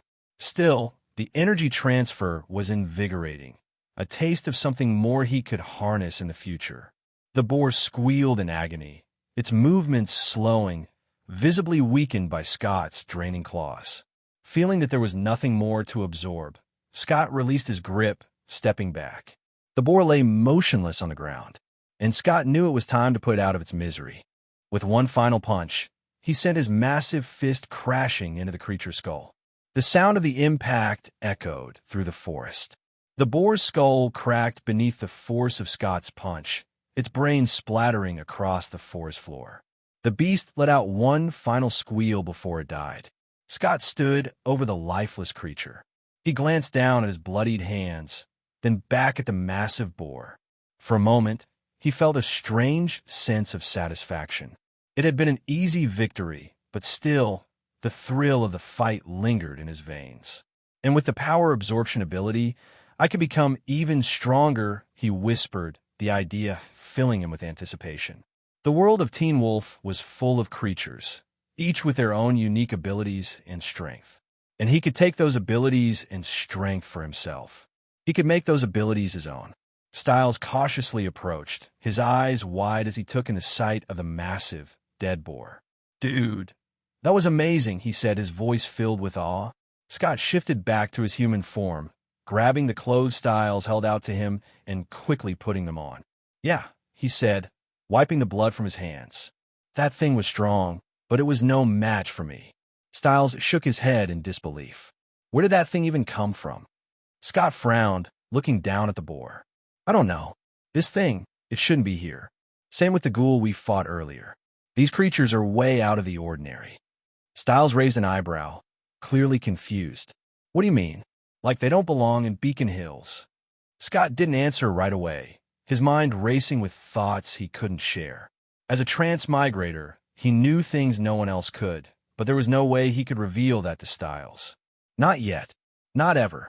Scott glanced at his friend, careful not to reveal too much. "Exactly. Something's off. Creatures like this don't just pop up without a reason." Styles nodded, still processing. "So what are we dealing with?" "I don't know, but We'll figure it out, Scott said, his tone decisive. For now, let's get Deaton to take a look at this thing. He pulled out his phone and texted Deaton their location, knowing the vet would have some insight into the creature and its origins. As they stood in the quiet forest, Scott couldn't shake the feeling that more strange events were on the horizon. The sun was just beginning to dip below the horizon as Deaton arrived, his face calm but clearly intrigued by Scott's message. Deaton greeted Scott and Styles with a nod. But before they could dive into the strange situation, Derek reappeared, looking as if he'd missed out on something important. Scott looked at Derek with a mocking grin. So that's how you handle hunters, huh? He said, his tone dripping with sarcasm. The second you hear them coming, you just tuck your tail between your legs and run. He raised an eyebrow, relishing the opportunity to mess with Derek. Derek's jaw tightened, but he brushed it off with a dismissive grunt. I'm not stupid enough to hang around when they show up armed. Scott laughed. So whenever you see them, you just bolt? Sounds like a real alpha in the making to me. He threw Derek a teasing grin, nudging Styles, who stifled a laugh. Derek glared at Styles, who quickly darted behind Scott for protection. That's just how it works, Derek muttered defensively. Yeah, exactly what a coward would say. Scott shot back, his tone light, but his gaze challenging. Running from hunters just makes them more aggressive. They start thinking they're the apex. If they come after me, I'll remind them who's actually the hunter and who's the prey. We're predators, Derek. Don't ever forget that. Derek's eyes narrowed, his voice low. You have no idea what you're talking about. Scott rolled his eyes, shrugging. Whatever makes you happy, man. With Derek silenced, Scott turned to Deaton, who had knelt beside the massive boar's corpse. So, Doc, any clue what this thing is? Where did it come from? Just as Deaton began to answer, Derek cut in, eyeing Deaton suspiciously. Who are you and why are you here? Scott stepped between the two, protecting Deaton. Relax, Derek. I called him here. He's a friend, a vet I work with. And no, he's not the alpha, so stop looking at him like that. Derek snorted, unconvinced. How do you know he's not the alpha? Scott shrugged. For starters, he was your mother's emissary. Derek's eyes widened. What? Deaton's voice was calm. Yes, but that was a long time ago. It's not something I discuss anymore. With that, Deaton turned his focus back to the boar, carefully examining its massive tusks and the strange red glint in its lifeless eyes.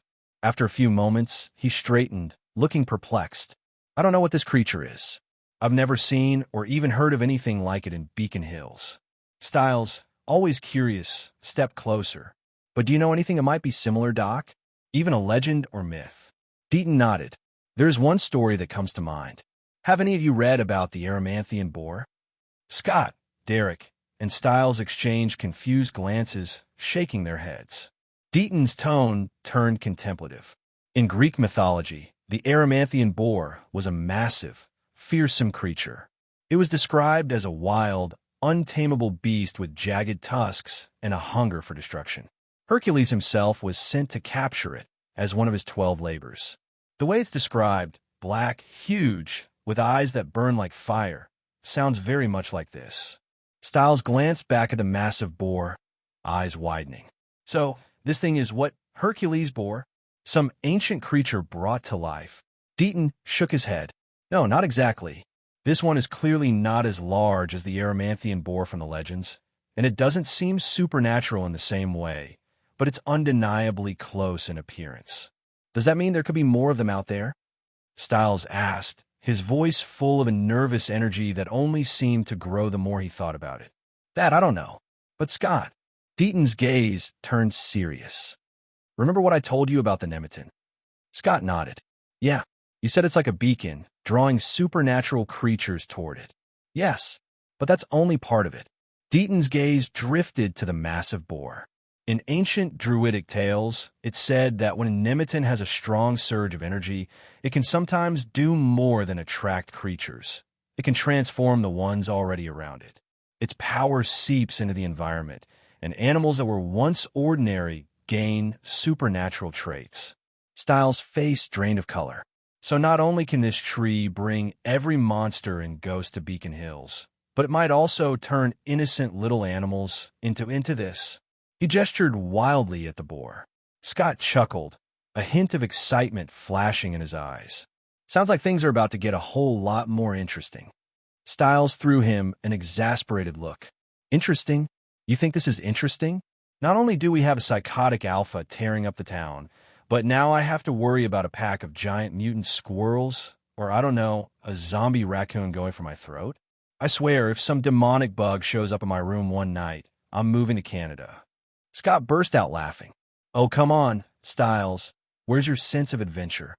Adventure? This is a nightmare waiting to happen. Styles shot back, half serious but smiling. Easy for you to say, Mr. I've got werewolf powers to save my butt. Scott laughed harder, clapping Styles on the shoulder.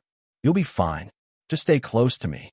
The tension melted away as they laughed, standing around the bizarre scene of the giant boar. For now, the danger had passed, but something told Scott this was just the beginning. Deaton looked at Scott with a slight smile. Well, if anyone's up for the challenge, I suppose it's you too. Just be careful, Scott. There are things out there beyond our knowledge. The world is full of mysteries, and not all of them are easy to tame. The next morning started with a burst of mischief. Scott, as usual, was up to his antics, and today's fun involved Allison's dad, Chris Argent. After breakfast with his mom, Scott drove to pick up Allison from her house. Catching Chris's eyes, he kissed her on the cheek and gave him a smug grin. Morning, Uncle Chris. Scott greeted him with a cheeky grin. Chris's eyes narrowed dangerously, but Allison quickly pulled Scott away by his ear and dragged him toward his car. Do you have to annoy him every time? She chided, but a hint of a smile betrayed her amusement. Hey, he's family now, Scott teased, rubbing his ear, but looking far too pleased with himself. They headed off to school, laughter filling the car as Allison couldn't help but find his playful confidence contagious. At school, Scott and Allison noticed an unusual amount of commotion in the parking lot. Several sheriff's deputies were scattered around, talking with a few students who looked a little shaken up. As they stepped out of the car, they heard whispers from nearby students. Did you hear? The bus driver was found dead, mauled by some animal, someone said. Scott exchanged a quick look with Allison, but he kept his expression neutral. He knew exactly what had happened. Garrison Myers, the bus driver, was just the latest of Peter Hale's victims. He felt no sympathy for the man. Myers had been involved in the Hale House fire. He'd been in on it with Kate Argent. Scott had decided long ago that, as long as Peter didn't harm the innocent, he wouldn't interfere with his revenge. Not yet, anyway. Styles came running up, nearly tripping over himself in his hurry to deliver the news. Scott, did you hear about? His eyes fell on Allison, and he stopped abruptly, suddenly remembering that she was in the dark about Beacon Hill's supernatural happenings. Did you hear about the incident? He stammered, making wide, nervous gestures that did little to hide his discomfort. Scott patted Styles on the shoulder, offering a small smile. It's okay, Styles, you can breathe. We heard, he said, sparing his friend further embarrassment. Later, during lunch in the cafeteria, Scott, Allison, and Styles sat together, joined, rather unexpectedly, by Lydia and Jackson. Scott wasn't thrilled about it, especially with Jackson shooting him occasional glares, but he brushed it off. Jackson's bad mood was hardly his problem. So, anyone hear anything new about the bus driver? Allison asked. Lydia's eyes lit up with a mix of frustration and boredom. Can we talk about something a bit more fun, please? She asked, tossing her hair over her shoulder. Like, where are we going tomorrow night? Scott exchanged glances with Allison, both caught off guard. What exactly are you talking about, Lydia? Allison asked, looking genuinely confused. Lydia sighed, as if it were the most obvious thing in the world. You said you and Scott were hanging out tomorrow night, right? She said, leaning in. So, let's make it a double date. We'll all go out together. Scott, however, wasn't having it. Sorry, Lydia, but I'm taking Allison on a date, just the two of us. No offense, but the last thing I need is Jackson tagging along, he replied, flashing Jackson a teasing smile that he knew would provoke him. Jackson's expression tightened, and Lydia rolled her eyes. Oh, come on, Scott. Jackson's not that bad. Scott raised an eyebrow, smirking. Sure, as long as he keeps his mouth shut and doesn't get on my nerves. Because if he does, we might have to test his pain tolerance, Scott quipped, keeping his voice light but unmistakably firm. Lydia glared at him, her fiery spirit on full display. "You're being a jerk, McCall," she snapped. "Allison deserves someone better." Scott, unfazed, simply chuckled. "Well, not to brag, but I'm the most handsome guy in Beacon Hills," he said with a playful wink at Allison. "And Allison's lucky to have me." Allison rolled her eyes, clearly amused by his antics. "Oh, so I'm just an ugly lucky girl, huh?" she teased, nudging him. Scott gave her a dramatic look of mock horror. "Wait, no. Who said that?" he said quickly, trying to cover his slip. He turned to Styles. "Oh, it was you, Styles, you said that, didn't you? Just because you were single? You want me and Allison to break up? I thought we were brothers, man." Styles, who had been munching on his fries while watching the whole exchange, immediately played along. "Whoa, Scott, throwing me under the bus. Some brother you are," he said, feigning betrayal. Allison laughed, enjoying the banter as she folded her arms, giving Scott a mock glare. "Maybe you deserve a little punishment for that one." Scott held up his hands, backing up slightly. "Hey now, let's not get hasty here. You know I was just kidding." Allison raised an eyebrow and then glanced at Styles, who immediately caught on. "You know what? I think he does deserve a little lesson," he said mischievously. With that, Allison reached out and tugged Scott by the ear, much to Styles' delight. "Ow! Okay, I surrender." Scott laughed, doing his best to look repentant. "Allison, I'm sorry. You're the most beautiful girl in the world. How could I even think I was doing you a favor?" She rolled her eyes, releasing his ear. "Just don't forget it," she replied with a grin. "Or you might not be so lucky next time." As Scott rubbed his ear, he glared playfully at Styles. "You're enjoying this way too much, man." Styles shrugged, ducking behind Allison for protection. "Hey, I'm just here for moral support." Scott huffed, then turned his attention to Jackson, who had been watching everything with an expression of disdain. "And what's with the look, jackass? Maybe I should teach you a lesson." Jackson glared back, but before he could say anything, Allison tugged Scott's arm, pulling him toward the door. "All right, Mr. Troublemaker, it's time for our next class." Scott smirked at Jackson, letting Allison lead him away. Saved by the bell, he whispered just loud enough for Jackson to hear, enjoying the frustrated look on his face. The evening was cool, and Beacon Hills was tinged with a golden glow as the sun dipped below the horizon. Scott, dressed simply but with an effortless charm, pulled up outside Allison's house to pick her up for their date. She stepped out of her front door, a radiant smile lighting up her face, and Scott's heart skipped a beat. Tonight, he'd promised to make this night memorable, with no interruptions, just him and Allison. They drove to a quiet, secluded spot Scott had found overlooking the twinkling lights of Beacon Hills. A cozy blanket was spread out on the grass, with a picnic of all Allison's favorite snacks, each chosen with care. She noticed the little touches and smiled warmly, touched by his thoughtfulness. As they shared stories and laughter, Scott felt a rare calm settle over him, savoring every moment, Allison's laughter blending with the gentle rustle of leaves in the night breeze.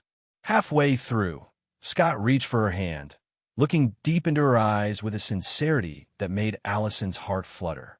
"Allison, I just want you to know how much you mean to me," he murmured, his voice low and warm. "Being here with you, it makes everything else just disappear." Allison's face softened, a soft pink blush warming her cheeks as she squeezed his hand. "Scott, I feel the same," she whispered. In the quiet of the moment, they shared a deep, lingering kiss, a kiss that felt like it held every unsaid word between them. As they pulled back, Allison blushed and shyly hid her face in Scott's chest, laughing softly. Scott wrapped his arms around her, pulling her close, his heart pounding with happiness. For the rest of the night, they talked about dreams, their future, and even silly what-ifs, imagining the lives they'd lead. When Scott finally drove Allison back to her house, he couldn't shake the happiness and deep sense of peace he felt. It was a night that would linger in both their hearts, a memory they'd treasure forever. When they arrived, Scott opened the car door for her, walking her up the steps to her door. But as he was about to say goodnight, the door opened, and there stood Victoria Argent, her face warm but clearly scrutinizing. "Oh, Scott, thank you for bringing Allison home," Victoria said with a polite smile. Why don't you come in for a bit? We were just about to sit down for dinner. Scott sensed the challenge, but he met it head-on with a friendly smile. Sure, Mrs. Argent, he replied confidently, walking in without hesitation. To Victoria's surprise, Scott didn't linger by the door, but went straight to the kitchen, where he saw her preparing the final touches for dinner.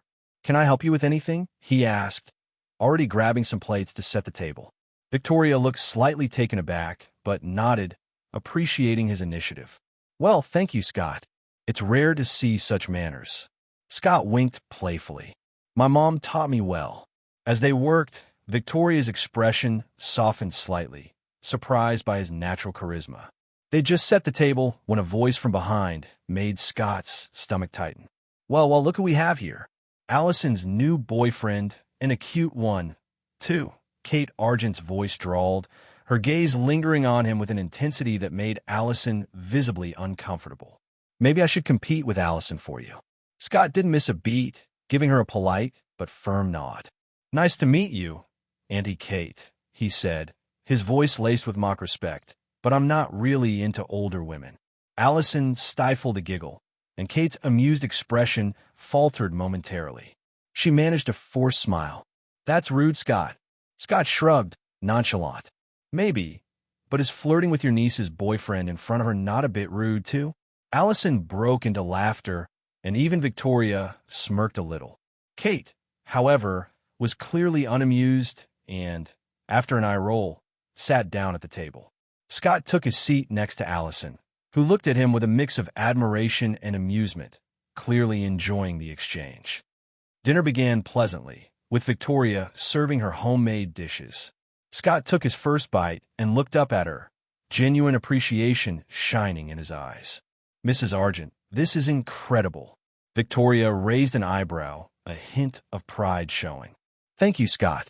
It's nice to have someone notice. Chris Argent, however, wasn't as charmed.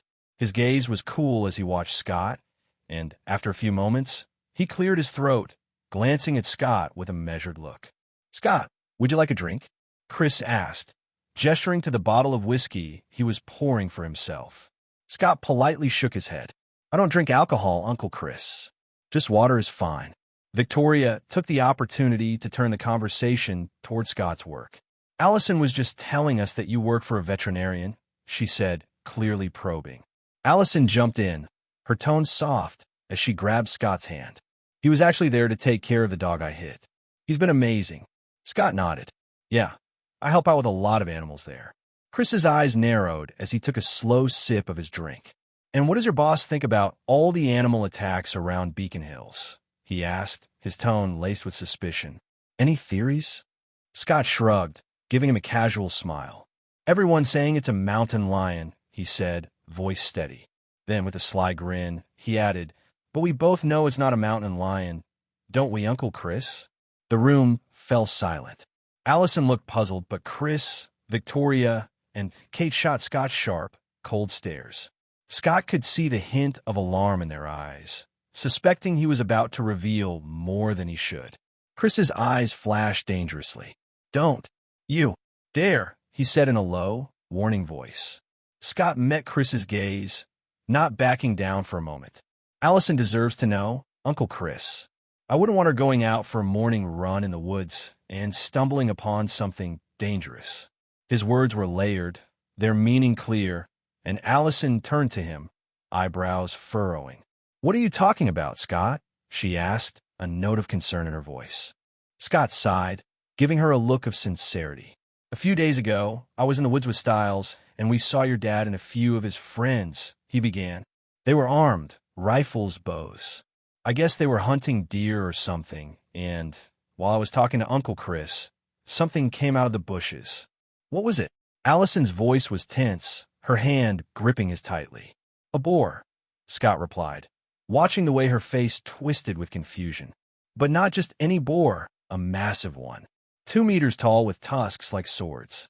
Your dad and his men couldn't even kill it, and 2 of them died. And 2 were badly injured before me, and Stiles ran for our lives. Allison gasped, horror dawning on her face. Are you serious? Scott nodded, his expression somber. Ask your dad. He was there. When I went back for Uncle Chris, he and his friends are gone. And the boar was dead.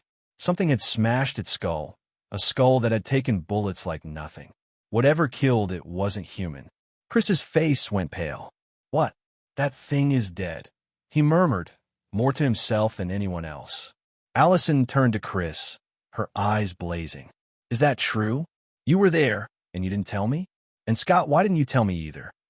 Scott shrugged, looking mildly apologetic. Your dad would have killed me if I told you anything. But don't worry, Allison. I'm not going to keep things from you again. Not when it's this dangerous. Allison softened, though her gaze was still sharp with lingering frustration. Fine. You're forgiven. This time. Chris started to say something, but Allison cut him off. I don't want to hear it, Dad. You almost died, and you didn't even think to tell me. Scott nodded. That's why I told her Uncle Chris. I didn't want her going into the woods alone. Not while things like that boar, and whatever killed it are out there. Just then, Scott's phone buzzed. He glanced down, reading a text from Stiles. Derek's been shot. He's looking for you.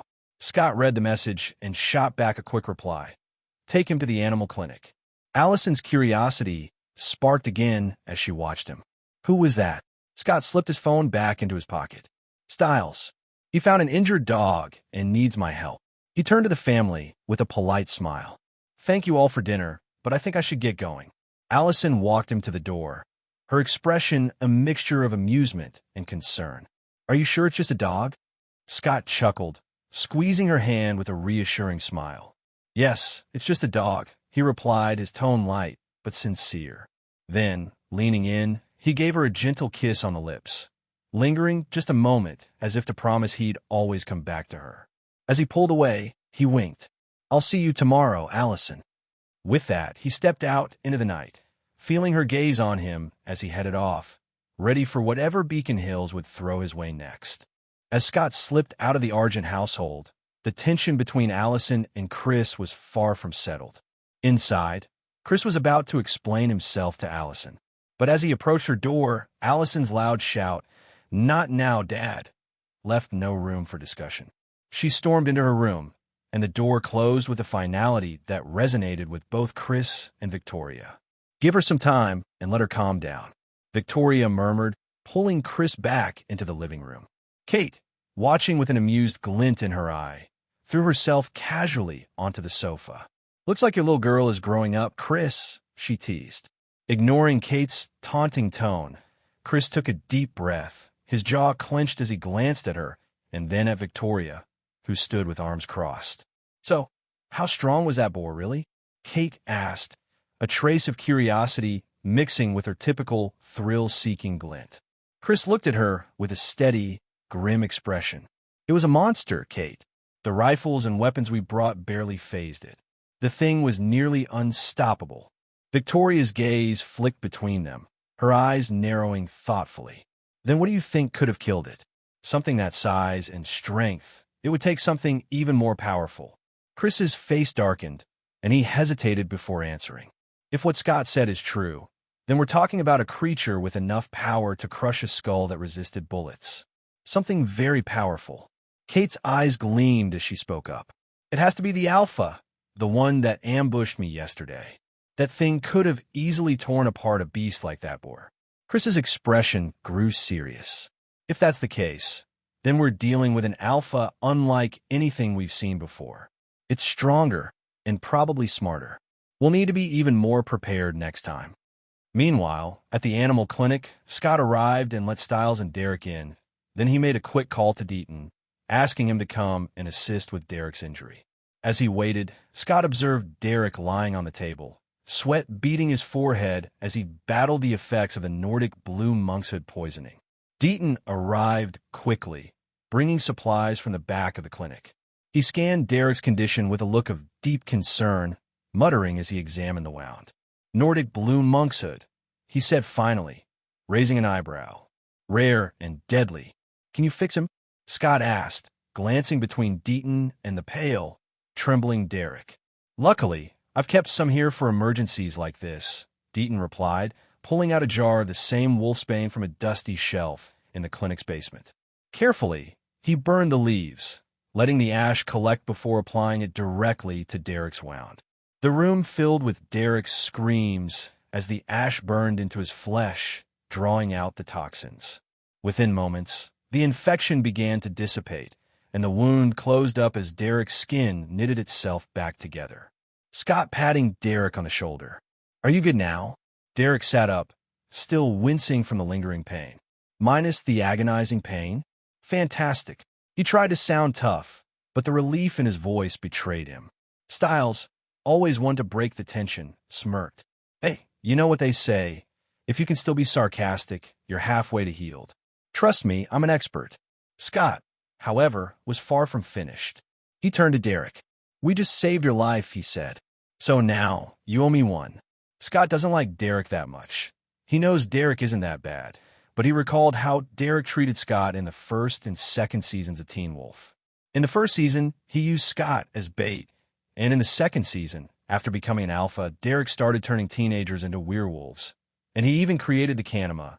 Plus, he beat Scott badly to make him submit and become part of his pack, so Scott has to make Derek understand that he is not to be used or underestimated. And more importantly, keep him away from Allison. Derek glanced at Scott, clearly taken aback by the sudden change in his demeanor. Scott took a step closer, his eyes glowing an intense red as he released his alpha aura, letting the power and authority seep into the air between them.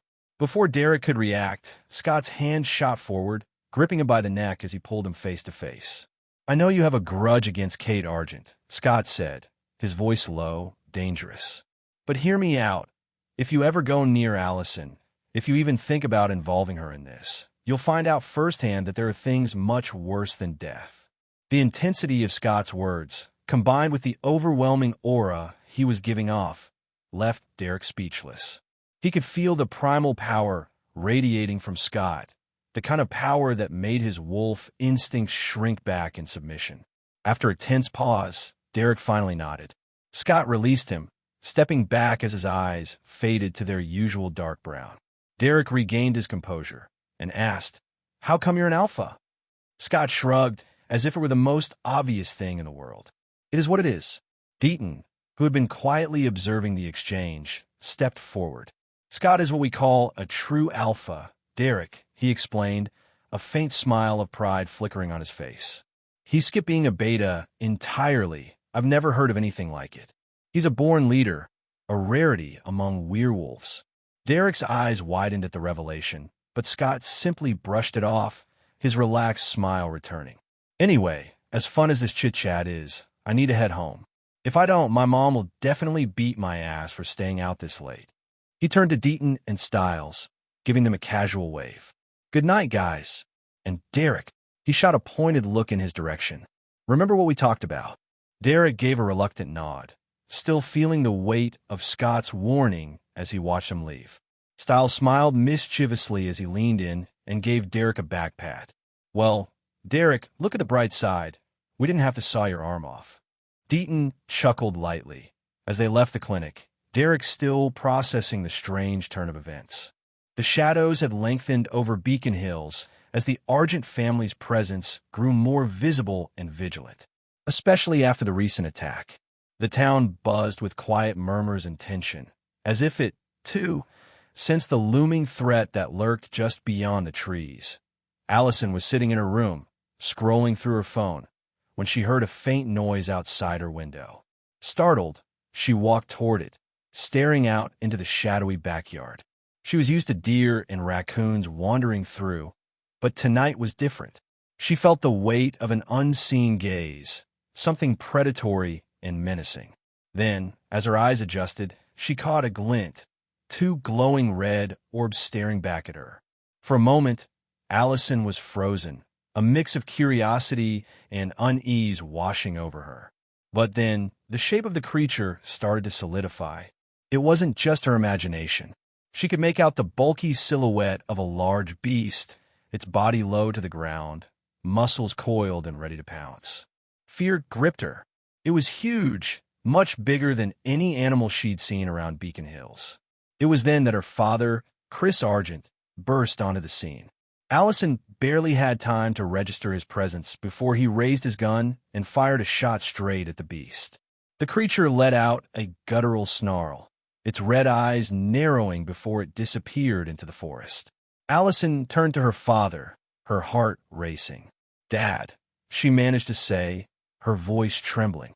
What was that?" Chris put a firm hand on her shoulder. "Nothing you need to worry about, sweetheart," he said. "Just remember, don't go wandering off into the woods. Stay safe." The worry etched into his face told her that it was no ordinary animal. And while she trusted her father, Allison couldn't shake the memory of those eyes. They were too intelligent, too knowing. She tried to convince herself it was just a bear or a wolf, but a part of her knew better. Allison walked up to Scott between classes, her face pale and a little on edge. She glanced around to make sure they were alone before leaning in close, her voice barely a whisper. "Scott," she began, her voice a mix of fear and confusion. "Something happened last night."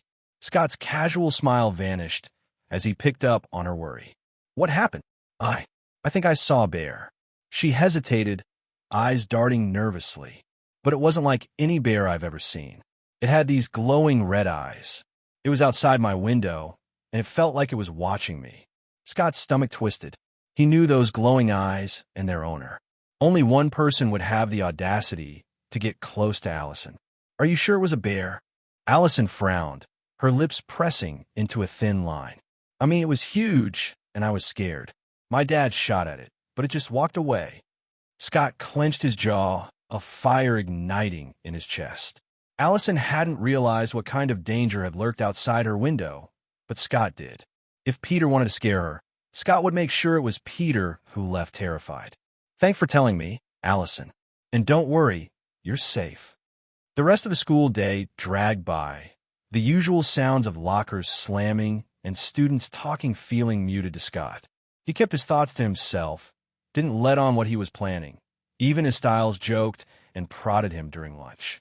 Allison stayed close, occasionally glancing over at him, her brows still knitted with concern. Scott kept his expression neutral, unwilling to let Styles or Allison catch on to what he was planning. He knew he had to confront Peter alone.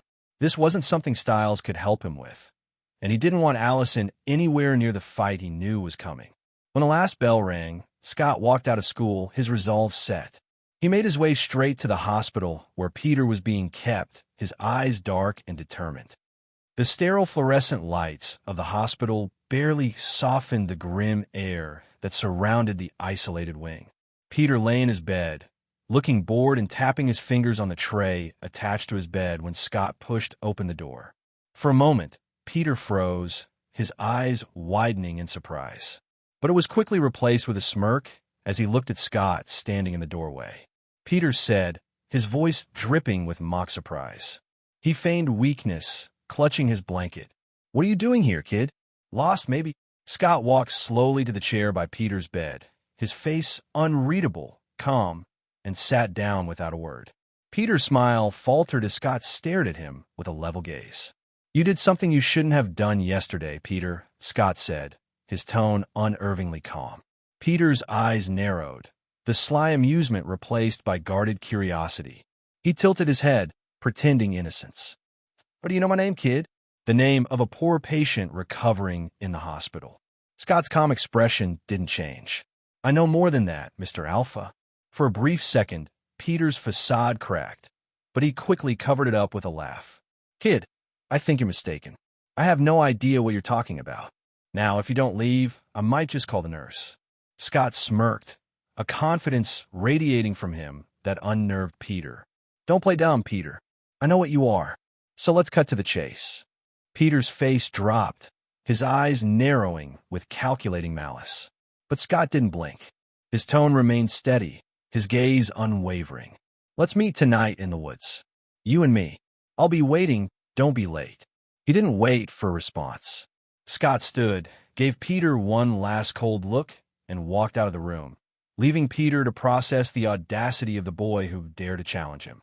The smirk that Peter wore on his face began to slip, replaced by something resembling unease. He was beginning to understand that Scott wasn't the beta he thought he could control. Nightfall came quickly, casting a deep shadow over the Beacon Hills Preserve. Scott waited in the woods, standing tall, every nerve focused and calm. Scott was an alpha, strong, determined, and more than ready to face Peter, knowing his own power was far beyond what Peter could comprehend. As he stood there, Scott felt the primal force within him pulse, ready to confront the one who threatened Allison. Whatever Peter Hale had planned, Scott was prepared to make him regret it.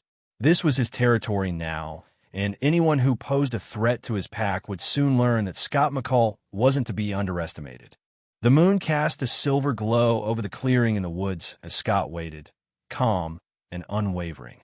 It wasn't long before the leaves rustled, and Peter Hale appeared, his smirk oozing with dark confidence. Scott crossed his arms, meeting Peter's gaze without an ounce of fear. Peter raised an eyebrow, amusement flickering in his eyes. "Scott, I have to admit, I'm impressed. But tell me, how did you know who I am? And what I am?" Scott shrugged nonchalantly. "Beat me first, and maybe I'll tell you." Peter's smirk turned to a grin, his eyes gleaming a menacing red as he stepped closer. His fingers elongated, turning into razor-sharp claws, and his face took on an ominous snarl as he leaned in, his voice dripping with condescension. "Don't forget, Scott, you're just my beta." With that, Peter roared, a thunderous sound designed to force Scott into submission. But Scott didn't flinch. Instead, he met Peter's roar with a calm, almost amused smile. Then, without a word, Scott's eyes ignited, a bright red that left Peter momentarily speechless. Before Peter could react, Scott clenched his fist and drove it hard into Peter's gut, sending him stumbling back, gasping for air. The punch reverberated through the clearing, and Peter, stunned, staggered to his feet. He looked at Scott, shock plaster across his face. "Al, how are you, an alpha?" Scott kept his gaze steady. "Apparently, I'm what they call a true alpha," he said with a casual smirk. "Oh, and by the way, thanks for the bite." Peter's face paled as the truth set in. "A true alpha," he murmured, his mind racing. "The rarest type of alpha. How can it be you?" Scott chuckled. "Guess I'm just that talented." He cracked his knuckles, stepping forward. "Enough talking, Peter. Let's fight." Peter's eyes narrowed, anger replacing his initial shock. He leaned back and let out a growl, his bones shifting and lengthening as he transformed into his full werewolf form. Towering over Scott, his dark fur bristled under the moonlight, and his eyes gleamed with an intense bloodlust. He lowered his voice to a deep, guttural tone. "I'll show you what a real alpha is, kid." With that, Peter charged, teeth bared and claws outstretched. Scott stood his ground, not even bothering to shift. Instead, he sidestepped Peter's swipe, effortlessly dodging each attack, and landed a swift kick to Peter's side, sending him tumbling into a nearby tree. Peter scrambled up, fury flashing across his face as he lunged again. But Scott barely broke a sweat. Even in his human form, he could feel his strength far surpassing Peter's, and the realization filled him with confidence. He danced around Peter's attacks, landing precise hits with a playful ease. Each punch, each kick sent Peter reeling back, his growls turning into frustrated snarls. Scott grinned, taunting him. "Is that all you've got, Peter?" Frustration turned to desperation as Peter lunged wildly, hoping to land even a single blow. But Scott continued to dodge, his calm smirk never faltering. He was toying with Peter now, using him as nothing more than a practice dummy. After a few more jabs, Scott drew back, watching Peter struggle to stand, his breath ragged and his body battered. Scott's voice dropped to a low, amused tone. "I'm getting bored, Peter." With that, he delivered a powerful uppercut, sending Peter flying backward. Peter landed on the ground, whimpering like a wounded animal, his once mighty presence reduced to a trembling mess. Scott straightened, pulling off his shirt, and looked down at Peter with a smile that sent chills through Peter's core. "I think it's time I show you what a real alpha looks like." With a deep breath, Scott's body began to shift, his bones lengthening, his muscles expanding. Black fur rippled across his skin, and his eyes glowed an intense red, casting an eerie glow across the clearing. When he finished transforming, he towered over Peter, a formidable figure with power radiating from every inch. Peter looked up, terror evident in his face as he took in the sight of Scott's full werewolf form, a tall, imposing figure with a strength that far exceeded anything Peter had ever encountered. He stumbled back, unable to hide the fear in his eyes. Scott bared his fangs, his voice a low, menacing growl. "Still think you're the alpha here?" Without waiting for an answer, Scott attacked, moving with a speed and force that left Peter helpless. He struck Peter's arm, snapping it like a twig. Peter roared, his voice filled with agony as Scott delivered blow after brutal blow, each strike sending shockwaves through the clearing. Peter's legs buckled, his own bones betraying him, and he fell to the ground, coughing up blood, his body broken and defeated. Scott crouched down beside him, looking into Peter's bloodshot eyes with cold detachment. "You're free to go after Kate Argent. I won't stop you. Frankly, I don't like her. And I don't like you. Either. You killed your niece for power." Peter's face contorted in confusion and pain as he tried to focus on Scott's words. Scott's expression turned icy as he continued. "But if you go after Allison, you'll be dealing with me. And next time, I won't stop until there's nothing left of you. Not if you understand." With fear overtaking him, Peter gave a trembling nod, his body too weak to fight back. Scott raised a hand, then slapped him, the blow sharp and final. Peter winced, humiliation mingling with his pain. And with that final blow to his pride, Peter turned back to his human form and surrendered to unconsciousness. Scott took a step back, returning to his human form. He picked up his clothes and slipped them back on, casting one last look at the broken, bloodied figure of Peter lying on the ground. Allison, he thought, feeling the intensity of his purpose. He knew what he had to do next. The time had come to tell Allison the truth, not only about her family's legacy, but about the supernatural world she was unknowingly already part of. She deserved to know, and Scott would make sure she did, no matter what. Scott's heart raced as he drove to pick up Allison. Today was the day. No more secrets, no more hiding. He was finally ready to tell her the truth, and something inside him told him that she was ready too. His mind buzzed with anticipation, replaying how he'd tell her, what he'd show her, and how she might react. When her phone buzzed, Allison felt a mixture of excitement and nerves twist in her stomach. It was Scott, telling her he needed to see her and that it was important. Something about his message made her heart race. As he arrived, she hurried out to meet him, unable to shake the feeling that today was going to change everything. They drove in comfortable silence, and as they approached the secluded area Scott had chosen, Allison's curiosity only grew. "So, where are we going?" she asked with a smile. Scott chuckled and gave her a mischievous look. "Well, let's just say that I want to show you something, and it will blow your mind, Allison." Scott led Allison to a quiet clearing, the morning sunlight filtering through the trees. He stopped and turned to face her, his expression serious yet kind. "Allison, do you trust me?" Allison looked up at him, feeling her heartbeat quicken. "Of course, Scott. What's going on? You're making me nervous." Scott took a deep breath, considering how best to ease her into the truth. "There's something you need to know, something no one has told you."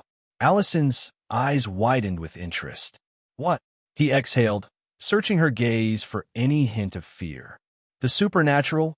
It's real, Allison." She blinked, processing his words before breaking into laughter. "Are you serious? Supernatural, like vampires and werewolves?" Scott remained silent, letting his intense gaze convey what words couldn't. Allison's laughter faded, her expression turning skeptical but intrigued. "You're not joking, are you?" She searched his face for any hint of a prank. "You're saying creatures like werewolves are real?" Scott nodded. "Yes, Allison. I'm completely serious.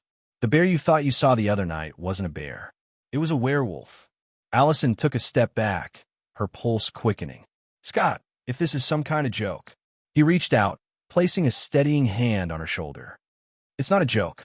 This is the reality we live in." His voice was calm, grounding her disbelief. She hesitated, biting her lip, feeling torn between doubt and the trust she had in him. "Scott, I love you, but this is hard to believe." Scott's eyes softened, and he leaned in, meeting her gaze. "What did you just say?" Allison froze, replaying her words, then flushed. I didn't say anything." Scott chuckled, a mischievous glint in his eyes. "Oh, you definitely said something." She crossed her arms, cheeks tinged with embarrassment. "You didn't hear anything." "Got it." He took her hands in his gaze tender. "For the record, I love you too."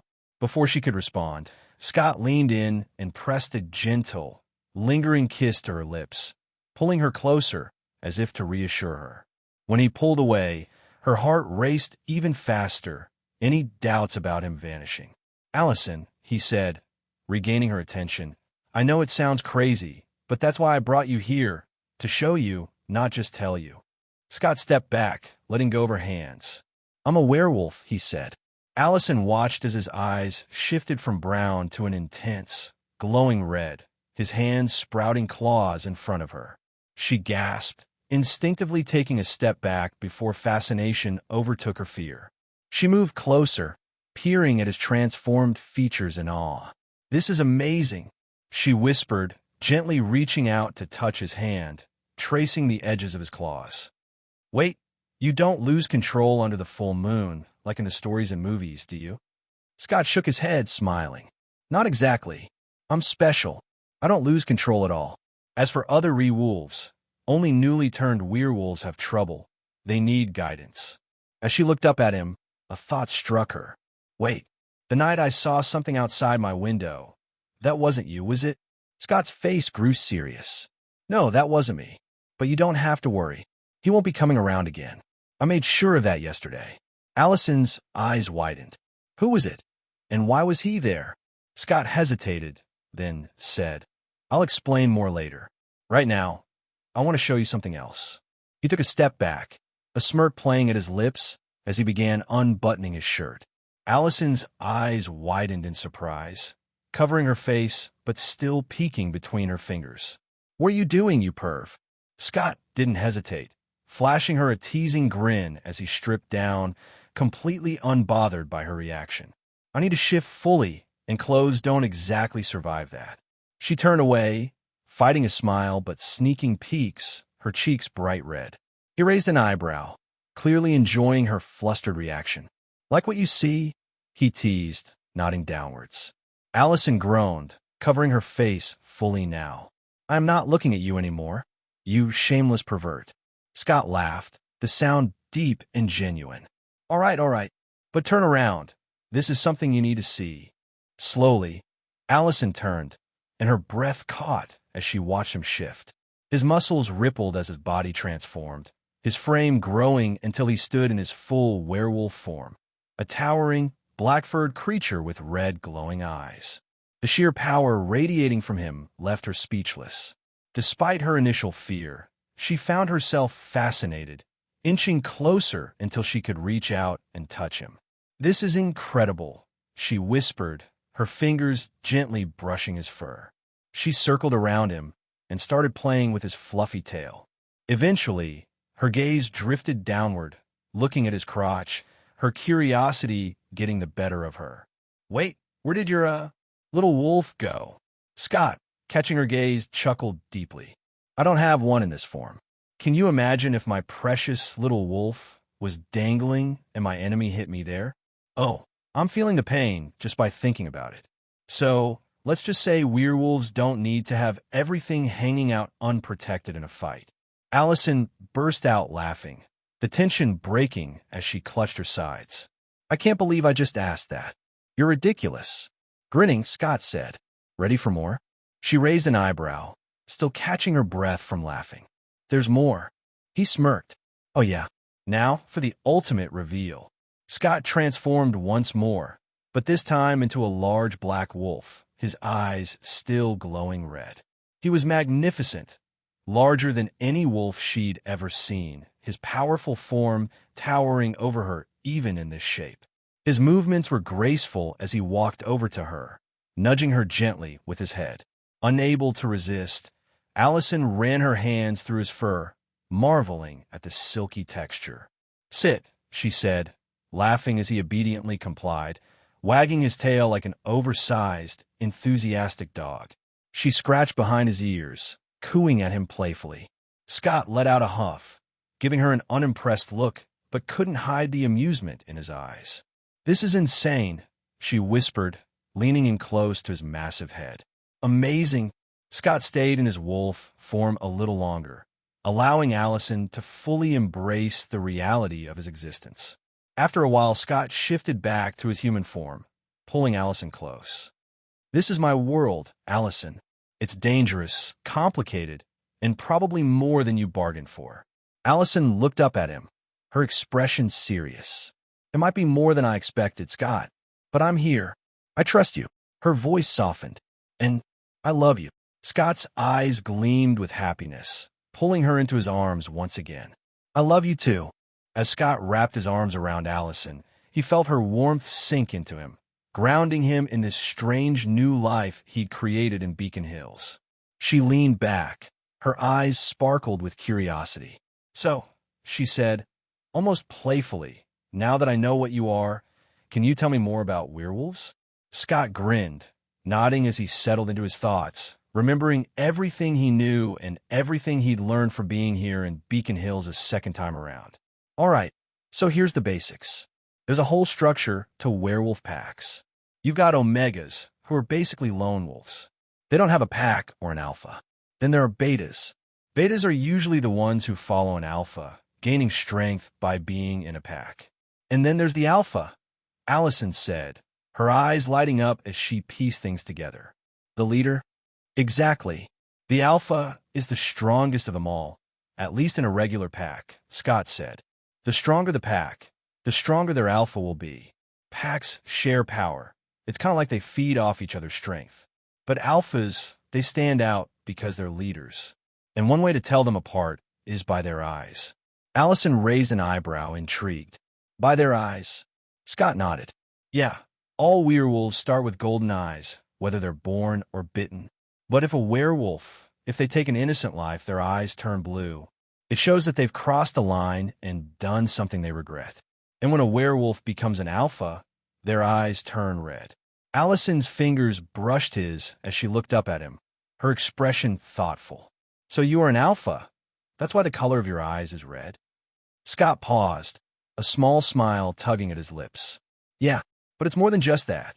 I'm what they call a true alpha. She tilted her head, her eyes narrowing slightly in interest.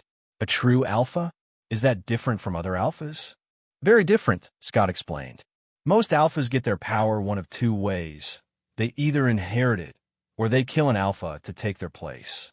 But a true alpha is rare. They become an alpha through sheer strength of will. No inheritance, no killing, just pure power and character. Allison's gaze held a mix of awe and respect as she took that in. So, you're one of those. A true alpha. Scott grinned, clearly a little proud. Yep, lucky me, I guess. They shared a quiet laugh, and Scott could feel the tension of keeping his secrets fading, little by little. Allison looked thoughtful for a moment, then asked, Are there any other kinds of alphas out there? Scott's face grew more serious as he remembered one name that had haunted Beacon Hills in another life. Well, there's another one, but I'm not sure if he counts as a different kind of alphas. She leaned closer, her eyes bright with curiosity. What type is that? Scott looked at her, hesitating just a moment. There's something called a demon wolf. He's an alpha leading a pack that's made up of only alphas. He is currently one of the most powerful werewolves alive. Allison's expression turned cautious. Wait, do you know who this demon wolf is? Yeah, Scott replied, nodding. His name is Deucalion. He used to live in Beacon Hills, actually, but I don't know where he is now. Allison looked at him carefully. You think he's stronger than you? Scott shrugged, confidence sparking in his eyes. I don't really know, but I'm very strong too. And if he comes around, I'll handle it. She gave him a playful smile. I don't doubt it for a second. They laughed, letting the conversation take on a lighter tone. Allison tilted her head, studying him with newfound curiosity. So, can all werewolves shift like you can? I mean, can they turn into a giant wolf or a big furry werewolf like you did? Scott shook his head. No, not usually. Most werewolves just get the fangs, the claws, the glowing eyes, and maybe a bit of fur. Full wolf forms are rare, even among alphas. As for the full werewolf form, where you look like, well, a beast, I only know of 2 werewolves besides me who can do that. One's the guy outside your window the other night. The other, he trailed off, considering his words carefully. The other one, I'll tell you about him after I tell you about the other supernatural creatures I saw so far. Allison's eyes sparkled. Okay, so you're even more unique than I thought. Scott shrugged, looking modest but clearly pleased. Guess so. He squeezed her hand back, their fingers entwined. The moment felt real, and Scott knew he'd do anything to keep her safe. Allison suddenly looked at him, her eyes narrowing slightly. Wait, how long have you been a werewolf? Scott brushed a loose strand of hair behind her ear, his voice soft. About a month, give or take. Her eyes widened in surprise. A month? So, that means we met just after you were bitten? Scott nodded, a slight grin on his face. Yep, remember that rainy night? You and your mom almost hit someone with your car. Allison's mouth opened slightly in shock as she remembered. That was you? I thought it was some drunk guy causing trouble on the road.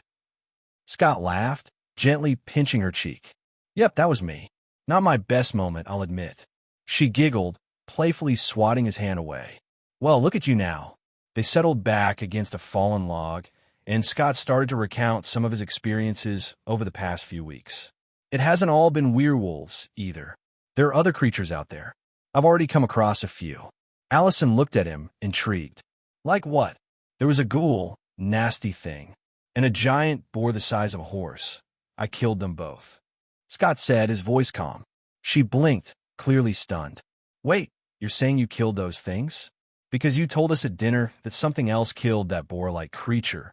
Scott gave her an amused look, rolling his eyes slightly. Yeah, well, I wasn't going to announce to your dad that I'm a werewolf. Even if he didn't shoot me, he'd probably make us break up on the spot. Allison snickered. Probably, but something tells me you know something about my dad and my family that I don't. Scott hesitated, the question hanging in the air between them. This was the moment he dreaded, the part of the truth that could change everything between them. He looked in her eyes, his own gaze steady but thoughtful. She was stronger than he'd realized. Maybe she was ready to know even more. Well, Allison, he began slowly, carefully choosing his words. That's actually what I was going to tell you next. Allison gave him a small, encouraging smile, nodding as if silently telling him to go on. He exhaled, a sense of calm settling over him. This was the start of something deeper, a bond not just of love, but of trust, and Scott felt ready to share everything with her. Scott leaned back against a fallen log, his arm wrapped around Allison. She looked at him, eyes wide with anticipation. Remember when I told you I only know 2 werewolves other than me who can transform into a full werewolf form? Scott started, his tone both serious and excited. Allison nodded. Yeah, the one that came near my house, and the other, the one you promised you'd tell me about later. Scott grinned, savoring the suspense for just a moment longer. The other one is called La Bête du Gavaudan, or just La Bête. Allison's eyes narrowed in thought. It means the beast of Gavaudan. She paused, glancing at him with curiosity. But what does that have to do with my family, Scott? Oh, he had everything to do with your family, babe. He grinned, teasingly dragging out the moment. Allison arched an eyebrow. All right, McCall, out with it. Spill the beans. Scott chuckled, settling in for the story. All right, sit tight, because this is quite the tale. Clearing his throat, Scott began the story with dramatic flair. It all starts in France, back in the early 1700s. France, early 1700s. Sebastian Vallet was a French soldier, fearless and determined, who had spent his life in battles. In the height of the 7 Years' War, he and his loyal friend, Marcel, were fighting side by side, allied with the Native Americans to resist the British forces. But one rainy night, while fleeing the British, Sebastian tripped and fell. His face landed directly in a muddy puddle, and in that moment he unknowingly drank from it. But it wasn't just any puddle, Scott explained, leaning closer to Allison as he painted the picture. It was water collected in the paw print of a wolf. Allison shivered, captivated. What happened to him? Sebastian was transformed, Scott continued, voice dropping to a hush. Not just into any werewolf. He became La Bête, a monstrous creature made of shadows, a beast who loved tearing anything in his path apart. He leaned back, eyes twinkling as he gauged her reaction, and Marcel helped him keep his secret. They went around terrorizing the countryside, and soon enough, everyone was talking about La Bête. Allison was hooked. She leaned in closer, eyes wide. Then what? When Sebastian returned to his home village in Gavaudan, the murders got worse. The people were terrified, and the first casualty in the village was a boy named Emile.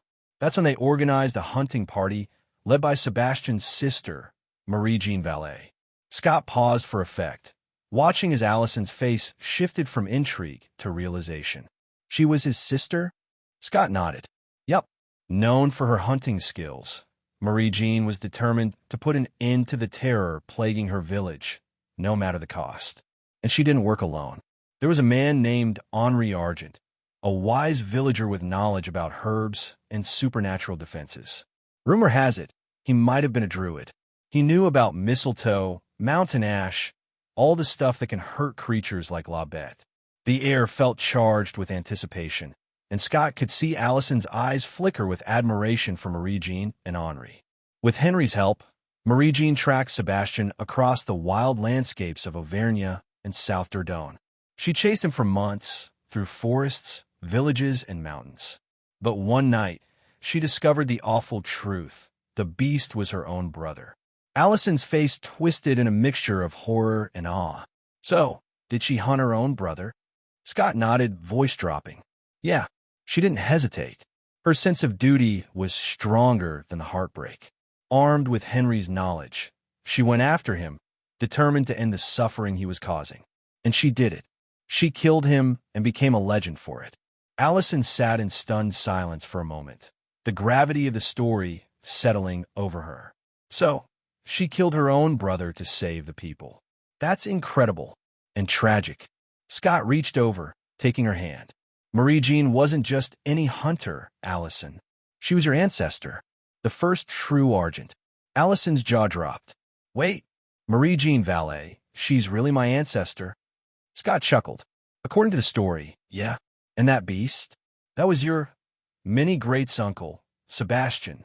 Allison wrinkled her nose, her expression somewhere between disbelief and disgust. That thing is not related to me. Scott laughed, his warm grin softening her look of disgust. So, I take it you're disowning him? Allison burst into laughter, shaking her head. Absolutely. Then, narrowing her eyes, she asked, Wait, how do you know all this?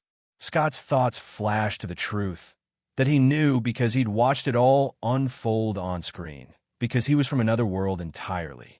He won't tell her that, though. He's not going to share that with anyone. Therefore, he came up with the idea of creating a wise, mysterious person and give him his other name, Jacob. So, with a mischievous glint in his eyes, he put on a mysterious tone. I helped an old man named Jacob a couple of weeks ago, he said casually. Whatever he wasn't a normal human. He knew what I was, and even that I was a true alpha. He said to me, Young pup, since you seem to be new to the whole wolf thing, allow me, an elderly man, to let you know what you're getting yourself into as a thank you for your help. So, he told me a lot about the supernatural, and when we got to the hunters, he told me about your family, because you are the ones that live in Beacon Hills. That is why I know about your family's history. Allison looked intrigued. So, where is this old man Jacob now? Scott shrugged. He left Beacon Hills, said he liked wandering around the world. Do you actually believe what he said about my family? She asked, looking at him with wide eyes. Scott nodded. Absolutely. Besides, I already knew your father, mother, and aunt are hunters, and they don't mess around. They're not afraid to do whatever it takes to take down anything they see as a threat. Allison took a deep breath, her face turning serious as she absorbed this. So, my dad, my family, they come after you? Scott gave her hand a gentle squeeze. If they knew about me, and if they thought I was dangerous, yeah. That's why I've kept everything hidden, and why I hesitated to tell you. But you should be more worried about them, not me. Allison shot him a playful glare, grabbing his ear and giving it a gentle twist. What would you do to them, Mr. Big Bad Wolf? Scott yelped, laughing as he pretended to pull away. Ow. Okay. Don't worry, babe. I'm just going to beat your faith. No, I mean, tell your father that if he gets between us, I'm going to kidnap you and run away, take you somewhere he'd never find us. As for your mom, Allison gave him a challenging look. What about my mom? Scott thought for a second, then grinned. I'd cook for her, win her over with my culinary skills. I bet I could charm her eventually. Allison laughed, giving his ear one last tug before letting go. You're dreaming. She's as stubborn as they come. They both laughed, the tension easing as they settled back together. Allison looked away for a moment, a thoughtful frown settling on her face. Why didn't he ever tell me any of this? Scott reached over, rubbing her back gently. He's probably trying to protect you, hoping you'll have a normal life for as long as possible. But you have the right to know, and I didn't want to keep it from you. Especially since... He trailed off, his voice softening. Especially since you mean everything to me. Allison's expression softened, her gaze searching his face. She cupped his face in her hands, her eyes shining with emotion. Scott, I'm glad you told me. I don't want you hiding things from me. If this is who you are, then I want to be part of it. Scott leaned his forehead against hers, taking a deep breath. You have no idea how much it means to me hearing you say that. But, Allison, this is dangerous. People get hurt. And if your family finds out about us... Allison smiled, her thumb brushing against his cheek. Then we'll face it together. Scott's heart swelled, and he pulled her into his arms, holding her close. They both knew the world they were entering was treacherous and uncertain. But in that moment, with Allison by his side, Scott felt like he could face anything. A few days ago, Styles' POV. Styles leaned back against the worn leather seat of his dad's cruiser, juggling a burger and a large soda in one hand, while trying to keep his precious curly fries out of his dad's reach with the other. Outside, the world was quiet, bathed in the glow of streetlights as Beacon Hills settled into the night. Dad, seriously, these fries are off limits, Styles protested, swatting away his father's hand. I'm only looking out for you, you know. Health is important. Sheriff Stilinski chuckled, a twinkle of mischief in his eyes as he reached for the fries again. Kid, I carry a lethal weapon for a living. That gives me every right to eat whatever I want. He flashed Styles a grin before grabbing a couple of fries, much to Styles' dismay. You're abusing your power. You know that? Styles grumbled. Just as his dad opened his mouth to respond, the radio crackled to life, the dispatcher's voice cutting through the comfortable silence. All units, possible 187 at video 2*C. Immediate assistance requested. Sheriff Stilinski's face hardened, fries forgotten. That's a homicide, he muttered, quickly shifting the car into drive as he turned on the lights and siren. Styles, heart racing, stuffed the burger in his mouth and buckled up. He knew what was coming next. Within minutes, they arrived at the video rental store. The red and blue lights from the other patrol cars painted the scene in an eerie light. A small crowd had gathered outside, whispering and pointing at the broken front window. Yellow police tape was already being strung up, and Styles spotted Jackson and Lydia near the entrance, looking visibly shaken. Styles hopped out of the car, trying to get a better look at the scene, but his dad held him back with a firm hand on his shoulder. Stay put, Styles. This is police business. Styles watched as his dad approached Jackson and Lydia, who were speaking to an officer. Jackson looked irritated, as usual, while Lydia seemed distant, her eyes fixated on something far away. Sheriff Stilinski moved in closer, trying to calm Jackson. Are you all right? The sheriff asked, glancing at Jackson's head. Jackson, still reeling, muttered, I'm fine. Just want to go home. Sheriff Stilinski looked doubtful. A shelf of DVDs fell on you, son. You need to let the EMTs check you out first. Head injuries aren't something to take lightly. I'm fine. You're just a minimum wage rent-a-cop. You don't know anything. The insult hung in the air, and Styles felt his blood boil, hands clenching into fists at his sides. He wanted to march over and give Jackson a piece of his mind, but his dad kept his cool, nodding to the officer to let them leave. Jackson stormed off, Lydia trailing behind him. As the ambulance and officers started to clear out, Styles couldn't help but feel a chill run down his spine. His dad had been investigating strange animal attacks for weeks now, and he couldn't tell him that a psychotic alpha was the cause of all of those incidents. The following morning, Styles was woken up by a loud knock on his door. His dad stepped in, a tired but hopeful expression on his face. "So, am I going to hear good news at your parent-teacher conference tonight?" Styles blinked, still half asleep, before groaning. "Good news? Depends. What's your definition of good?" "Straight A's and no notes about behavior," his dad replied, raising a skeptical eyebrow. Then yeah, probably not," Styles muttered, scratching the back of his head sheepishly. His dad just sighed, giving him a pat on the shoulder before heading downstairs. Styles watched him go, a small smile on his face. As much as they bickered, he knew his dad only wanted what was best for him. Later that day, Sheriff Stilinski stopped by the animal clinic to see if Deaton had made any progress with the animal that had killed Laura Hale and mauled Garrison Myers and Levesque. Sheriff Stilinski's face was tense as he approached Deaton, and his questioning was straightforward but pressing. Deaton shifted uncomfortably. "Sheriff, I'm really not an expert in wild animal behavior," he insisted. Sheriff Stilinski frowned. "Last time we talked, you were pretty sure it was a mountain lion, Deaton. And now, after that attack at the video store, we need answers." He handed over some surveillance footage, his expression unreadable as Deaton reviewed it. Deaton studied the video closely, and for a brief moment, recognition flickered across his face. He cleared his throat, trying to mask his reaction. "I've never seen an animal like this, especially one that can move from all fours to walking on two legs." Sheriff Stilinski's eyes narrowed. He sensed Deaton was holding something back, but before he could press further, Deaton nodded toward the back room, saying, "Well, I've got a sick dog I need to treat. Good luck with your case, Sheriff." Sheriff paused, studying Deaton's uneasy demeanor, then gave a short nod. "Thanks for your time. Document," he replied, heading out. As he left, a nagging feeling told him there was more to Deaton's story, but for now, he'd have to let it go. By evening, Styles found himself reluctantly at the school for the parent-teacher conference, trying to hold his tongue as his dad met with Coach Finstock. The coach, forever in his chaotic mode, had his usual struggle with Styles' name. "Styles Stilinski," Coach muttered, squinting at his clipboard. "Wait, that's your name? I thought that was your last name." "It's a nickname, Coach," Sheriff Stilinski said, his tone strained as he glanced at his son. "His real name is after his grandfather." Coach just shrugged. "Well, the kid's got spirit. Smart, too, when he's actually focused. But let's just say he's a tad distracted. Do you know he wrote an entire history of male circumcision on his economics exam?"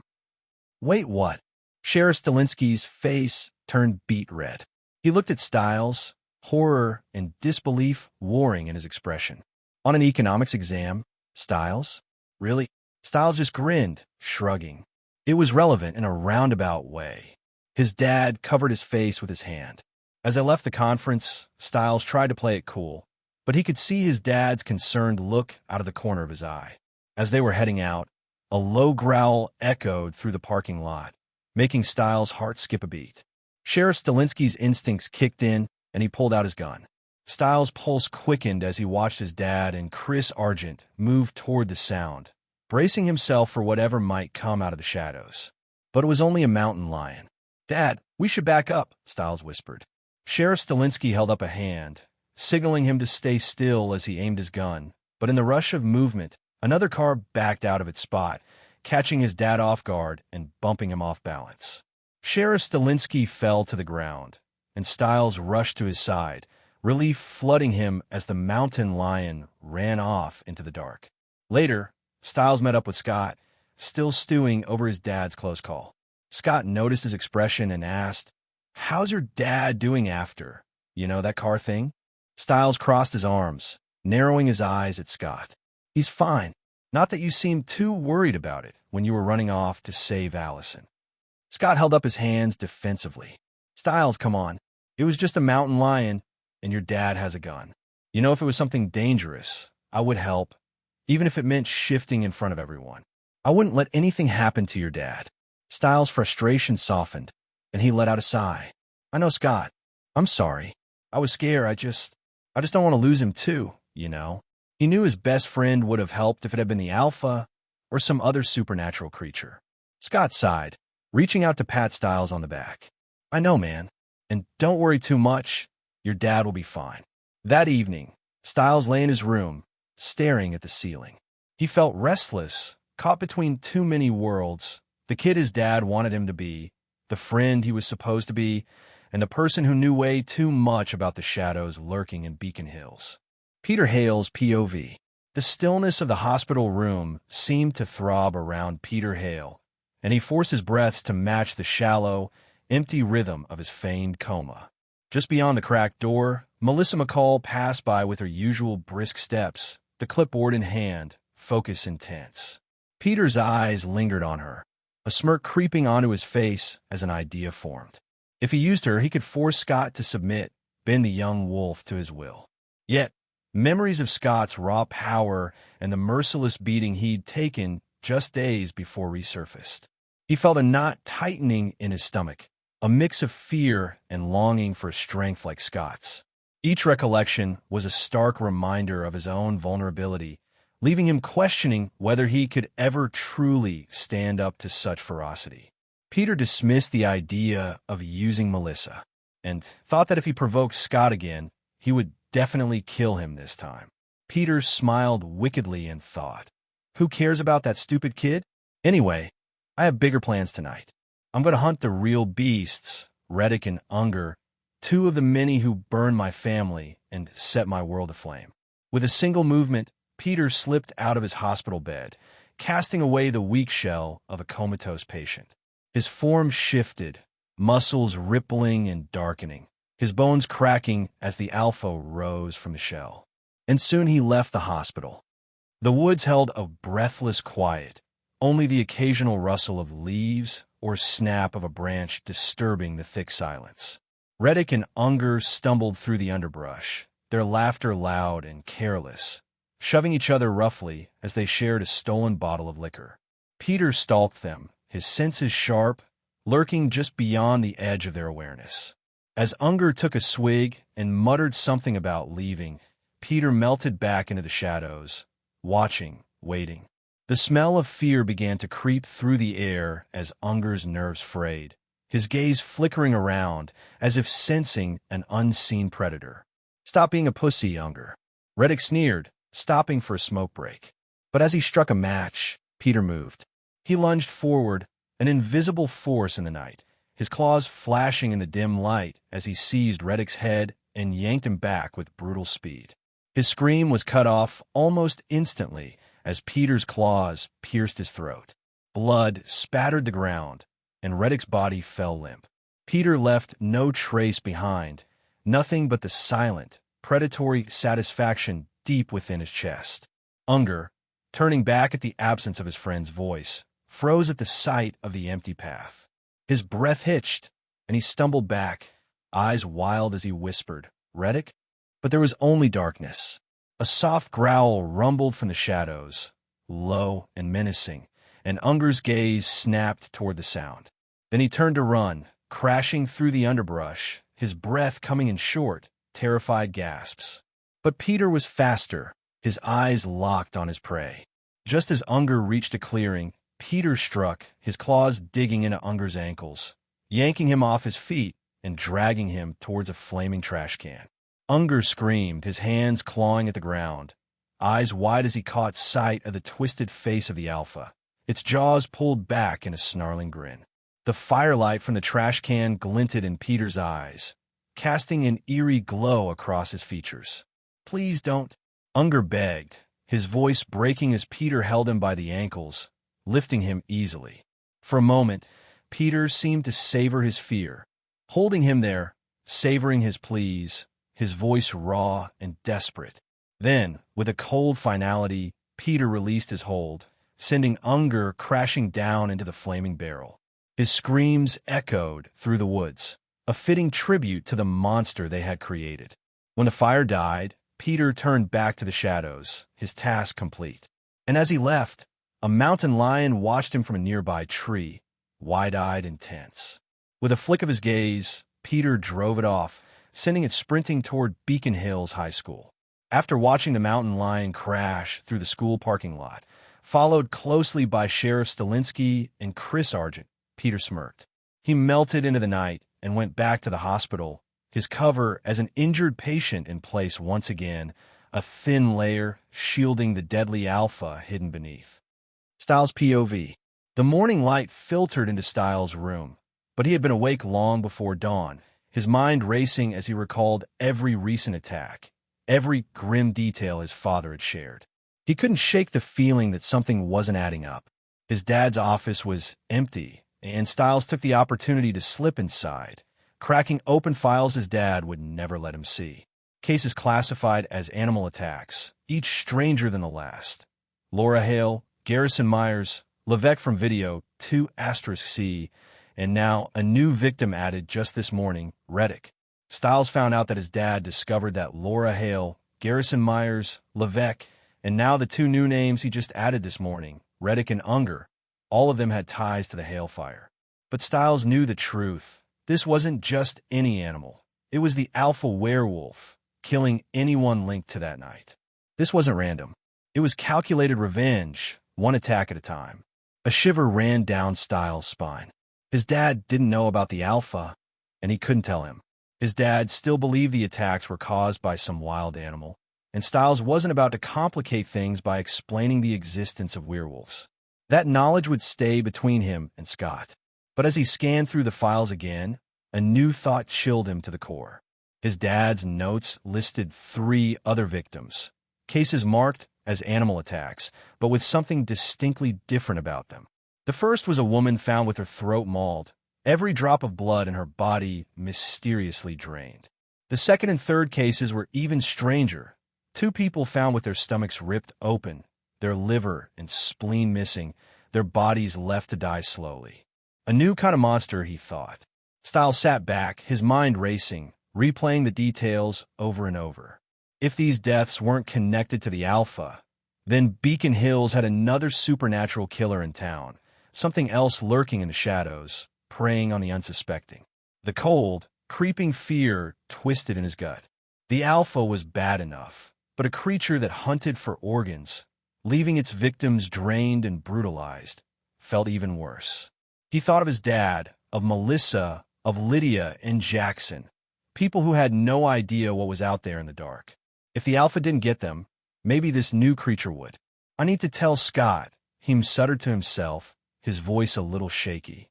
He needed to talk to someone, share this weight, even if only to feel a little less like the world was spinning out of control. This was more than he had bargained for.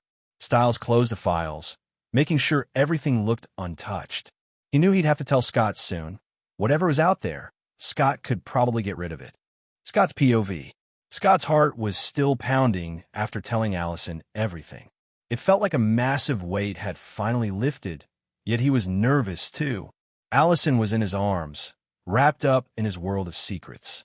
He looked in her eyes and gently asked, "Allison, how do you feel about all of this?" She sighed, shaking her head slightly.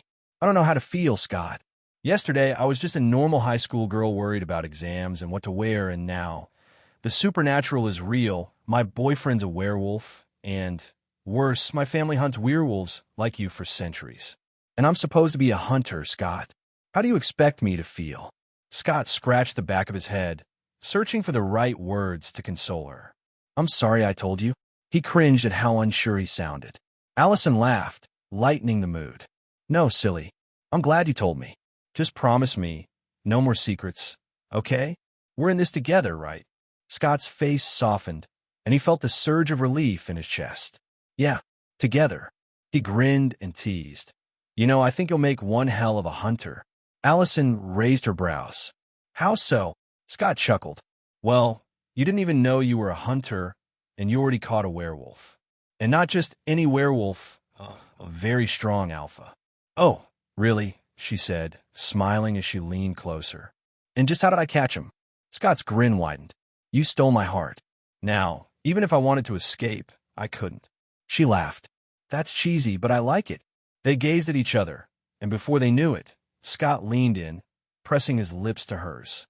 The kiss deepened, each of them forgetting the world for a few precious moments, until Scott's phone rang, startling them both. Allison pulled back, glancing down at the buzzing phone. Are you going to get that? She teased. Scott rolled his eyes. Probably just Styles. Can we ignore him? She laughed. You should answer. Maybe it's urgent. Scott groaned. Fine. But if it's not, I swear I'm going to kill him. He picked up the call. Hey, Styles. What's up? I'm kind of busy. Styles' voice was fast, his tone urgent. Where are you, dude? We need to meet. Like right now. Can't it wait? Scott asked, glancing at Allison with a hopeful smile. Well, if you're busy, I guess it's okay, but, by the time you're done, half of Beacon Hills might be dead. Allison heard that and whispered in Scott's ear, We can continue this later. Go see what's going on with Styles. She playfully bit his ear. You're not making this easier, he murmured, smirking at her. Then he said to Styles, All right, fine. Where are you? Come to my house, Styles replied quickly. Scott sighed. This better be important. If it's not, I'm beating your ass. He hung up and turned to Allison. Let's go see what he wants. Am I coming too? She asked, surprised. Scott nodded. Yeah, now that you know the truth about Beacon Hills, you should come. Besides, it'll give you a chance to see more of this world. Allison grinned, clearly excited but trying to hide it. Okay, let's go. But Scott, does Styles know? Scott laughed sheepishly. Yeah, he knew before you. Allison raised an eyebrow, pouting. You told him first? Scott fumbled for an excuse, scratching the back of his head. He was with me when I was bitten. Allison eyed him suspiciously, but then chuckled. Fine, I believe you for now. She sprinted towards his car, laughing as Scott chased after her.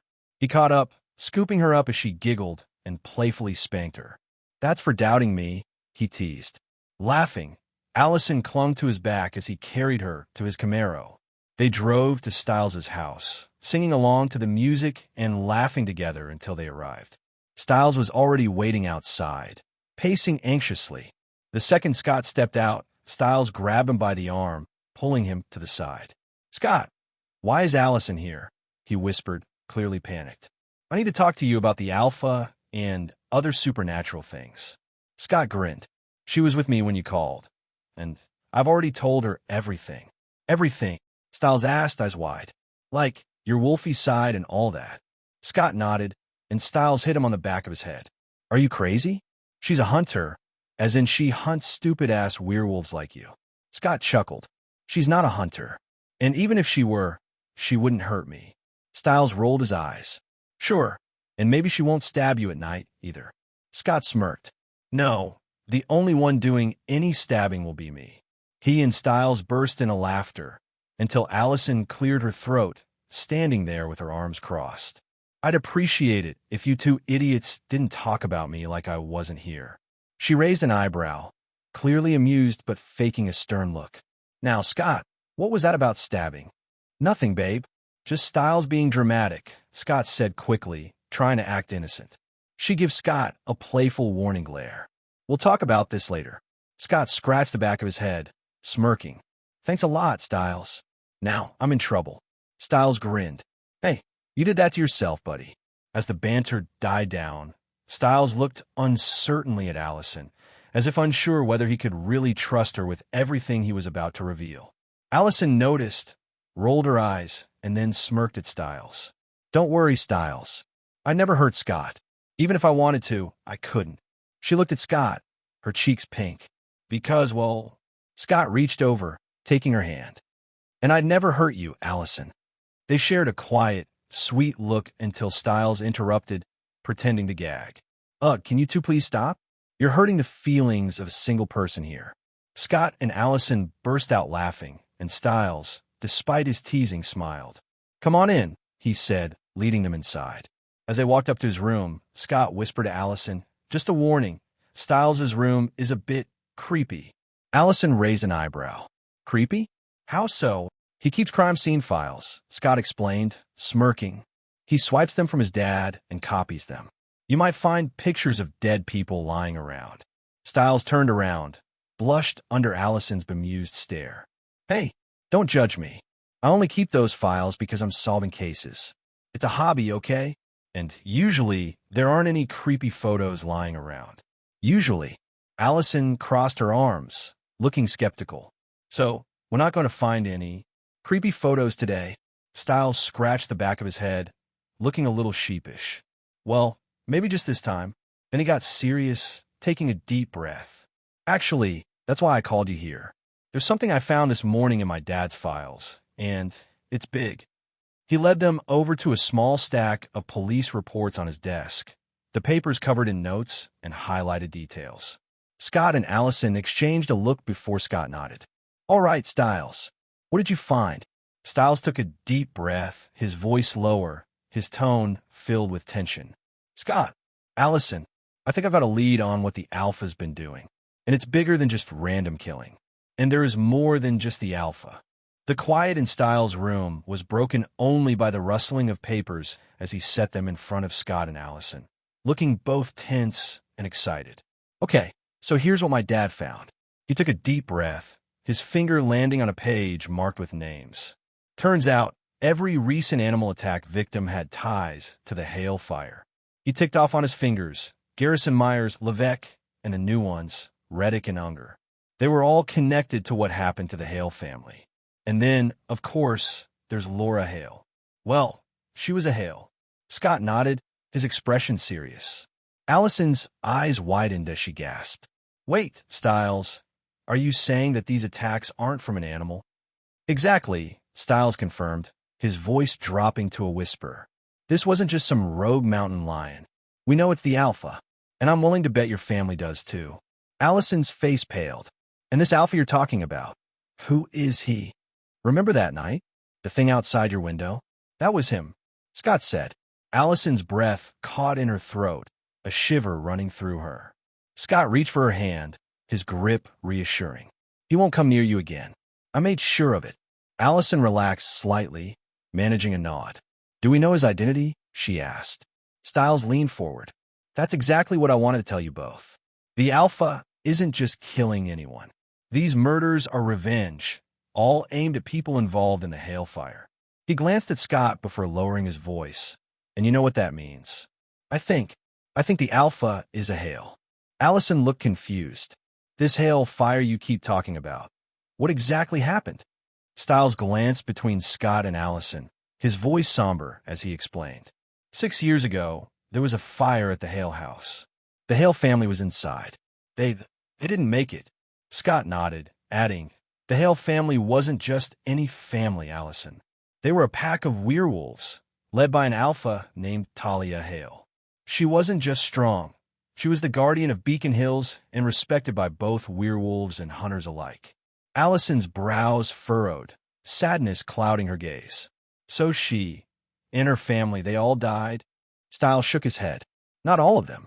Talia's son Derek and her daughter Laura managed to escape. They left Beacon Hills after the fire, but Laura came back and ended up dead in the woods. And now Derek's back too. Allison's eyes widened as she put the pieces together. So that dead body they found in the woods, that was her? Yes, Styles confirmed grimly. Turning to Scott, Styles whispered urgently. Scott, I think the Alpha is Derek Hale. It has to be him. Scott shook his head firmly. No, it's not Derek. Remember his eyes? Styles slapped his forehead in sudden realization. Right, his eyes are blue. Allison tilted her head, suspicion in her eyes. Doesn't that make him more suspicious? Didn't you tell me that when a werewolf takes an innocent life, their eyes turn blue? Scott nodded. Yes, but that only happens for betas. An Alpha's eyes stay red, no matter what they do. So, Allison said slowly, even if he's not the Alpha, that Derek is probably a bad guy, right? Styles shrugged. Most likely. Scott looked at them both with a serious expression. Listen to me, both of you. Not all blue-eyed werewolves are cold-blooded killers. Say a werewolf accidentally hit someone with a car. The guilt would turn their eyes blue. Or if they saw someone they loved being killed and did nothing because they were scared, their eyes would turn blue too. Styles was quiet for a moment, letting that sink in. So, it's not always about killing. Guilt could do it too. Exactly, Scott nodded. Don't judge every werewolf by the color of their eyes. Styles sighed, glancing at Allison. But if the Alpha isn't Derek, then who is it? Scott hesitated. He'd known the truth from the start, but wasn't sure how or when to reveal it. After a moment's pause, he spoke. Actually, I know who the Alpha is. Styles looked like he'd been hit by a truck. You've known this whole time? He grabbed Scott by the collar, half in disbelief and half in frustration. And you didn't tell me? Calm down, Styles. Scott pried his hands off, grinning despite the tension. I was going to tell you. Styles crossed his arms, still looking miffed. Fine. When did you find out? Scott glanced at Allison. A few days ago. Allison mentioned seeing a bear with red eyes outside her window. I figure it was the alpha, so I went track him. The scent led me to the hospital. The hospital? Styles blinked, leaning in. So who is he? Scott took a deep breath. Peter Hale, Derek's uncle. He was in the house during the fire and ended up burned and in a coma for years. But he's not in a coma anymore. He killed Laura, took her alpha spark, and he is hiding in a hospital, pretending to be in a coma to avoid suspicion. Styles let out a low whistle. So, what did you do after you found him? A smirk played on Scott's lips. I beat him half to death and told him to stay away from Allison. Allison's cheeks flushed as she reached over to give Scott a hug and a kiss. Styles rolled his eyes, unable to resist a snarky comment. Oh sure, Scott. Tell the alpha to stay away from your girlfriend. Did you even tell him not to kill poor little me? Scott laughed. Don't worry, Styles. I told him if he touched anyone close to me, he'd be dead. He won't come near you, my mom, or your dad. He knows better. Styles leaned back, exhaling a sigh of relief. All right, but why didn't you stop him from, killing people? Scott's gaze darkened. Because except for Laura, he hasn't killed anyone innocent. He's taking revenge on the people who murdered his family. And, Styles, you know what those monsters did, right? They burned werewolves, regular humans, and even children alive. They watched them burn to death. Allison's voice softened, her eyes full of sorrow. That's horrible. They deserve whatever he does to them. Scott's eyes met hers, a flicker of pity in his gaze. He knew one of those involved was her Aunt Kate, someone Allison loved. He hesitated, wondering if he should tell her. What is it, Scott? She asked, noticing his look. He took her hand gently. There's someone else involved. Someone at the heart of all of this. But I think you and Styles should figure out yourselves. Allison's brow furrowed. Why can't you just tell me? Scott squeezed her hand. Trust me, once you find out who it is, you'll understand why I didn't just come out and say it. Allison took a shaky breath, nodding. All right, I'll look into it. Don't worry about Peter Hale for now, and help Allison find the one responsible for that fire, Scott said, glancing at Styles.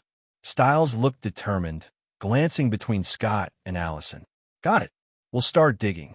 Then, just as they were settling back, Styles's expression shifted, and he swallowed hard, almost nervously. There's actually something else I need to tell you, Scott. Something I found in my dad's files that, well, it's even scarier than the alpha. The room fell silent as both Scott and Allison stared at him, anticipation thick in the air.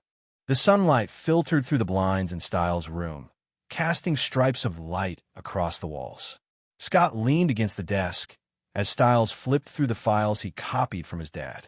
Allison sat on the edge of the bed, still processing everything she learned about the Hale fire and the alpha werewolf. Here's what I found.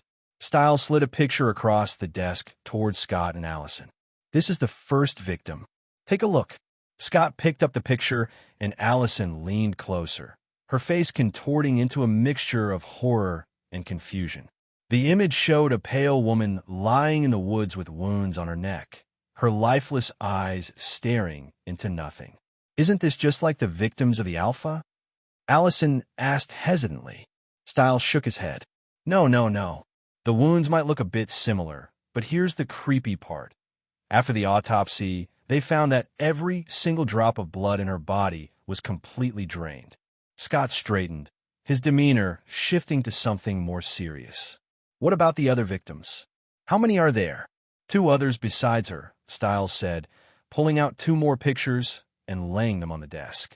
Allison winced as she looked at the photos. That's gruesome, she murmured. Scott studied the images carefully. Wait, there's blood around these too. If they were drained, why is there so much blood? They weren't drained like the first victim. Something ripped open their stomachs, took their liver and spleen, and then just left them to die slowly. Styles said. Allison's hand flew to her mouth, her voice trembling. That's terrifying. Styles shrugged, his voice dripping with sarcasm. Welcome to our lives, Allison. It's a nonstop freak show. You're gonna love it. Allison rolled her eyes, not helping Styles. She turned to Scott, her gaze filled with concern. Do you have any idea what could have done this? Scott rubbed his chin, his thoughts racing. There are a lot of supernatural creatures that drink human blood or eat human flesh.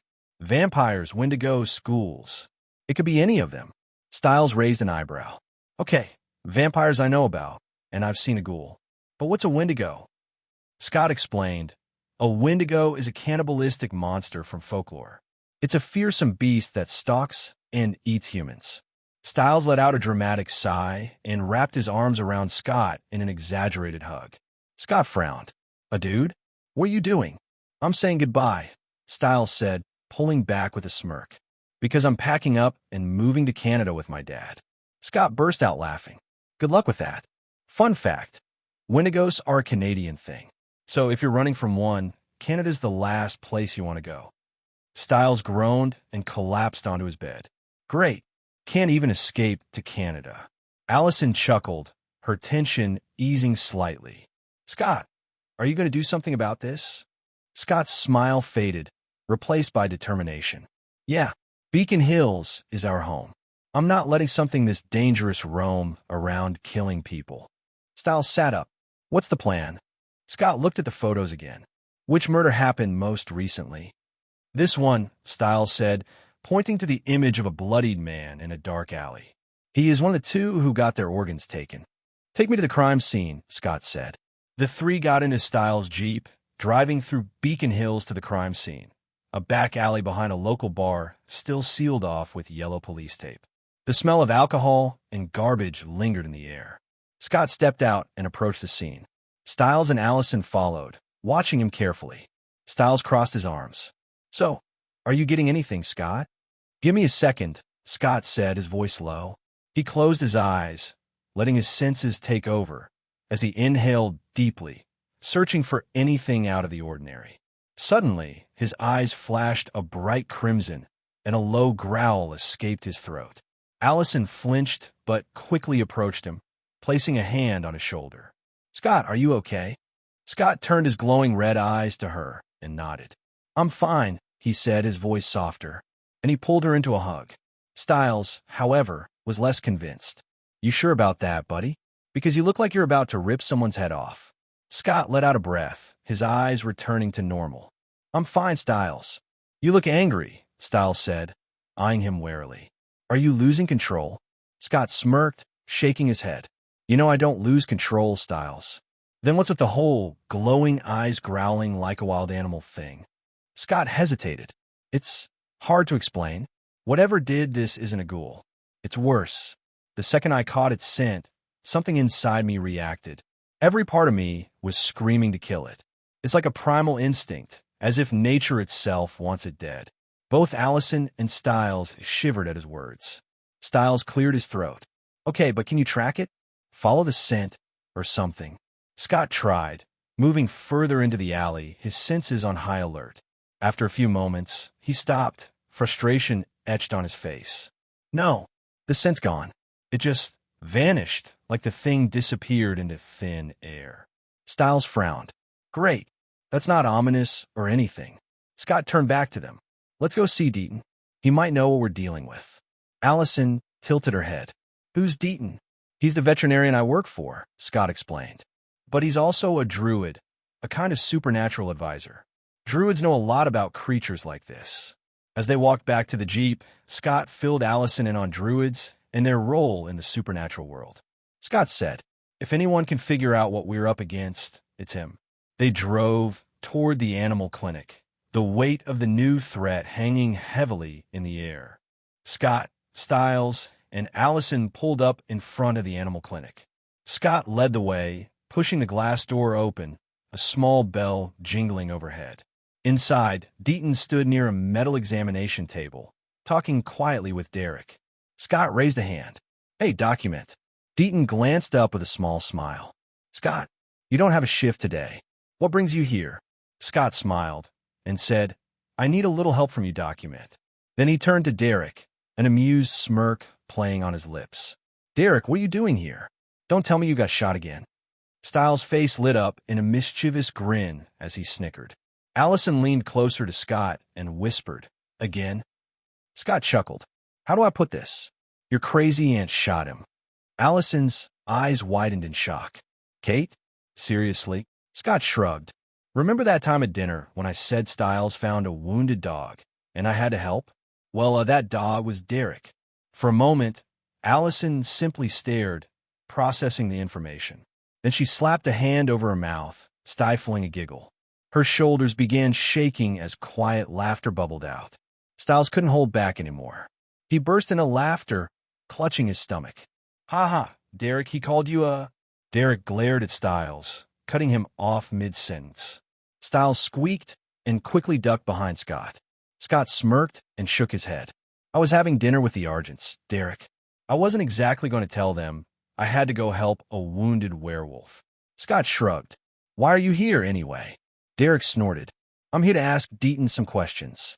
"Am I not allowed to be here, Scott?" Scott raised an eyebrow. "As long as you're not trying to harm Deaton, I've got no problem." He tilted his head. "What are you asking about?"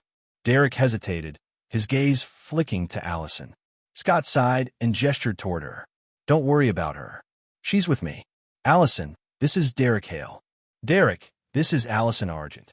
For a moment, the room fell into an awkward silence. Finally, Allison broke it, her voice soft but sincere. "Nice to meet you. I've heard about what happened to your family. I'm sorry."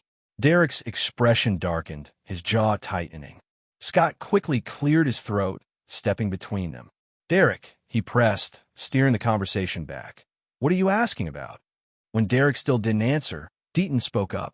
"He's asking about the Alpha." Scott raised an eyebrow. "Oh, well, we know who the Alpha is." Derek's head snapped toward Scott. "What? Who is it?" Scott smirked. "Oh, now you want to talk to me?"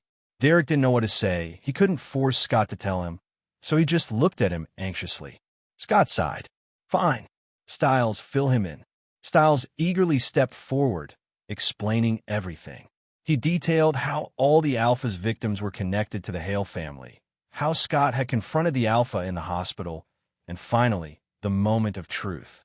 "Derek, I'm sorry to say this," Styles said, his voice softening, "but the Alpha, it's your Uncle Peter." Derek's face twisted in disbelief. "Impossible. He would never. He couldn't have killed Laura." Scott leaned against the counter, his expression serious. "He's been in a coma for years, Derek, probably having nightmares about the fire every day. The rage, the pain, it must have twisted him. It's the only explanation for what he's doing. But make no mistake, Peter is the Alpha who killed Laura, the one who bit me, and the one killing people in town." Derek's jaw clenched. "How can you be so sure?" "Because I've met him," Scott said, his voice steady. "I nearly killed him a few days ago when he got too close to Allison." Derek's expression shifted, the weight of Scott's words sinking in. Finally, he muttered, "Thank you for telling me." He turned to leave. Scott called after him. "Where are you going?" "To see him," Derek said without hesitation. Scott stepped forward. "Wait. Before you go to him and get yourself killed, I need your help with something." Derek frowned. "What is it?" "We discovered that there's an evil creature that feeds on humans in town, and I'm here to see if Deaton can identify it. So listen to what we discovered and see if you know anything about a creature like this," Scott said. Then Scott gestured to Styles. "Show them the pictures." Styles pulled out the photos and spread them across the counter. "This woman," he said, pointing to the first picture, "was drained of every drop of blood." He moved to the other two. "And these two, their livers and spleens were ripped out." Derek studied the images, his brow furrowing. "Could be a Wendigo," he muttered. Deaton picked up the pictures, examining them closely. "The first victim, possibly a vampire," he said finally. "But vampires disappeared long ago. If this is one, they're either incredibly bold or very inexperienced to let the prey they fed on be discovered like this." "Why did you say that they are either bold or very inexperienced?" Allison asked. "Because the way a vampire kills is very obvious, and once a vampire is discovered in any place, everyone hunts them be it hunters or werewolves. No one likes a vampire. Deaton answered. Allison nodded. I see. And the other two victims? Scott asked. Deaton shook his head. Cannibalistic creatures are numerous. Without more evidence, I can't say for certain. Stiles asked. Doc, you mean there are two psychos running around town killing people, not just one? Deaton nodded grimly. Yes, Stiles. It's likely we're dealing with two different creatures. Stiles groaned. Fantastic. Scott turned to Derek. Have you ever encountered a supernatural creature that made every part of you scream to kill it, like it was your instinct? Derek's expression shifted slightly. No, but my mother once told me about something that made her feel that way when she was young. What was it? Stiles asked. Derek hesitated. A wechuch, a cannibalistic monster made of ice. She encountered it in Alaska with her pack. They burned it to kill it. Allison's eyes widened. Could that be what we're dealing with? Deaton shook his head. No, wechuch prefer cold, snowy climates, and they consume their victims entirely. This doesn't match their pattern. Scott sighed, rubbing the back of his neck. Since we don't know what it is and can't track it, I'll patrol every night for a while. Maybe I'll get lucky. Allison, Stiles, don't go out after dark. Got it. Both nodded, their expressions serious. Derek straightened. I have to deal with Peter. Scott placed a hand on his shoulder. Be careful. Peter is stronger than you think. He isn't a normal alpha. You've seen what he can turn into. Derek didn't respond, but gave a small nod before leaving. Scott turned to the others. Okay, I'm starving. Let's grab something to eat. They said their goodbyes to Deaton and headed to a small diner. The three of them slid into a booth, the tension finally easing as they placed their orders. As they ate, Allison hesitated before speaking. Should I tell my parents about this? About the creatures? Scott shook his head. They probably already know. And how would you explain how you found out? I don't want them knowing about me. Not yet. Allison nodded slowly. Okay. Don't worry too much, Scott said with a reassuring smile. Whatever these things are, they won't go near the hunters. Derek's POV. Derek slammed the clinic door behind him, his emotions boiling over as he jumped into his car. He drove fast, his mind replaying the conversation with Scott and the others. Scott's confirmation of Peter's actions burned in his thoughts like a wildfire. This ends today, Derek growled, his hands tightening on the steering wheel. Arriving at Beacon Hills Memorial Hospital, Derek parked hastily and stormed through the halls, ignoring the curious glances of nurses and patients. He approached Peter's room and pushed open the door without hesitation. Inside, Peter sat quietly on a wheelchair. His was motionless, giving no hint of his predatory nature. Derek approached him, his breathing heavy, his rage barely contained. Peter, Derek whispered, stepping closer to the man who had once been his mentor and family, but was now a monster in his eyes. He stared at Peter for a moment, his emotions in turmoil, before his claws extended. With a growl, he lashed out, aiming for Peter's throat. Peter's hand shot up with inhuman speed, catching Derek's wrist mid-swing. What do you think you're doing, Derek? He said, his voice low and menacing. Derek's glowing blue eyes flared as he pulled back, preparing for another strike. You killed her. You killed Laura. Peter pushed Derek back. It wasn't what you think. I don't care. Derek roared, his fangs elongating as he lunged again. Peter met him head-on, his movements fluid and powerful. Derek fought with everything he had, but Peter's superior strength as an alpha quickly overwhelmed him. With a brutal swipe, Peter sent Derek crashing into the wall. Derek struggled to his feet, clutching his side where Peter's claws had raked him. You're a monster, Derek spat. Peter's expression darkened. And you're weak. He took a deep breath, and his scars from the fire vanished before Derek's eyes. Derek froze, watching as Peter's burned skin smoothed and his body radiated strength. What are you doing? Peter smirked. Healing. Something your sister's alpha power helped me accelerate after years of agony. Derek clenched his fists, his hatred for Peter growing with every word. Peter's tone softened, almost apologetic. I didn't mean to kill Laura. I wasn't in my right mind. The fire, the nightmares, it broke me, Derek. All I could think about was revenge. When I saw Laura, I thought her alpha power could give me what I needed to rebuild the Hale Pack and destroy those responsible. I lost control. I'm sorry. Derek's voice cracked with emotion. You're sorry? That's all you have to say? Peter nodded solemnly. I can't undo what I did, but I can find out who caused the fire. Adrian Harris, the chemistry teacher, knows something. We'll go to him tomorrow. Derek hesitated, his desire for revenge warring with his need for answers. Fine, he said reluctantly. As Peter moved to leave, Derek smirked and said, By the way, I heard you had a run-in with Scott. How'd that go?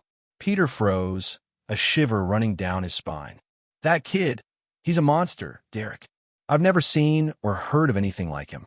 Derek raised an eyebrow. You're an alpha who turns into a literal beast. You couldn't defend yourself. Peter's voice dropped to a whisper. You don't understand. He didn't even shift fully, and he was faster and stronger than me. I couldn't land a single hit. Then he shifted, and Peter took a deep breath, his hands shaking slightly. He looked like what werewolves are meant to be. Towering, majestic, and terrifying. I thought I was big and intimidating in my full werewolf form, but he was something else entirely. In that form, he played with me like a big male lion playing with a newborn calf. He broke my bones with every strike, and when I tried to run, he was there, blocking my way, grinning like it was all a game. Damn, I still get goosebumps just thinking about it. Derek laughed. He really gave you a good beating, didn't he? Peter sighed, his pride wounded. He left me almost dead, Derek. Even with my alpha powers, I've only just managed to heal completely today. Let's not talk about that stupid kid anymore. You'll understand if you ever get on his bad side. Derek shook his head. I'm not stupid enough to do that. Scott's POV. The next morning, after class, Scott leaned against his locker, waiting for Allison. He was enjoying the calm when Jackson strode up, his usual smug expression in place. I know what you are, McCall, Jackson said with a sly grin. Scott raised an eyebrow, smirking. Oh yeah? What's that, Jackson? Jackson leaned in, lowering his voice. You're a werewolf. Scott chuckled, crossing his arms. Go on. Jackson's confidence faltered slightly at Scott's lack of panic, but he quickly recovered and said, I've seen the thing that killed that guy at the video store. And not long ago, one of your friends came to school looking for you. He was in bad shape, and I thought he was a drug dealer. I told him I hadn't seen you, and he got angry. His eyes glowed blue, and I swear I heard him growl. After that, I did some research, and everything points to you and your friends being werewolves. Scott's face twisted into mock shock. Whoa, wait a second. You? Doing research? Now, that's the real mystery here. He broke into laughter. Jackson, you just made my day. Ha ha ha. Jackson's face reddened with anger. Cut the crap, McCall. I don't care how you do it. A bite, a scratch, or some kind of magic fairy dust. But you're going to make me like you, or I'll make sure Allison finds out everything. Scott stopped laughing, wiping a tear from his eye as he composed himself. You know, Jackson, I can't tell if you're ignorant or just plain stupid. Let's assume, for fun, that I'm exactly what you think, a werewolf. Do you really think threatening me is your best move? He leaned in slightly, a wicked smile spreading across his face. What if I turned into a wolf right here and dragged your sorry ass into the woods, in front of everyone, and killed you? Or better yet, what if I show up in your room at night as that thing you said you saw at the video store and put you to sleep permanently? Now, what do you think would happen to me then, Jackson? Jackson's face drained of color, his eyes widening in fear as the weight of his mistake dawned on him. Scott smirked, his tone mocking. Let me save you the trouble. They'll say, poor Jackson Whitmore, killed by a wolf or a mountain lion, got into his room and killed him. And I'll walk away, no questions asked. Do you get it now? Or do I need to spell out for you? Jackson stammered, unable to respond, his fear evident. At that moment, Allison appeared, wrapping her arms around Scott and kissing him on the cheek. She glanced at Jackson. What's wrong with him? Scott grinned. Oh, nothing. Jackson here thought I was a werewolf and threatened to tell you unless I turned him into one. Allison blinked in surprise before bursting into laughter. You seriously thought Scott was a werewolf and then threatened him? You're either really brave or really stupid. She hugged Scott tightly and said with a soft smile, "But even if Scott is a werewolf, I'll still love him." Then, without hesitation, Allison leaned in, kissed Scott deeply, and teased, "Let's go, my cute wolf." With a playful laugh, she spun around and darted toward the cafeteria. Scott laughed, howling playfully. "Oh, wait for me, babe." He chased after her, leaving Jackson frozen in place, pale-faced and muttering to himself, "Was I dropped on my head as a child?" The cafeteria buzzed with its usual lunchtime chatter as Scott, Allison, and Styles sat at their table. Allison absently picked at her food while Styles, ever the ball of energy, tried to engage her in conversation. Across from them sat Lydia, her usually vibrant demeanor replaced by a visible cloud of sadness. Scott noticed and leaned closer to Allison, lowering his voice. "What's up with her?" he asked, gesturing subtly toward Lydia. Allison sighed. "Jackson broke up with her. Through a text." Scott's brow furrowed, his lips curling into a disgusted sneer. What a coward. He couldn't even do it face to face. Then Scott said, "Lydia is better off. She is way too smart for someone like Jackson." Lydia, overhearing, snapped her head up and glared at Scott. "Mind your own business, McCall. Do I look like I need you to comfort me?" Scott raised his hands in mock surrender, a smirk playing on his lips. "No, you definitely don't look like it. But I can feel it, Lydia. Your energy's all off, and it's bumming me out." Lydia's eyes narrowed dangerously. "What did you just say?" Scott shrugged nonchalantly. "Nothing." Before Lydia could retaliate, Scott turned his attention to Allison, who was engrossed in a thick book. "What are you reading, babe?" Allison glanced up and smiled. "It's about La Bête du Gavaudan. After you told me that story the other day, I wanted to learn more." Scott leaned closer to look at the book. "Where'd you find this?" "Oh, it was in my dad's study," Allison replied casually.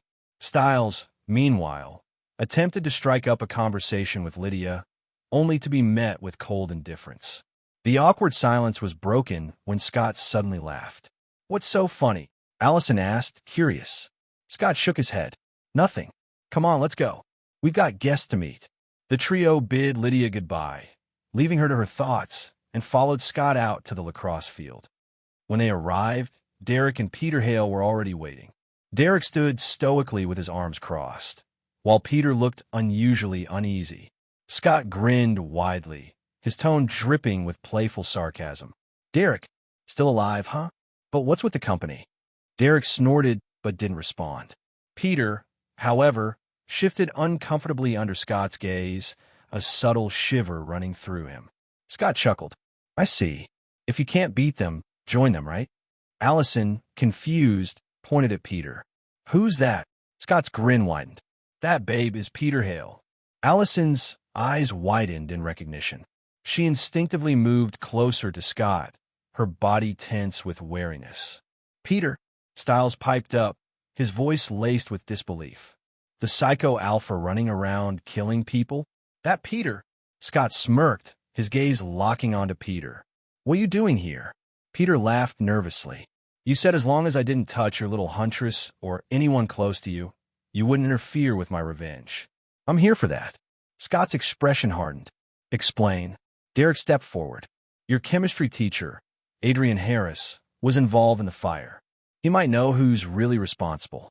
Scott nodded. "Fine. Interrogate him. He doesn't have class right now, so you'll find him in his classroom. But let me be crystal clear. I don't care what he did, but there will be no killing on school grounds." "Got it." Peter nodded reluctantly. "Fine."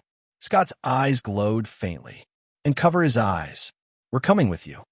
Adrian Harris sat tied to a chair, his eyes covered, trembling with fear. Derek and Peter stood on either side of him, their presence menacing. Scott, Allison, and Styles slipped into the classroom silently, keeping to the shadows.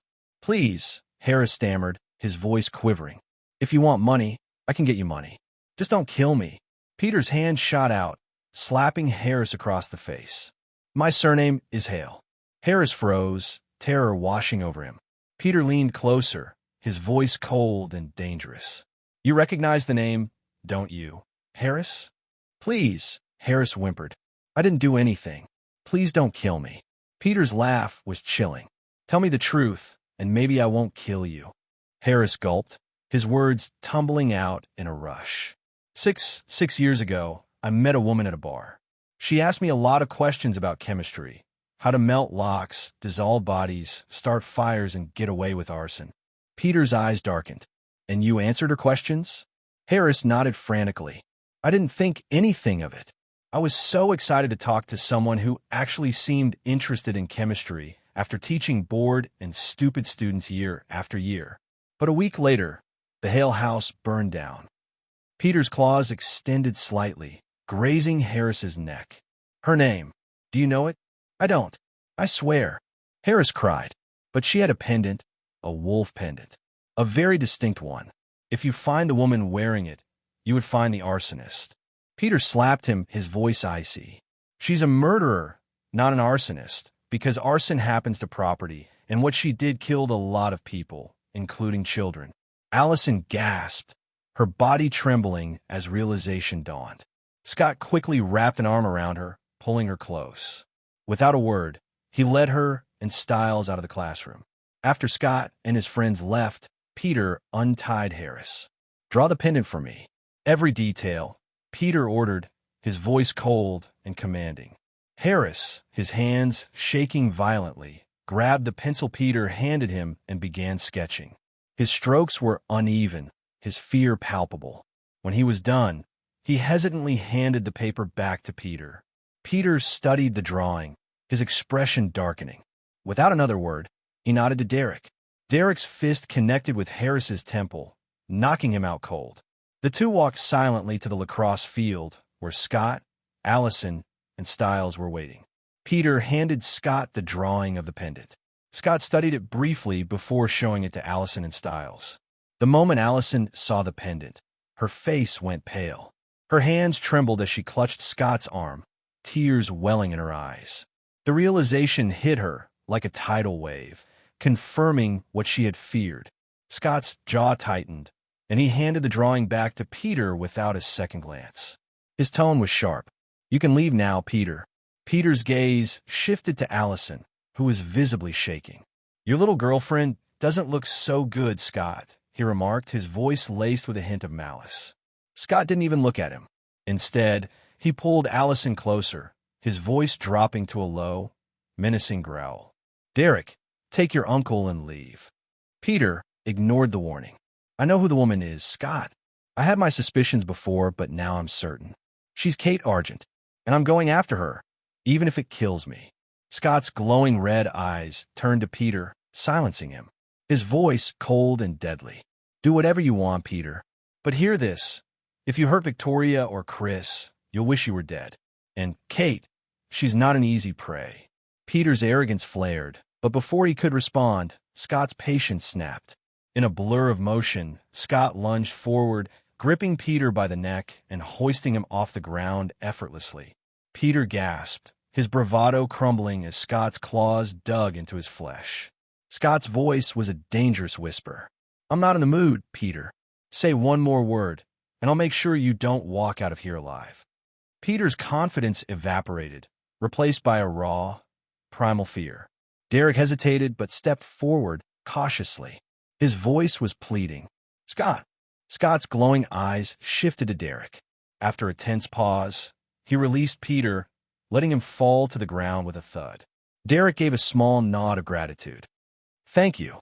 He grabbed Peter by the arm and dragged him away. Peter stumbled, but couldn't resist one final glance at Scott. He remembered that Scott wasn't just a high school kid. He was a force of nature, a monster in the truest sense.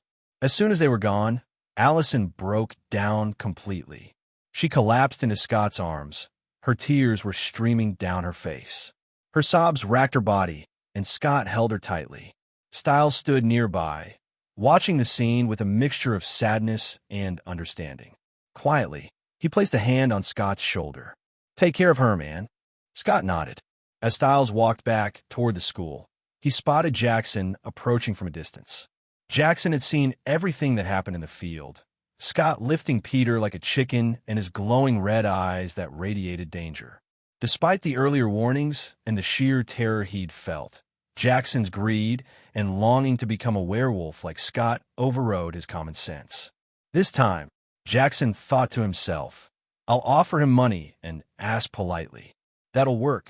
But before he could get close, Styles stepped into his path, blocking him. Don't, Styles said flatly, his voice carrying a rare seriousness. If you value your life, don't bother them right now. Jackson hesitated, his eyes darting back to the field where Scott held a trembling Allison in his arms. The memory of Scott's red, glowing eyes and how effortlessly he had dominated Peter replayed in his mind. His survival instincts kicked in. Gritting his teeth, Jackson nodded stiffly and turned away, muttering under his breath about timing and next time. Styles shook his head and headed back toward the school, leaving Jackson to sulk in silence. The air in the lacrosse field was still, broken only by the soft sound of Allison's quiet sobs. Scott held her tightly, his warmth shielding her from the chill of her emotions. He didn't say anything, knowing words wouldn't soothe her pain right now. He just waited, offering his silent support as her tears slowed. When her crying finally subsided, Scott loosened his hold just enough to look down at her. How are you feeling, Allison? Allison pulled away, her face streaked with tears and red with frustration. How do I feel? She repeated, her voice rising with anger. I don't know, Scott. My aunt, someone I thought of as a sister, someone I loved, turns out to be a murderer. And now, there's a psycho werewolf who wants to kill her, and you. She pushed him, her hands trembling. You don't want to save her. I know you don't. Scott opened his mouth to reply, but Allison's frustration boiled over, and she started hitting him on the chest with her fists. How do you think I should feel, Scott? Her voice cracked, and she broke down crying again, her hits becoming weaker until her hands fell to her sides. Scott didn't flinch or pull away. Instead, he wrapped his arms around her again, holding her tightly despite her initial resistance. It's okay, he murmured softly, waiting patiently for her storm of emotions to calm. When she stopped shaking, Scott gently tilted her chin up to meet his gaze. Allison, look at me. She hesitated, keeping her face buried in his chest. Scott persisted, his tone soft. Please, Allison, look at me. Reluctantly, she met his eyes, her own still brimming with unshed tears. Scott sighed and said, Allison, I don't like your Aunt Kate. In fact, I hate her for what she did. She didn't just burn innocent werewolves to death. She killed normal humans and children too. Allison's face crumpled with guilt. I'm sorry, she whispered. I lashed out at you. If I were you, I'd hate her too. Scott reached out, wiping the tears from her cheeks. His voice softened further. But if you want me to save her life, I will. Her eyes widened in surprise. You do that? He smiled faintly. Of course I would. For you. Allison hugged him tightly, her voice barely audible. Thank you. And I'm really sorry for earlier. Don't worry about it, Scott said. After a moment, Allison pulled back slightly and studied him. You've known what she did for a while, haven't you? I noticed it the day you met her at my house, but I brushed it off. And then, in Styles' room, you said you knew who caused that fire. Why didn't you tell me sooner? Did you think I was too weak to handle it? Scott shook his head. It wasn't that. I know how much you love that crazy aunt of yours, so I wasn't going to be the idiot who told you she's a psychopathic murderer and broke your heart. Let's be real. If I had told you back then, you'd hate me instead of her and probably break up with me. I'm not that stupid. Allison smiled faintly through her tears. You think too much. I could never hate you. Yeah, right, Scott teased, said the girl who just beat me up a minute ago for no apparent reason. Allison pouted, hiding her face against his chest again. Then, in a playful act of defiance, she bit him. Scott yelped dramatically, clutching his chest. Ouch, Allison. That's my nipple. Allison couldn't help but giggle, a small smile breaking through her sorrow. But soon, her smile faded, and she sighed deeply. I don't know how to handle this, Scott. How about this? Scott suggested. Take a day or two to process everything. Then, gather your family, tell them that you know about them being hunters and that you know about werewolves, and confront Kate about what she did in front of your parents. Lay it all out and see what she has to say. Allison considered his words before nodding. Okay, that's a good idea. Scott grinned. Of course it is. I thought of it. Allison rolled her eyes, but smiled. Should we head back to school? Scott raised an eyebrow. Do you want to? No, Allison admitted. I just want to go home. Scott nodded. All right, I'll drive you. At Allison's house, Scott walked her to the door. Victoria greeted them with her usual calm demeanor. Allison, why are you home? Don't you have school this afternoon? I'm not feeling well, Mom. Allison said softly. Victoria's gaze softened. All right, then she turned to Scott. Thank you for bringing her home, Scott. Would you like to come in? Scott smiled politely. No, thank you, Mrs. Argent. I need to get back to school. Melissa's POV. The hospital was busy as always. Melissa bustled from one task to another until a patient needed blood. She headed to the blood bank, her mind preoccupied with work. But when she opened the door, she froze. Inside, Dr. Eric, the new doctor, stood with red eyes, blood dripping from his mouth. Melissa instinctively wanted to scream, but before she could, he was in front of her. Shoo, he said, covering her mouth. His fangs glinted before he sank them into her neck. Melissa struggled, but the sharp pain gave way to a strange numbness as he drank. When he finally stopped, he looked her in the eyes and commanded, You saw nothing. You came here, took the blood, and left. There's a hickey on your neck. Cover it with a scarf, and don't let anyone see it. With that, Dr. Eric vanished, leaving Melissa dazed. She grabbed a blood bag and returned to her duties, her only thought being to hide the hickey on her neck. Scott's POV. After school, Scott and Stiles walked to their cars. Are you okay, man? With everything that happened with Allison and all? Stiles asked. Scott nodded. I'm fine. Then he grinned. See you tomorrow, and don't wander around at night. Stiles smirked. Don't worry. Getting my blood sucked or my liver stolen is the last thing I want, so I'm staying home. Scott laughed and headed to work at the animal clinic. After his shift, he went home, showered, and prepared dinner. He waited patiently for his mom to return. When Melissa finally came home, Scott greeted her with a smile. But as she approached, his enhanced senses picked up an odd scent. His eyes drifted to the scarf around her neck, and he noticed how tired she looked. Hey, Scott, what's for dinner tonight? Melissa asked, smiling nervously. Scott frowned. What's with the scarf? I've never seen you wear one before. Melissa hesitated. I just felt cold today, so I bought one. Her heartbeat spiked. Scott's frown deepened. Take it off. It's warm in here. No, Melissa said defensively. Mom, what's wrong? Why are you shouting? I just don't want to take it off, Scott, she snapped. Scott stepped closer, concern etched on his face. I want to see what's wrong with your neck. Melissa tried to back away, but Scott caught her hands. She struggled, but his werewolf strength held her still. Gently but firmly, he removed the scarf, revealing the puncture wounds. Scott's heart dropped. He knew exactly what caused them. Rage and fear bubbled within him. His mom had been attacked by a vampire. Tears filled Melissa's eyes as she tried to explain.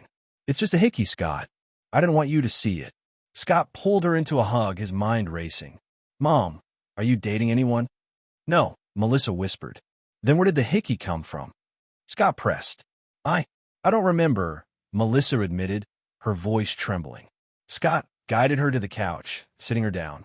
Mom, that's not a hickey. It's a bite. A bite. Melissa repeated, confused. Scott nodded, his jaw tightening. He took a deep breath and thought to himself, it's time. Time to tell her everything. Scott sat beside Melissa on the living room couch, the soft glow of a nearby lamp casting a warm light over their tense faces. His mind raced as he thought about how to ease her into a world she never imagined existed. He took a deep breath and finally spoke, his voice calm but serious. Mom, Scott began, did you see the bodies the sheriff's department brought to the hospital? Melissa looked at him, puzzled. Yeah, I saw some of them. But what does that have to do with the bite on my neck? Scott leaned forward slightly, resting his elbows on his knees. Did you see the woman who had all of her blood drained? Melissa nodded slowly, a chill creeping into her expression. Yes. What about her? Scott locked eyes with her. Do you think an animal could do that, Mom? Do you think a mountain lion would hunt a woman just to suck her blood dry? And could even suck blood like that? Melissa frowned, shaking her head. No, of course not. A mountain lion, or any other animal couldn't do that. So what do you think could, Mom? Scott asked. She faltered, searching for an answer. I don't know, Scott. A human, maybe? Someone who killed her and tried to make it look like an animal attack. Scott, stop playing games. Just tell me what's going on. Scott straightened, meeting her eyes with unwavering seriousness. All right then, what would you say if I told you it wasn't a human or an animal, but a vampire? The same thing that bit you and drank your blood. Melissa glared at him, her frustration bubbling over. This isn't funny, Scott. A vampire? Really? Scott's expression didn't waver. Mom, I'm not joking. Vampires are real. The supernatural is real. And I'm part of it too. Her tone turned sharp, almost angry. Vampires are real. And you're one of them? Stop this nonsense right now, or you'll be grounded. Scott couldn't help but chuckle under his breath, amused by her response. No, Mom, I'm not a vampire. I'm a werewolf. Melissa opened her mouth to reprimand him, but her words caught in her throat as Scott's eyes glowed a bright, fiery red. Her breath hitched, and she instinctively scooted away, fear flashing across her face. Don't be afraid, Mom, Scott said gently. I won't hurt you. For a moment, Melissa just stared at him, her chest rising and falling quickly. Then, summoning her courage, she moved closer again. I'm not dreaming, am I, Scott? Scott let his eyes return to normal, flashing her a reassuring smile. No, Mom, you're not dreaming. Over the next hour, Scott laid everything bare. His transformation, the existence of hunters, the Hale family tragedy, Peter Hale's killing spree, and even the looming threat of other supernatural creatures like vampires.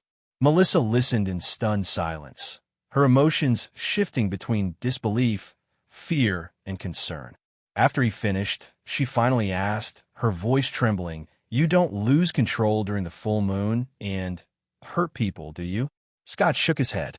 No, Mom, I don't lose control. Do you want to see what I look like when I shift? Melissa hesitated but nodded. Okay, show me. Scott stood up, giving her a small, reassuring smile. Don't be afraid, okay? It's still me, no matter how I look. He stepped behind the couch, quickly removing his shirt and pants, leaving them neatly folded. Melissa watched with bated breath as Scott let the transformation take over.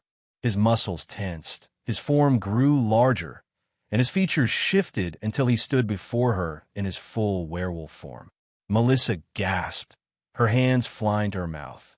Scott, are you still in there?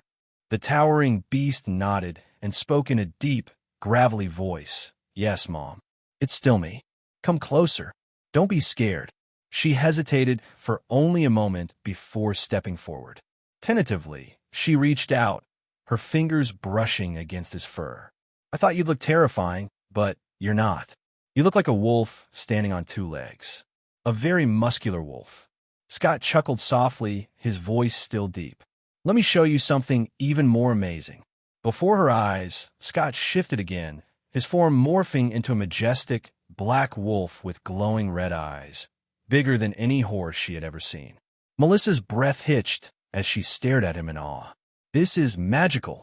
The giant wolf lowered his head, gently rubbing it against her shoulder. She laughed softly before grimacing as he gave her a quick lick on the cheek. Ugh, gross, she exclaimed, playfully swatting his snout. Grabbing his ear, she added in her best mom voice, Do that again, and you're grounded, mister. Scott whimpered like a scolded puppy, lowering his head in mock obedience. Melissa smiled and scratched behind his ear. That's a good boy. Scott returned to his human form, putting his clothes back on. All right, let's eat. I'm starving. As they ate the dinner Scott had prepared, he broached a new subject. Mom, I'm going to turn you into a werewolf like me. What do you think? Melissa blinked in surprise. I don't know, Scott. Scott cut her off. Mom, I told you about the Nemeton tree and how it attracts supernatural creatures. They'll keep coming to Beacon Hills. You were lucky to survive that vampire today. I'm not taking no for an answer. Besides, being a werewolf has its perks. You'll never get sick, you'll heal faster, you'll have a long lifespan, and you'll stay young for a long time. Melissa's eyes widened in shock and excitement. Stay young for a long time? Why didn't you start with that? She jumped out of her seat, practically shoving her arm at him. What are you waiting for, dummy? Bite me now. Scott laughed, shaking his head. I should have led with that, huh? Stop mumbling and do it now, she demanded. Yes, ma'am. Scott's fangs elongated, and with a gentle but firm motion, he bit her arm. Melissa flinched and shouted, ouch. That hurt. Sorry, Mom, Scott said, chuckling. Now you need a rest. Tomorrow morning, you'll become like me. Then we'll find out the identity of the vampire that attacked you. Melissa tilted her head. Ow! Scott leaned back in his chair. I can see the memory that the vampire made you forget by inserting my claws at the back of your neck. I can do it now, but your neck wouldn't heal, so we'll wait until you become a werewolf. Melissa sighed, her nerves settling. And after that, we hunt the bastard, Scott said confidently. Melissa paled. Hunt him? Isn't that dangerous? And what do we do with him after? Scott met her gaze. Is a bit dangerous, but we have to stop him from killing more people. I suspect he's the one who murdered that woman in the woods.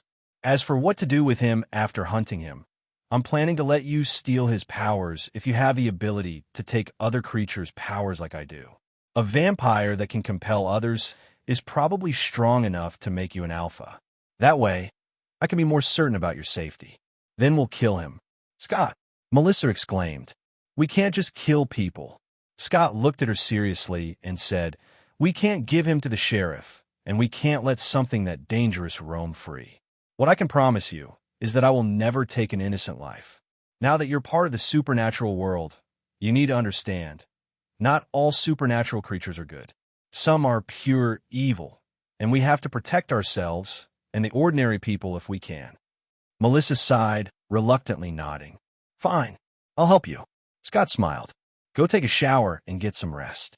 I'll stay with you tonight to make sure you're okay. Later, as Melissa lay in bed, she glanced at Scott, who sat in a chair by her bedside. Scott, will it hurt? Turning into a werewolf. Scott shook his head, his tone reassuring. No, Mom, it won't hurt. You'll get a fever and maybe sweat a bit, but that's it. Now, stop worrying and get some sleep. Melissa smiled faintly. Good night, Scott. Good night, Mom. He replied softly, watching as she drifted off. Melissa woke to the warm rays of the morning sun filtering through her curtains. Her body felt different, energized, alive in a way she had never experienced. Sitting up, she realized she was drenched in sweat. A shower is definitely the first thing I need, she thought. As she swung her legs over the side of the bed, a curious sound reached her ears, a familiar humming. For a moment, she thought Scott was still in her room, but when she focused, she realized the sound was coming from downstairs. Wait, I can hear him so clearly. Intrigued, Melissa concentrated, and the humming grew sharper, along with the faint clatter of pans and the sizzle of food in the kitchen. She could even smell the aroma of bacon and eggs wafting through the house, as if she were standing right next to the stove. Standing up, Melissa stretched, her muscles feeling lighter, stronger, as if a weight had been lifted. This is amazing, she whispered, running her hands down her arms, marveling at the strength coursing through her veins. Then her nose wrinkled. A sour smell caught her attention. Confused, she sniffed the air and realized it was coming from herself. Oh, gross, she muttered. The sweat from last night was the culprit. With a grimace, she hurried to the bathroom for a much-needed shower. After cleaning up, Melissa dressed and headed downstairs, the mouth-watering smell of breakfast drawing her in like a magnet. She found Scott at the stove, expertly flipping pancakes onto a plate piled high with bacon and eggs. Good morning, Scott, Melissa said, smiling warmly. When did you leave my room? I didn't even hear you. Scott turned and grinned at her. Good morning, Mom. I woke up about an hour ago. You seem fine, so I didn't want to wake you. How are you feeling? Melissa's face lit up with excitement. I feel incredible. If I focus, I can hear the neighbors talking, I can smell everything, and my vision is so sharp it's like I have new eyes. And my body, she flexed her arms playfully. I feel like I could lift a car. This is amazing. Scott chuckled. That's just the beginning, Mom. You haven't even fully transformed yet. Melissa tilted her head. What do you mean? In order to truly become a werewolf, you need to experience your first full moon, Scott explained, flipping the last pancake onto the stack. And lucky for you, tonight's the night. Melissa nodded thoughtfully. I see. So what happens then? Scott set the plate on the table and gestured for her to sit. We'll get to that later.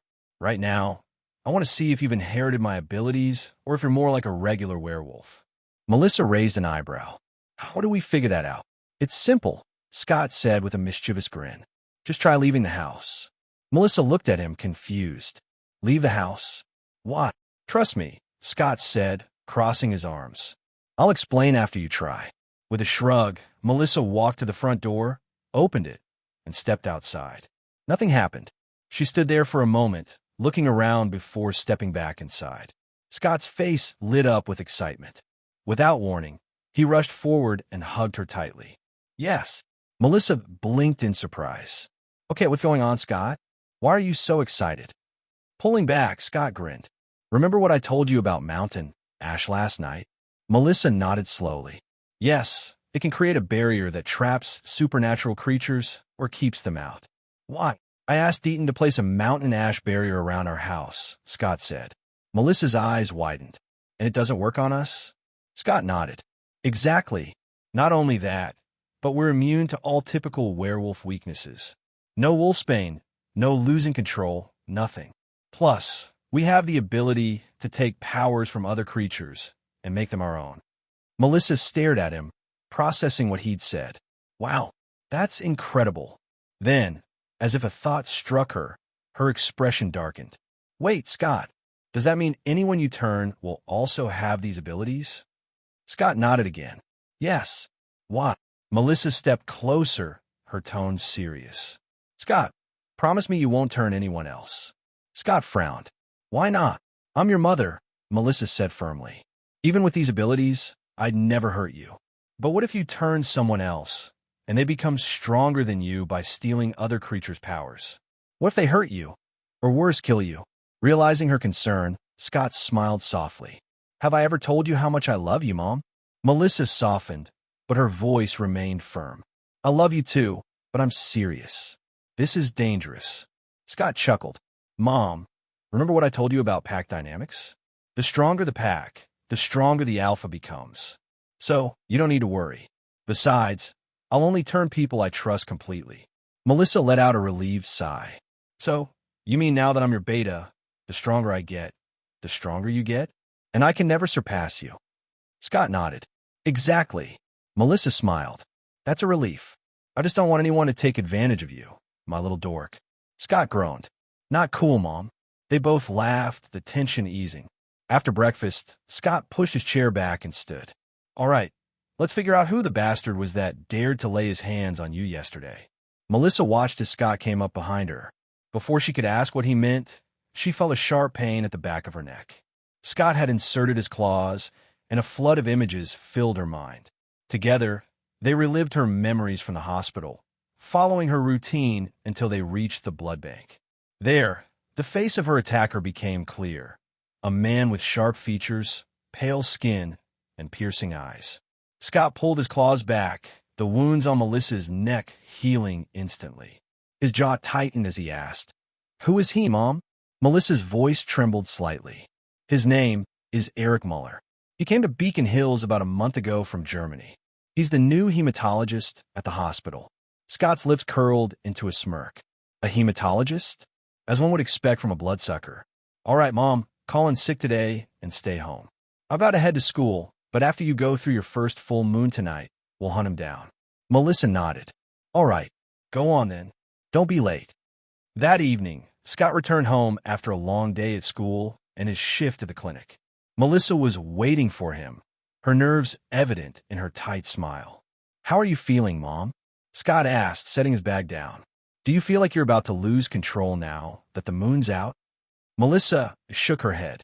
No, but I feel something deep inside me, like it's waiting to break free. Scott grinned. That's your inner she-wolf. Let's head to the preserve. You'll need some space, and don't forget to bring a change of clothes. They drove to the Beacon Hills Preserve, finding a secluded area away from prying eyes. The full moon hung high in the sky, casting an ethereal glow over the forest. Scott turned to Melissa, his voice calm but encouraging. All right, Mom, let it out. Let your inner she-wolf take over. Melissa hesitated, glancing at her son. His confidence and warmth reassured her. With a deep breath, she stepped forward, ready to embrace the transformation awaiting her. Hello, everyone. As we wrap up this video, I want to share a quick note. I have a Patreon account. If you'd like to support me and enjoy on-demand audiobooks, you can become a Patreon member. Alternatively, you can check out my Google Drive link, which has 500+ novel audiobooks available through my Ko-fi or Patreon shop. I appreciate your support.